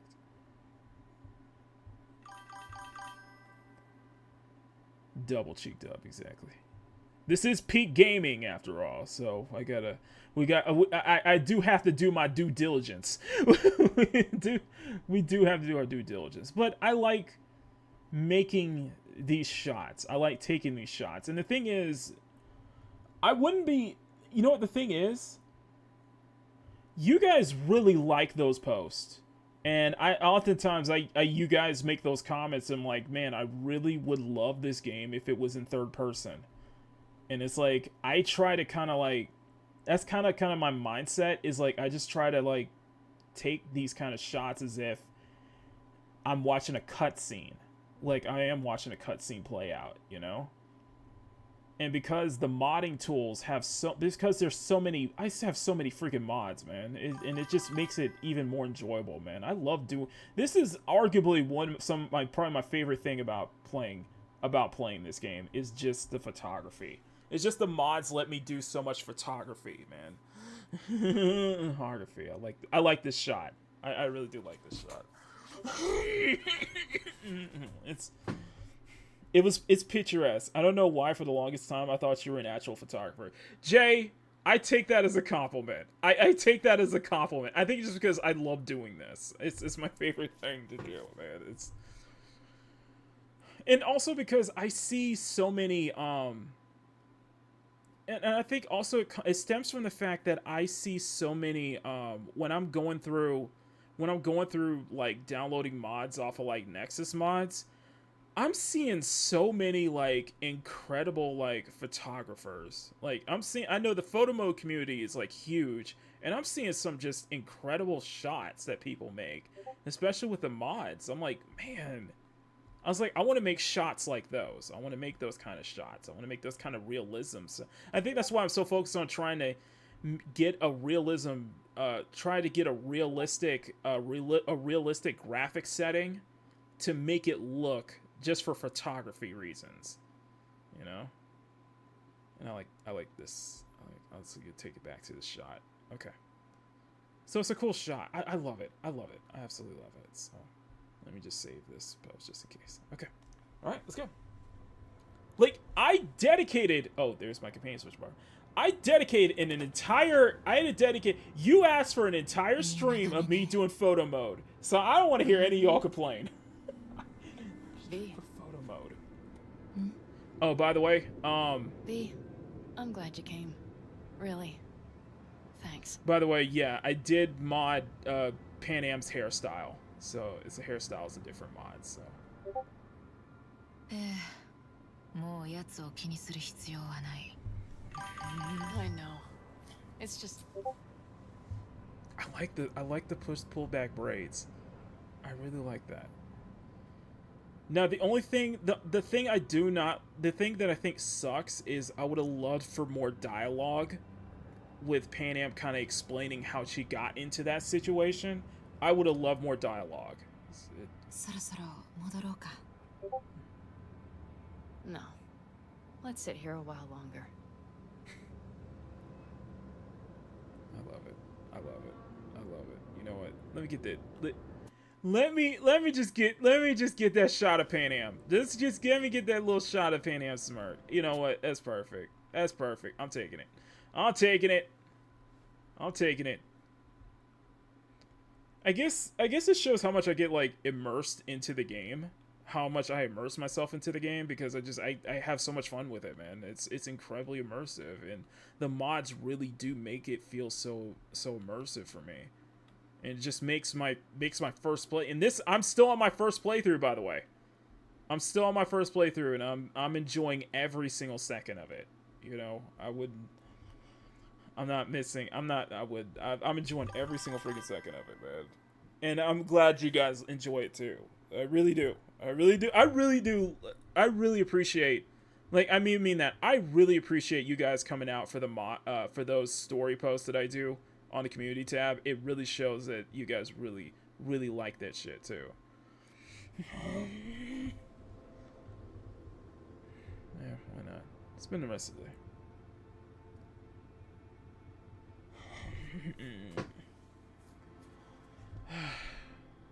頼む。戻りましょう。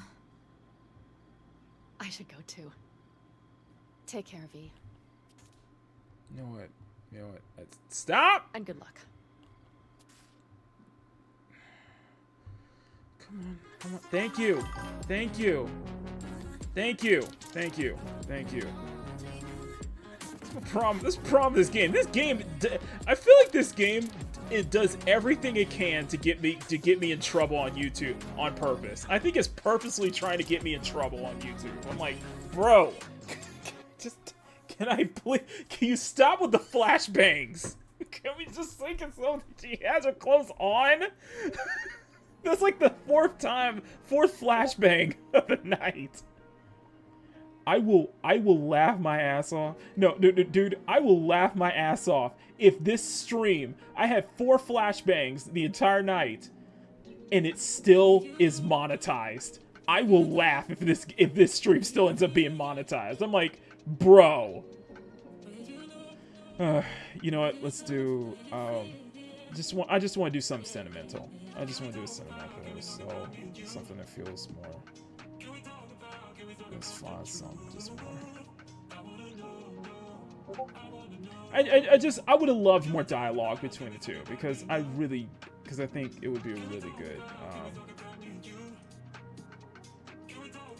I don't know.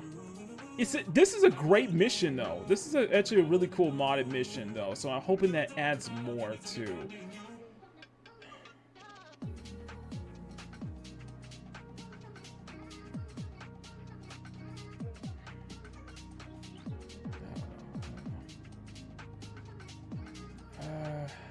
Let's do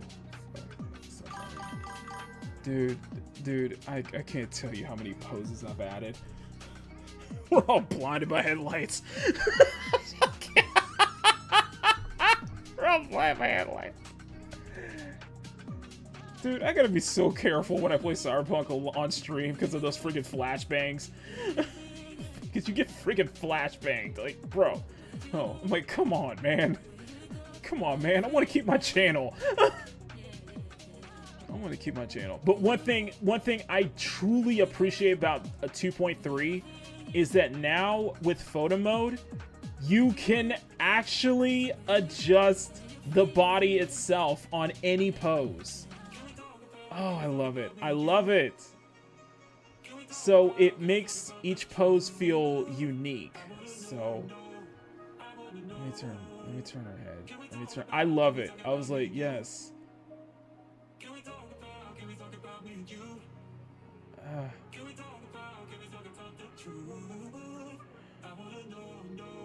And adjust the eyes.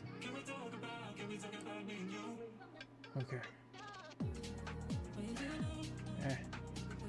I see sisters, man. I see sisters. You know, because this.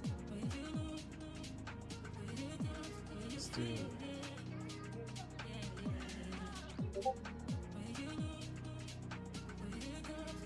I don't know.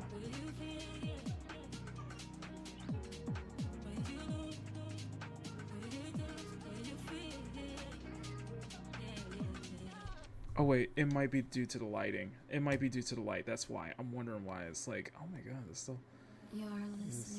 Oh, that's what it is. Okay. Okay, let me turn this off first and let me see how it looks. Sponsored by Seditech Cyberware.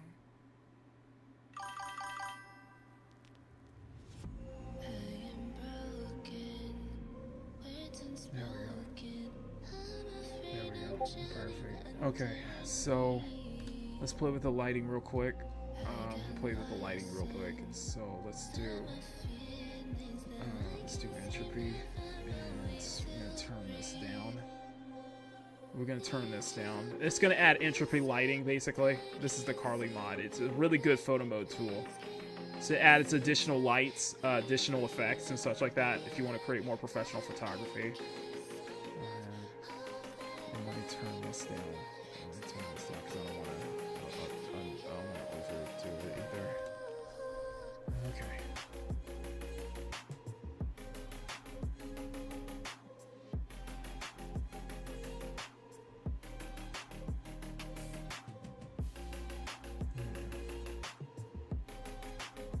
This is what you get, guys. Get used to it. You knew exactly what I'm gonna be doing. You knew it. You knew I was gonna spending time in photo mode when we turn on Cyberpunk. Okay. So I want to hear you guys complaining. I don't want to hear y'all complaining. And you guys know that.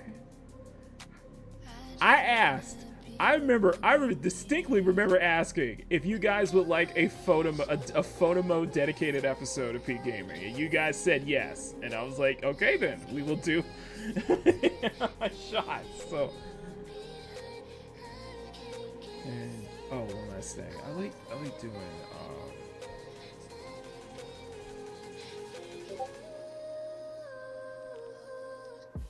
let's do. I want to see animated post. Oh, dude. Man, I don't know how he does it. I really don't know how he does that. So he'll do, like, the free camera mode with these animated poses, and I'm like, bro. And I think he's using PMM. I think he's using the, not PMM, AMM. He's using the AMM mod. Bro, that sucks. I would love to know how. Oh. Who's complaining? I know, I'm joking. I'm joking. You guys I know you guys really like that. You guys wouldn't be into the Cyberpunk post if I hadn't been taking those photos, but I really do take my time when I do these, man. It's like, it feels like a photography session for me, man. If it really does. So let's turn off the, let me check just the depth of field a bit. You just, I gotta be, a lot of times, you kind of,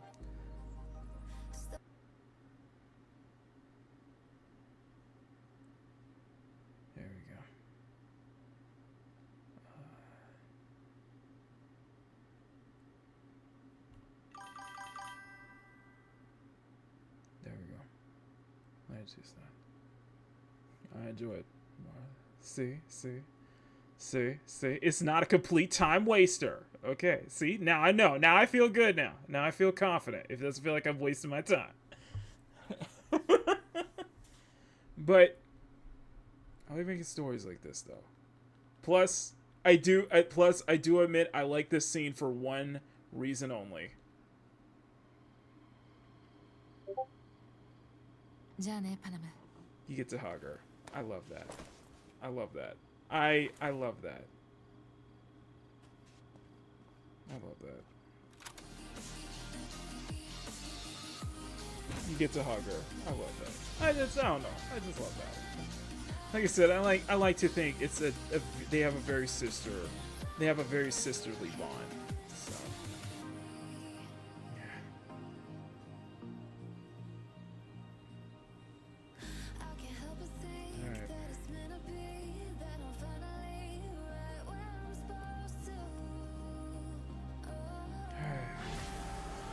let's call it a night.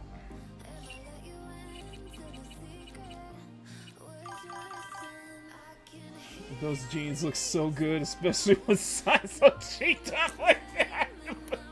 Oh, you mean the light jeans, bro? I'm just saying, bro, it's got me acting up. I'm just saying, it's got me acting up.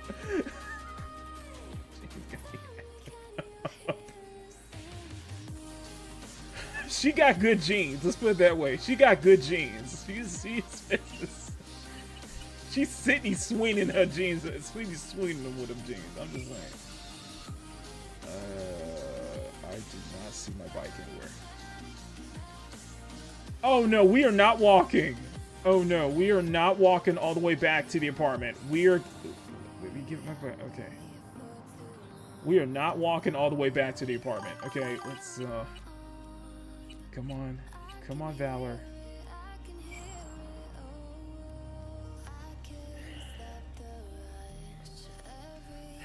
You know, I could just fast travel back home. Yeah, but I want to enjoy the night drive, though.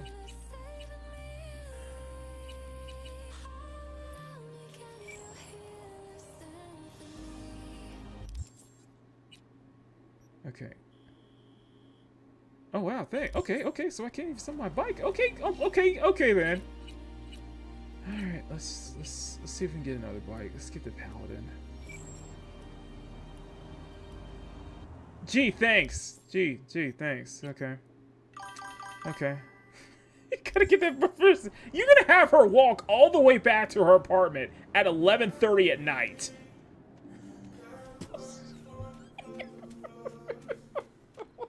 Walk all the way back to her apartment at 11:30 at night. You gotta be kidding me.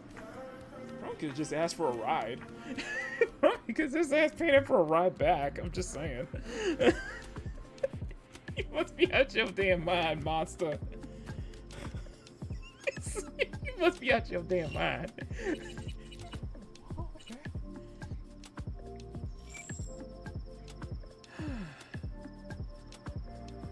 Okay, fine. We'll just pass. Okay, fine. We'll just fast travel. Let's talk about driving instead of fast travel. That works too. Oh, I was like, bro, ain't no way she ain't gonna be walking all the way back at 11:30 at night. Come on now. Bruh. Let's try another. Okay, so none of the vehicle. Okay, fine. We'll just fast travel. Let's just fast travel. Fine. All right, we'll just fast travel back to the home, back to the apartment. Okay, where is it? No, that's not it. There we go. Glenview Lofts. Okay.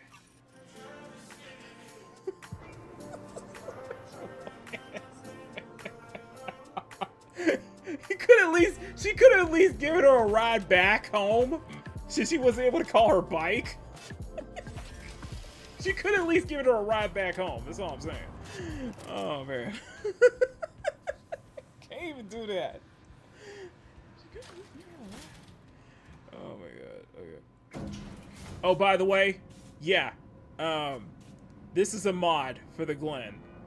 So yeah, it changed the elevator and everything. So changed the elevator and everything. Oh my god.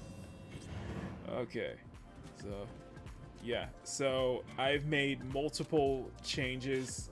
So it's a whole it's like a refurbish mod. So it adds a lot more modern. Adds more modern aesthetics to the Glen apartment, and even a working radio, an actual working radio. Another mod that brings the cats over. That actually brings everything over from the Mega Building 10. Everything's brought over to the Glen, which is really cool. And I know Saya's cat is somewhere around here, so you can see. Okay, yeah. So, in case you're wondering. Let me check. So, these Emerald, these are the stores that I have, and I have so many Atelier mods. I have so many clothing mods, so these are all the clothing stores I've already have installed. I'm still going through, like, adding more clothing mods, but yeah, these are all the stores that I have, so kind of merging all those here. And then also the Auto Fixer. Also, Auto Fixer and Car Dealer, where you can actually sell your cars too, which is really cool. Which I have way too many modded cars in here. I have quite a bit too. Just gonna install them. So I have quite a bit here. So yeah, a lot of modded vehicles as well. Really cool stuff though. Okay. Do you have the delivery one? Is it the courier mission? Are you referring to the courier mission? Because if you are, it doesn't work with mine. It oftentimes it freezes it up. That's from Meredith, yeah. It actually, if you're referring to the courier missions, they tend to freeze up on me. Every time I try to start one, it's weird, man. It's weird. Still got that immersion though. Yeah, still got to deal with that.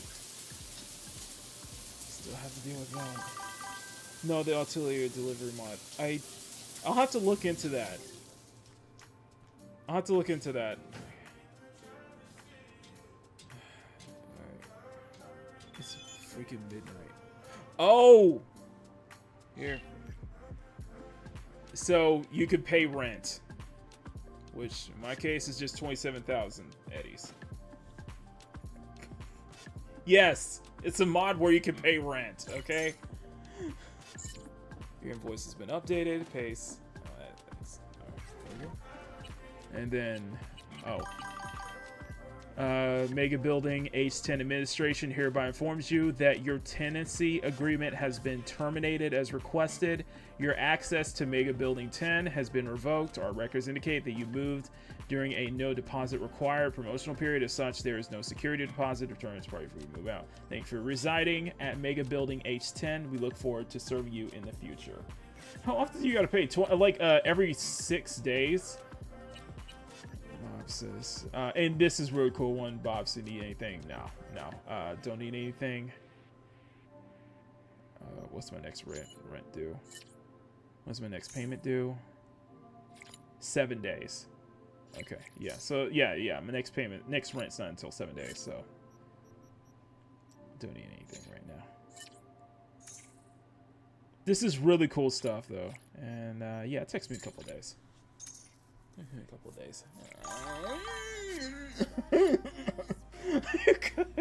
So at least 6 to 7 days. That's a hotel room, dog. I know, right? I was like, damn, you gotta do this every month.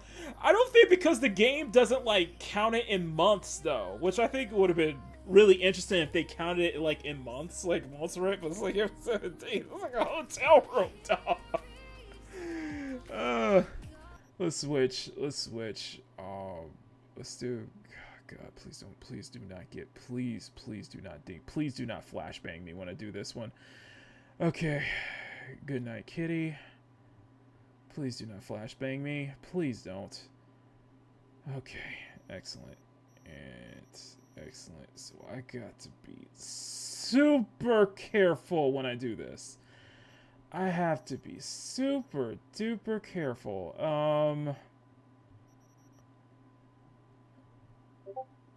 Perfect. Okay. I got to be super duper careful when I do this, man. I gotta do this. I gotta be super duper careful. Okay. Perfect. Okay. That's perfect. Like I said, I got to be ultra careful when I try to do this and make sure YouTube don't, make sure we ain't hit with the flashbang again. I mean, I already lost monetization on this stream anyway, so I already lost monetization on this damn stream anyway, Bank. I mean, I ain't gonna bounce back after this. Ain't no way I'm still gonna be monetized. Ain't no way this show is still gonna be monetized after tonight. There's no way. I might be surprised, but there ain't no damn way. Bro, there is no damn way. Alright, we'll go modest. We will go modest. It's good enough. It's good enough for her. It's good enough for me. That's cool. That works. See, that works. Very spiffy. Let's get the God. Yes, that's her figure, okay? That's like angel body refit, angel body with, are you at max level? We at max, God, maybe. That's like angel body plus heist EBB, EBB push-up, plus rig deform for slightly larger breast, butt, and thighs. Yeah, this is her style, so that's what I'm gonna call her. Good. You know what? You know what the funny part is? You know what the funny part is about that, Clarence? I tried to actually make one of the community posts that I made was I tried to make up like a story that could make sense for Saya to have this kind of body in Cyberpunk. I tried to make it like make sense in lore, and I like to think that it's not really cyberware, but it's more her taking a like, well, enhancement pills, enhancement drugs with side effects, and it just kind of gave her this, you know. It's rigged to form. Lots and lots of cornbread. Lots of cake, man. And that jiggle.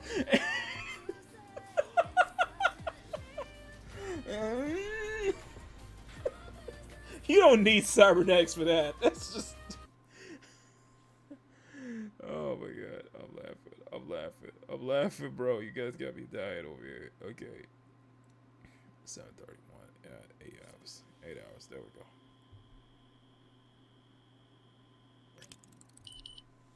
See, I like doing that. See, like, just like going to bed, getting 8 hours, wake up, rest of the day, feeling good. And immersive first person. Immersive first person is a must, okay? That is a must. Oh my god. Okay, so here's what we'll do. We'll start the mod, we'll start the quest, but then we're gonna wrap it up because it is getting late and I do need to get some sleep and get ready for tomorrow's 5-year anniversary show. So okay, so let's do. How can you? Oh yeah, how can you look at yourself properly? You want to see? Okay, let's go to the mirror. Let's go to the mirror, Emerald. Let's go to the mirror. There you go. Does that work? I do need to clean that window, though. Does that work? Oh, speaking of which.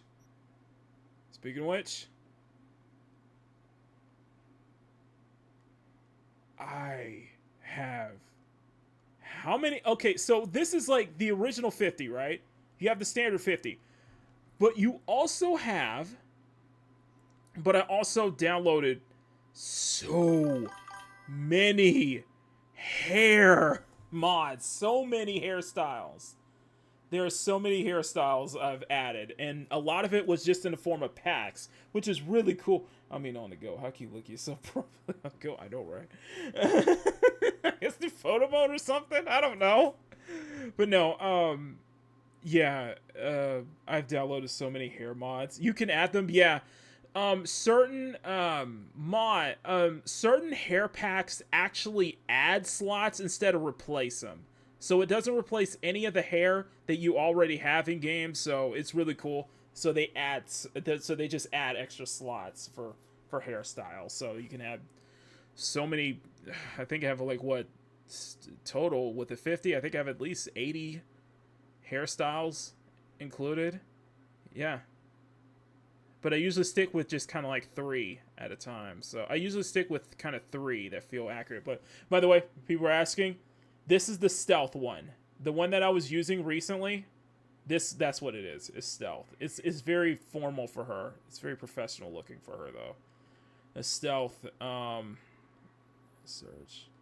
Subwolf. Yeah, so you see eat. So yeah, a lot of different hairs, a lot of different downloads. So I never saw this one.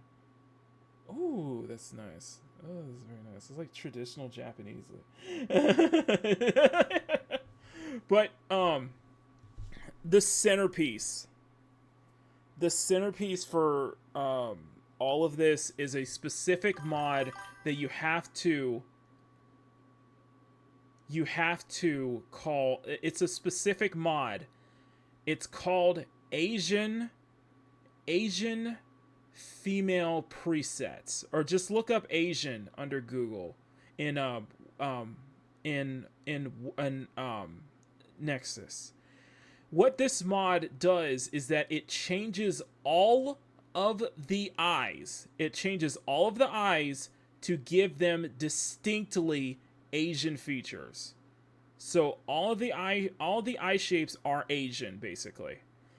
And what it also does, it softens the lips too.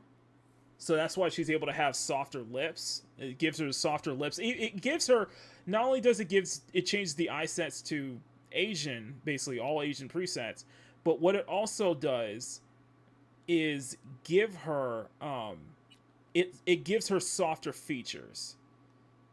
So her face can have much more softer looking features too. So, but yeah, as you can see, all of the eyes are Asian. So that's how because it's based off Saya, so she's Japanese. So that's why I wanted to make her Japanese. So there you go. You put me on game today. I'm putting everybody on game today, man. Shit, man, I'm putting everybody on game. I'm putting everybody on. I'm making all y'all step up. I'm gonna make all y'all step up with Cyberpunk, okay? Y'all gonna be stepping up because of me. Y'all gotta step it up. So stop doing that. Her eyes are weird. I know. No. I try to go back to whatever the eyes that I did use. Okay, so let's do this without taking anything off. Freak, I don't know. It's like Asian face presets. That's what it's called. Something like that. Asian face preset. I forgot. I forgot what the exact title is, but it's called Asian female preset. It's like Asian female preset. But it has to work with the specific set of eyes. Otherwise, you're gonna be seeing issues such as your character may end up having black eyes because you don't have the right eye set installed. It has to work with a specific type of eye. That's the Asian baby V preset. That might be it. But it has to work with a specific type of eyes. Otherwise, it's not going to work at all. So just remember that. Emerald. It has to work with a specific set. I forgot what it was. It's like beautiful. I think I have the beautiful V preset. That's where the Asian eyes can actually work. So just keep that in mind, okay? Let's take. We're going to up by, aren't we? Okay, we are definitely going to up by. You know what? What was that? What was that outfit that I did the other day? When I first put on the glasses, I put something. I forgot what it was. Let's go back. I think it was the hair. I think it was the top. EKT. Yes. Asian creator. Do you use EKT? See, now you're gonna have to have me look it up, man. Okay. Let's go. I'll show you.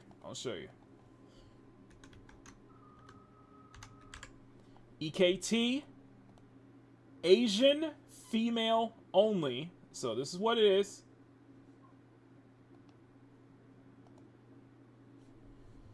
This is it. EKT, Asian character creator. And for me, I need to have vanilla eyes only. Vanilla, not unique.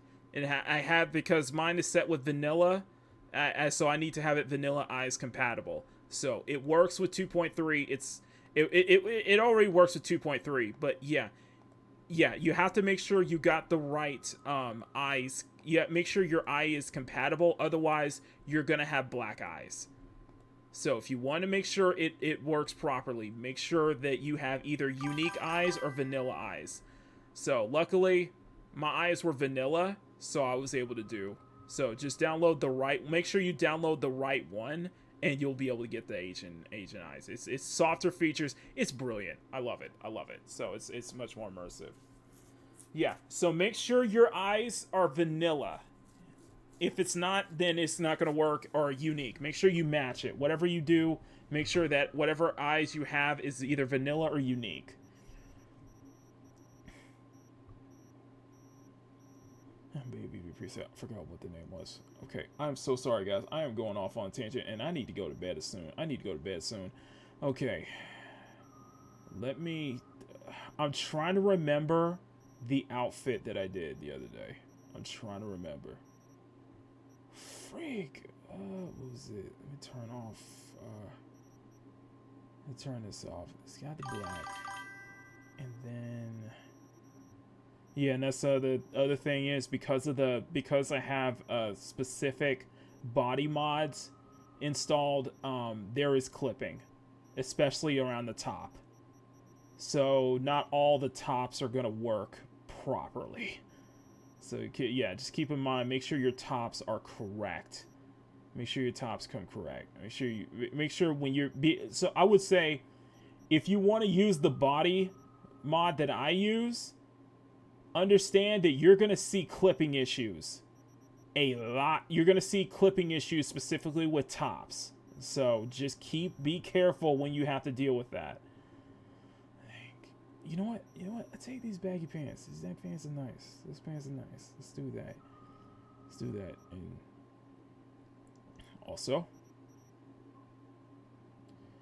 if you're like me and you have a propensity level 75, my level cap. No, I extended the level cap.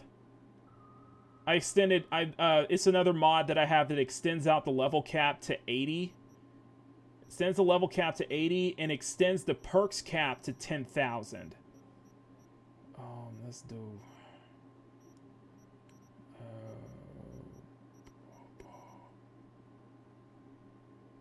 Oh, they don't clip. Oh shit, they don't clip.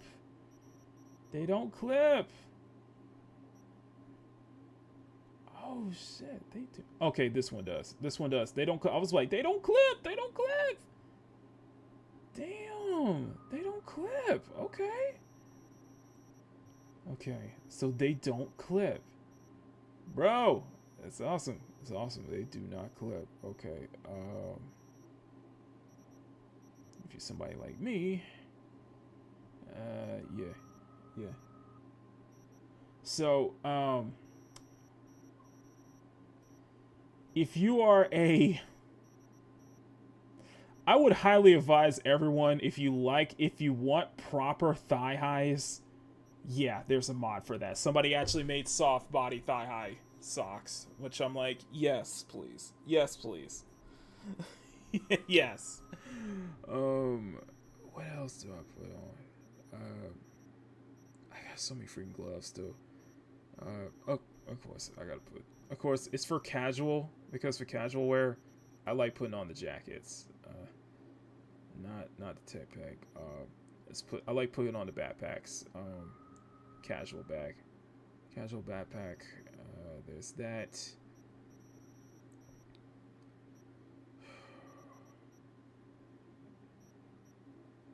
Casual backpack. Why not? Watch one hand. Bangles on the other. Watch bangles on the other. Bangles on the other hand. And I think last but not least, I can't remember it, but if I can correct, it is. Where's the animal top? Where's that top? No, there's a really, really slick mod. It doesn't work with her physique though, so that's why I try to work around. But it's this one. It's animal's top. It's like over tops. She's like oversized tank tops on top, which actually really work for me. Yeah, it's a set of like oversized tank tops basically. There's some clipping depending on pants, depending on how baggy the pants are, depending on whatever pants that you wear, there is some clipping. So if you say let's switch over to, let's turn this off. Oh, see that? Does that still clip? What's that clip over the jeans? Let me see.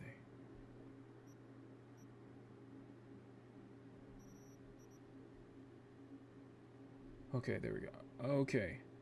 So there's some clipping, not too much though. It's not too bad though. So if we put this over, it's still, you know what? That's not bad either. It's not bad either. It ain't bad either. Okay, let's go with that. Let's go with that. And then last but not least,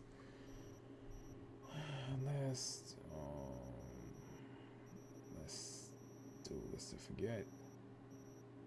Yeah, so you got overtops. It's like an overtop. It's cute. It's cute though. It's like a cute like overtop. I don't know why. I like the over.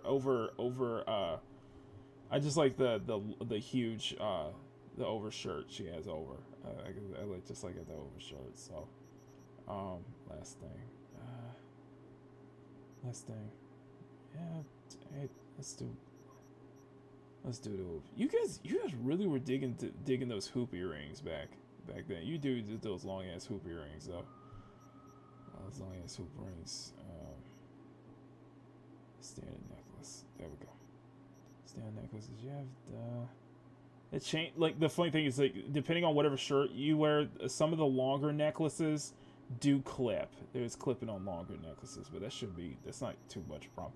Like I like ultimately, if it reduces the amount of clipping, I'm totally fine with that. You know, I'm very fine with little clipping either. So it's not a deal breaker. So most clothing isn't a complete deal breaker. It just depends on how much clipping does it. It just depends on how much clipping you have, man. It really just comes down to just how much does it clip. If it's not too much, and it's not like completely a big deal, then you should be fine with it. I think most people are usually fine with stuff that clips a little bit because they understand it's just the nature of the mod itself, you know. So I think it looks cute on it though. I think it looks cute though.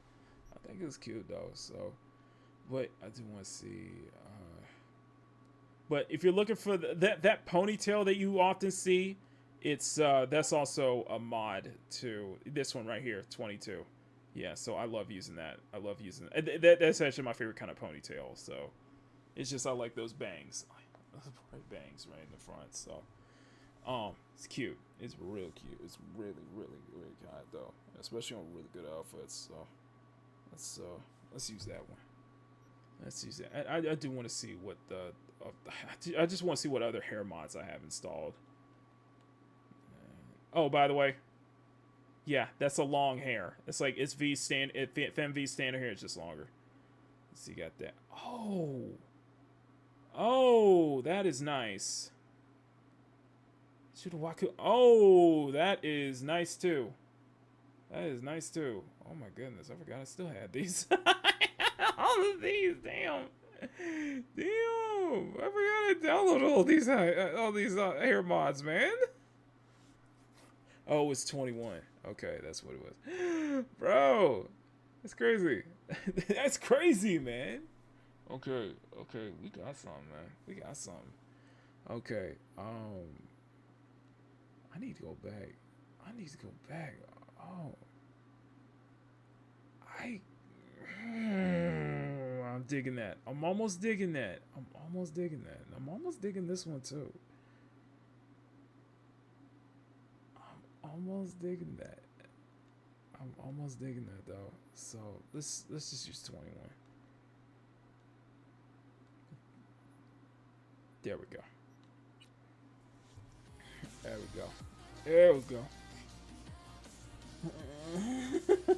Bro, let's add some of those, man. I forgot. Oh my god. Okay, let's go ahead and start the mission and then we'll just wrap it up there because it is about to get real late for me. We just went for like 5 hours too, so.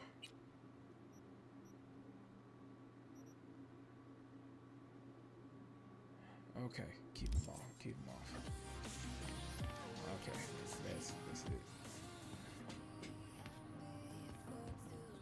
Oh my god, let's see, get the day off started. Man, it's crazy. I know it's crazy. I don't know what that Bob cut, that fake content, that bro. My favorite.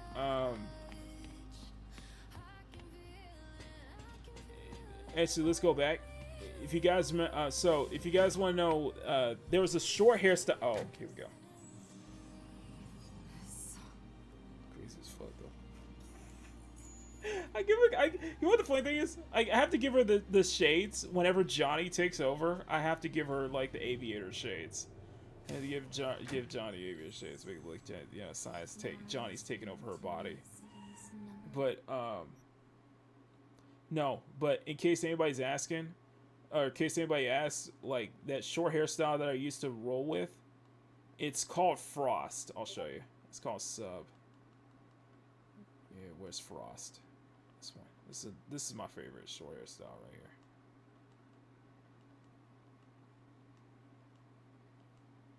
This is my favorite one. This is my favorite short hairstyle. I love it. I absolutely love it. So if you guys saw in the early playthrough, before I gave her the messy bun, Saya was wearing this Frost. I didn't show you. It's still going live. Damn, it's just no, Snow. Let's go. We're gonna wrap it up in a little bit, man, because it's about to get late on my end. Yeah, no, I love this. I love this hairstyle. I absolutely love this hairstyle. Give you Snow. Tuck and roll, brother. Okay. All right, there we go. Yeah, that's my favorite hairstyle, right? That's my favorite, the short hairstyle. So if you guys, so some of the earlier stages of the playthrough, she was wearing that bob hairstyle. I was like digging that. So, and she won with the Dalton dress when we did the Paralysis quest line. She had the when I was doing the Paralysis quest line, she went back to that bob hair. Yeah, very Android 18 vibes. Yeah, I kind of got that too. Oh my god, man. Oh my god. I'll get you next round. Get you next round. If you would like, Snow, we're doing the Snow, tomorrow is the 5-year anniversary of Makini Live, so if you would love to stop, if you want to stop by, I'll happy to send you the link, man. Okay. Okay, let's do. So where are we? We are at Corpo Plaza apartment. Oh, by the way. So if you go to Mega Building, if you have this downloaded, go to Mega Building 10, and if you can find an Easter egg, Lucy's apartment from Edge Runners. Lucy's apartment for Edge Runners, it's fully operational. It's fully it's modded now. So now you can actually use that as an apartment. So you can actually use Lucy's apartment from Edge Runners. So it's in Mega Building H10. I forgot how to jump right in and get into that, but yeah, Japantown, all that good stuff. So yeah. But there's another there's actually another modded apartment somewhere here in Kabuki near Judy's apartment too. Oh, thank you, Snow. Thank you. I will definitely drop. I'll send everybody links, so don't worry. But yeah, tomorrow is the. But yes, guys, tomorrow is the 5-year anniversary of Makini Live. So it's been a blast, man. Oh man, I love it. Okay. Oh, it's clear. Oh, it's a clear morning. Yeah, it's a clear morning. It's a bright ass morning too. Yeah, looks like a clear, bright ass morning too. Man, it's bright. Okay. Let's do.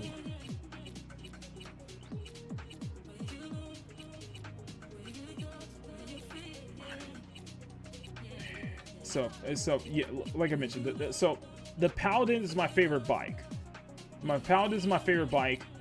That's basically lore-wise, in terms of like continuity-wise, this is Saya's bike.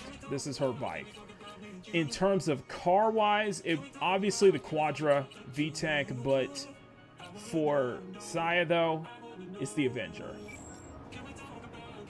And I'll probably have to come up with a good storyline on how she bought the and even whoa, we got a traffic jam. Oh shit.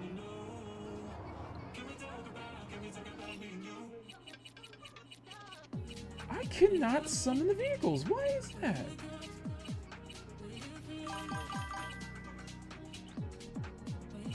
Okay, let's try to do it.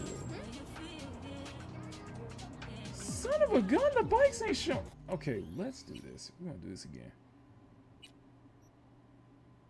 Okay, okay. We're gonna do it. We're gonna load this in. We're gonna load this in, see if that fixes it. For some reason, I cannot summon any of the vehicles in there. What the hell, man? Okay. Because I at least want to see how the shard, how we do the whole thing with the shard and everything. I do want to see how that starts up.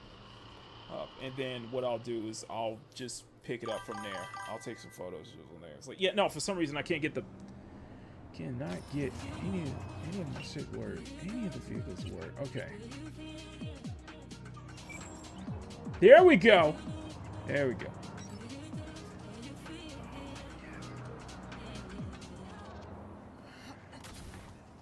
And it's crystal code. Crystal code. There we go. There we go. And let's get that velvet color. Let's get that velvet color though. Listening to Night City's own DJ Man, it's bright. Man, it's bright. Jesus. It's like a supernova hit or something. Damn. Okay. Submerse yourself in orange blossoms. Thank you. Tianchi, come crawl with the soul. VTech. There we go. Let's get the deep sea purple. That looks sweet. That does look sweet. This is sweet. Okay, let's. So we're just gonna. We're just gonna start the mission, but we're gonna stop the stream afterwards. So I'm just noticing it's like real bright outside. I'm just. Damn, it's bright.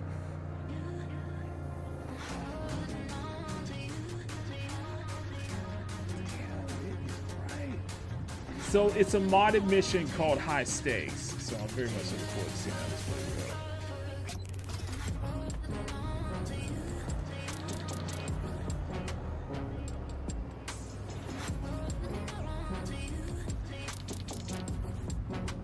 Unless it's like really hazy. It's the weather.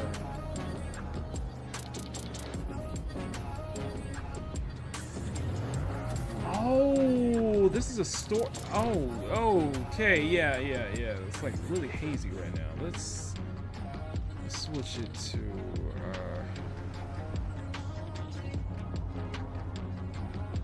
Hold on.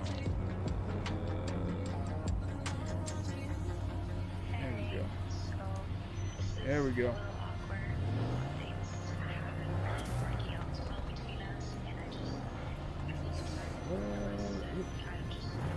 Wow, it is. That is a high contrast day. It is a high contrast day. Damn. Yeah, but yes, Johnny. Yes, Johnny provided.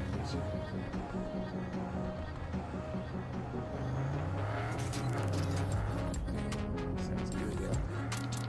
It's a bright ass day. Ew, I forgot. I also modded the billboards too, and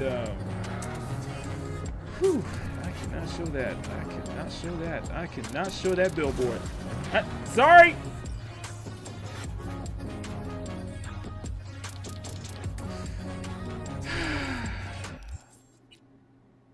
Where's nearest auto repair?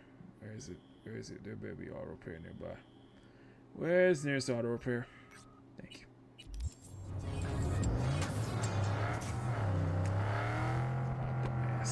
My dumbass.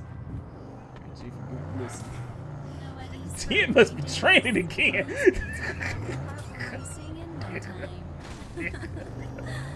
Listen, I'm gonna tell you something. Listen, I guess it was like one of the other mods where it's like the modded billboards, and I realized one of the billboards I replaced. I'm like, ooh, that is. Whew. That's a little too peak. I mean, it's cyberpunk. It's appropriate in the cyberpunk universe, but whoo, that is some peak. That is a little too gooner. That is too much gooning right there. I think it's one of those like, I forgot what it's called. It's like, I think it's one of the ads. It's like, I think it's called like Open Wide or something like that. But it's like the billboard I replaced it had the. Let's just say they had them lips in. Let's just say those lips were on full display. Lips on full display. The lower lips, I mean. On full display. I'm like, oh, it's a little too good. See, I love it.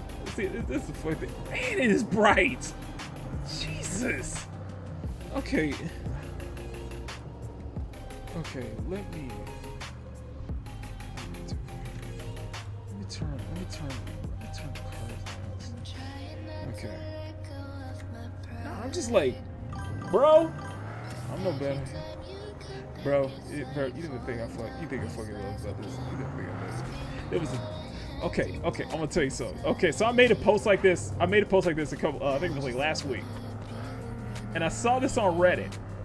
And so Reddit, there's like two big cyberpunk Reddits, like low sodium cyberpunk, and I think the main cyberpunk Reddit. And I think it was under low sodium cyberpunk. Somebody just showed their like pics of their FemV, and she was like tatted up. She was tatted up. She was, if I remember, she was tatted up. She was also, oh, sorry. She was tatted up, and she was also,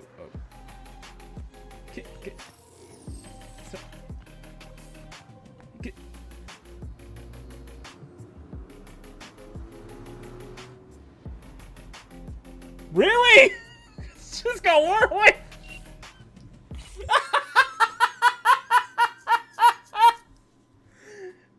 Bro, you gotta be careful when you're driving up to people, man. You got to be careful. He just runs away. I'm like, bro. Bruh. Oh my god. This funny shit, man. I love this game sometimes, man. It's some funny shit. It does some of the funniest shit sometimes. I'm like, bruh, I just want to ask you something. You just gonna run off like that?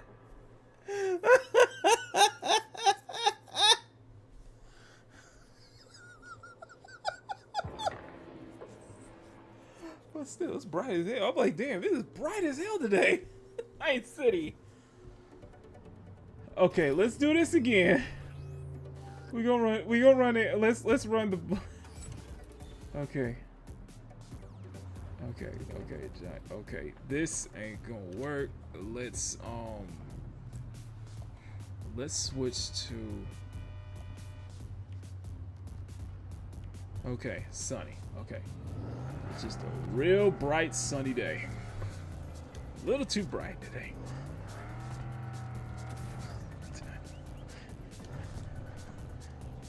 Listen, man, I don't know what to tell you. Sometimes this game does some shit. I'll just burst out laughing sometimes. I'm like, bruh. I'm like, bruh. I'm bruh, man. It's too happy. It's too happy. See, I know, right, bro?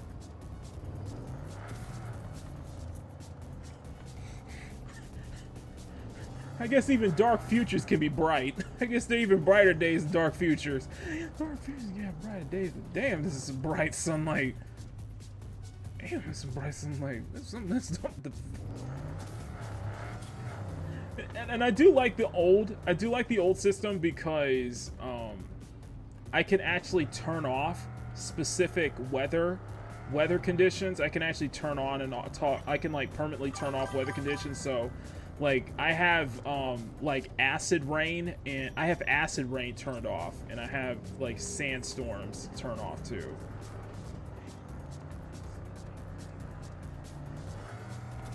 Also, it probably doesn't help that I got a couple of like I cleaned up the streets a bit, such as like the trash be gone mod. So like I have multiple like mods that just like gets rid of all the trash around. So now I see it looks a little cleaner.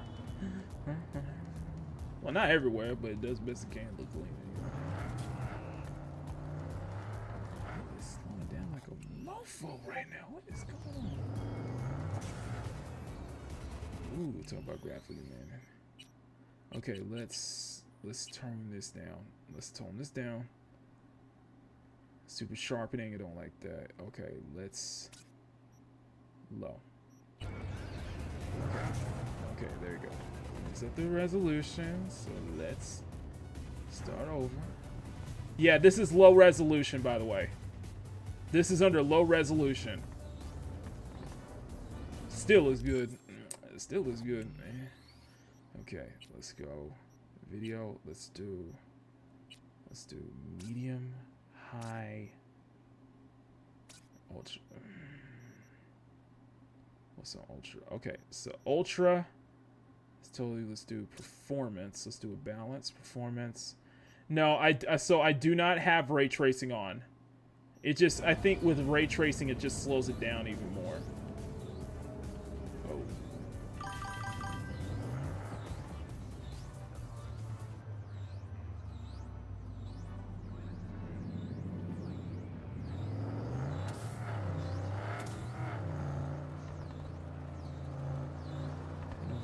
Nice to shit, even at night it's just like, man.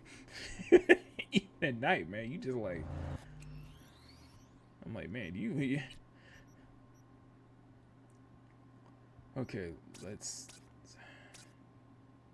do performance, let's do balance, high density traffic, and just keep it at high. I think it's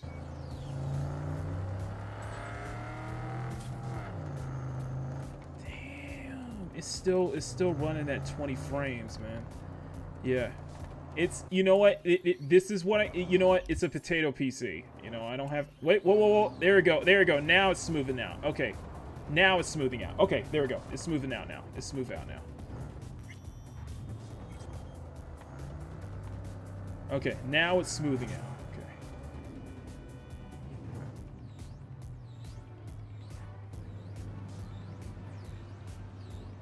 You can still buy the shit out of it. Oh, you can't call a companion. Okay. What radio station do I have on? Oh, I got Night FM. Okay, let's do DMB radio. Emerald, get DMB radio.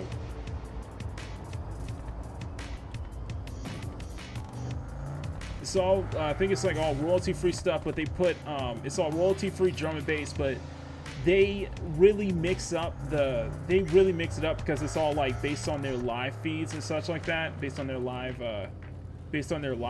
sets too. So they put full DJ sets on this radio station too. So I'm always feel like I'm hearing something new. I don't hear like, but yeah, that was how I got my DMB kick lately. So this is where I got my DMB kick lately.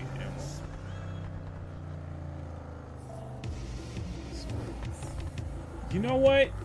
We need some clouds, bro. We need some clouds. Let me do fair state. I want fair states. Let's do.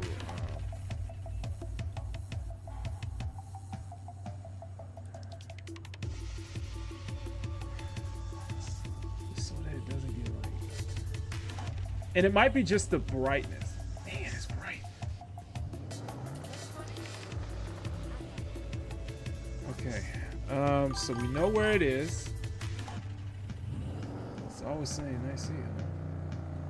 Man, some clouds.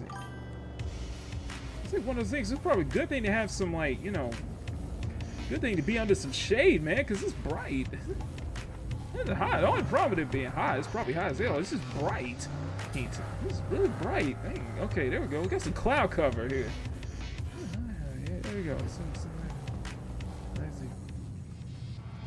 The reason I'm driving around is I'm trying to find a place to park, okay? I'm trying to find a place to park. Yeah, it's like that. I'm just trying to find a place to park.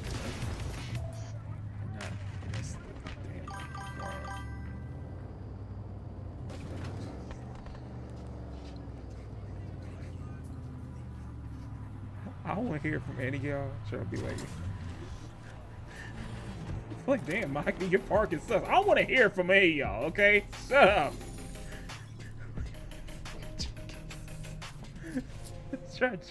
I'm a little bit sensitive about my parking capabilities in Cyberpunk, okay? It's hard to find a place to park in this city anyway. Park in this city anyway.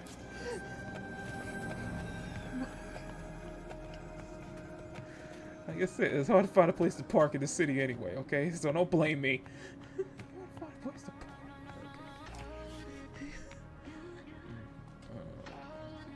I've never explored this. You know, it's funny because I didn't explore this side of Watson though.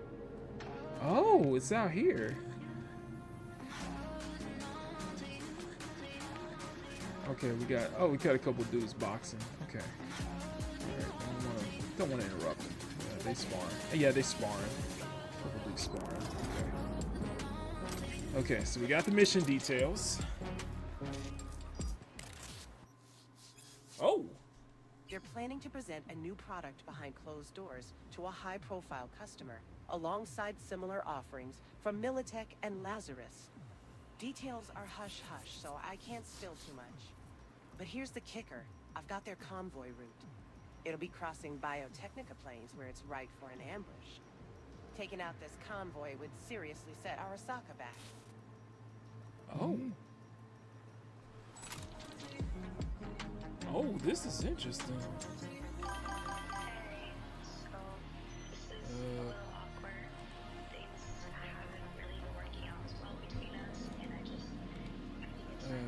This would be great if I could actually move my character, but it seems like I can't. I think I've frozen it. I think. Oh shit! I think it froze it. Yeah, I can't start. Oh shit. Well, this is kind of awkward.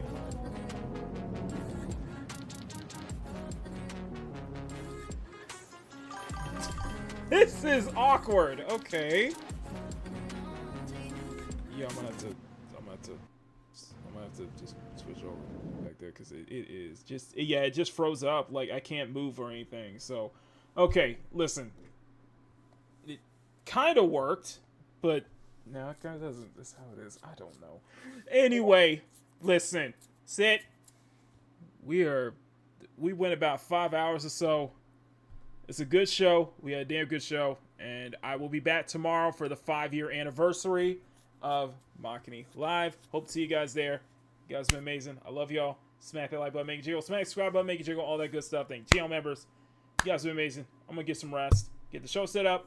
I'll see you guys tomorrow. Makini, now you are Sermon Illustrator. Thanks for hanging out. Peak Gaming. Stay cute, sexy, fun. Take care, much love. All that good stuff. Blah, blah, blah. Never stop drawing. Game over. Good night. I'm out. Peace. You have reached the end of this journey. Fear not. We hope to see each other once again. Thank you for playing in our world. And now it's time to return you back to your world. Thank you for tuning in to Peak Gaming. And until next time, game over.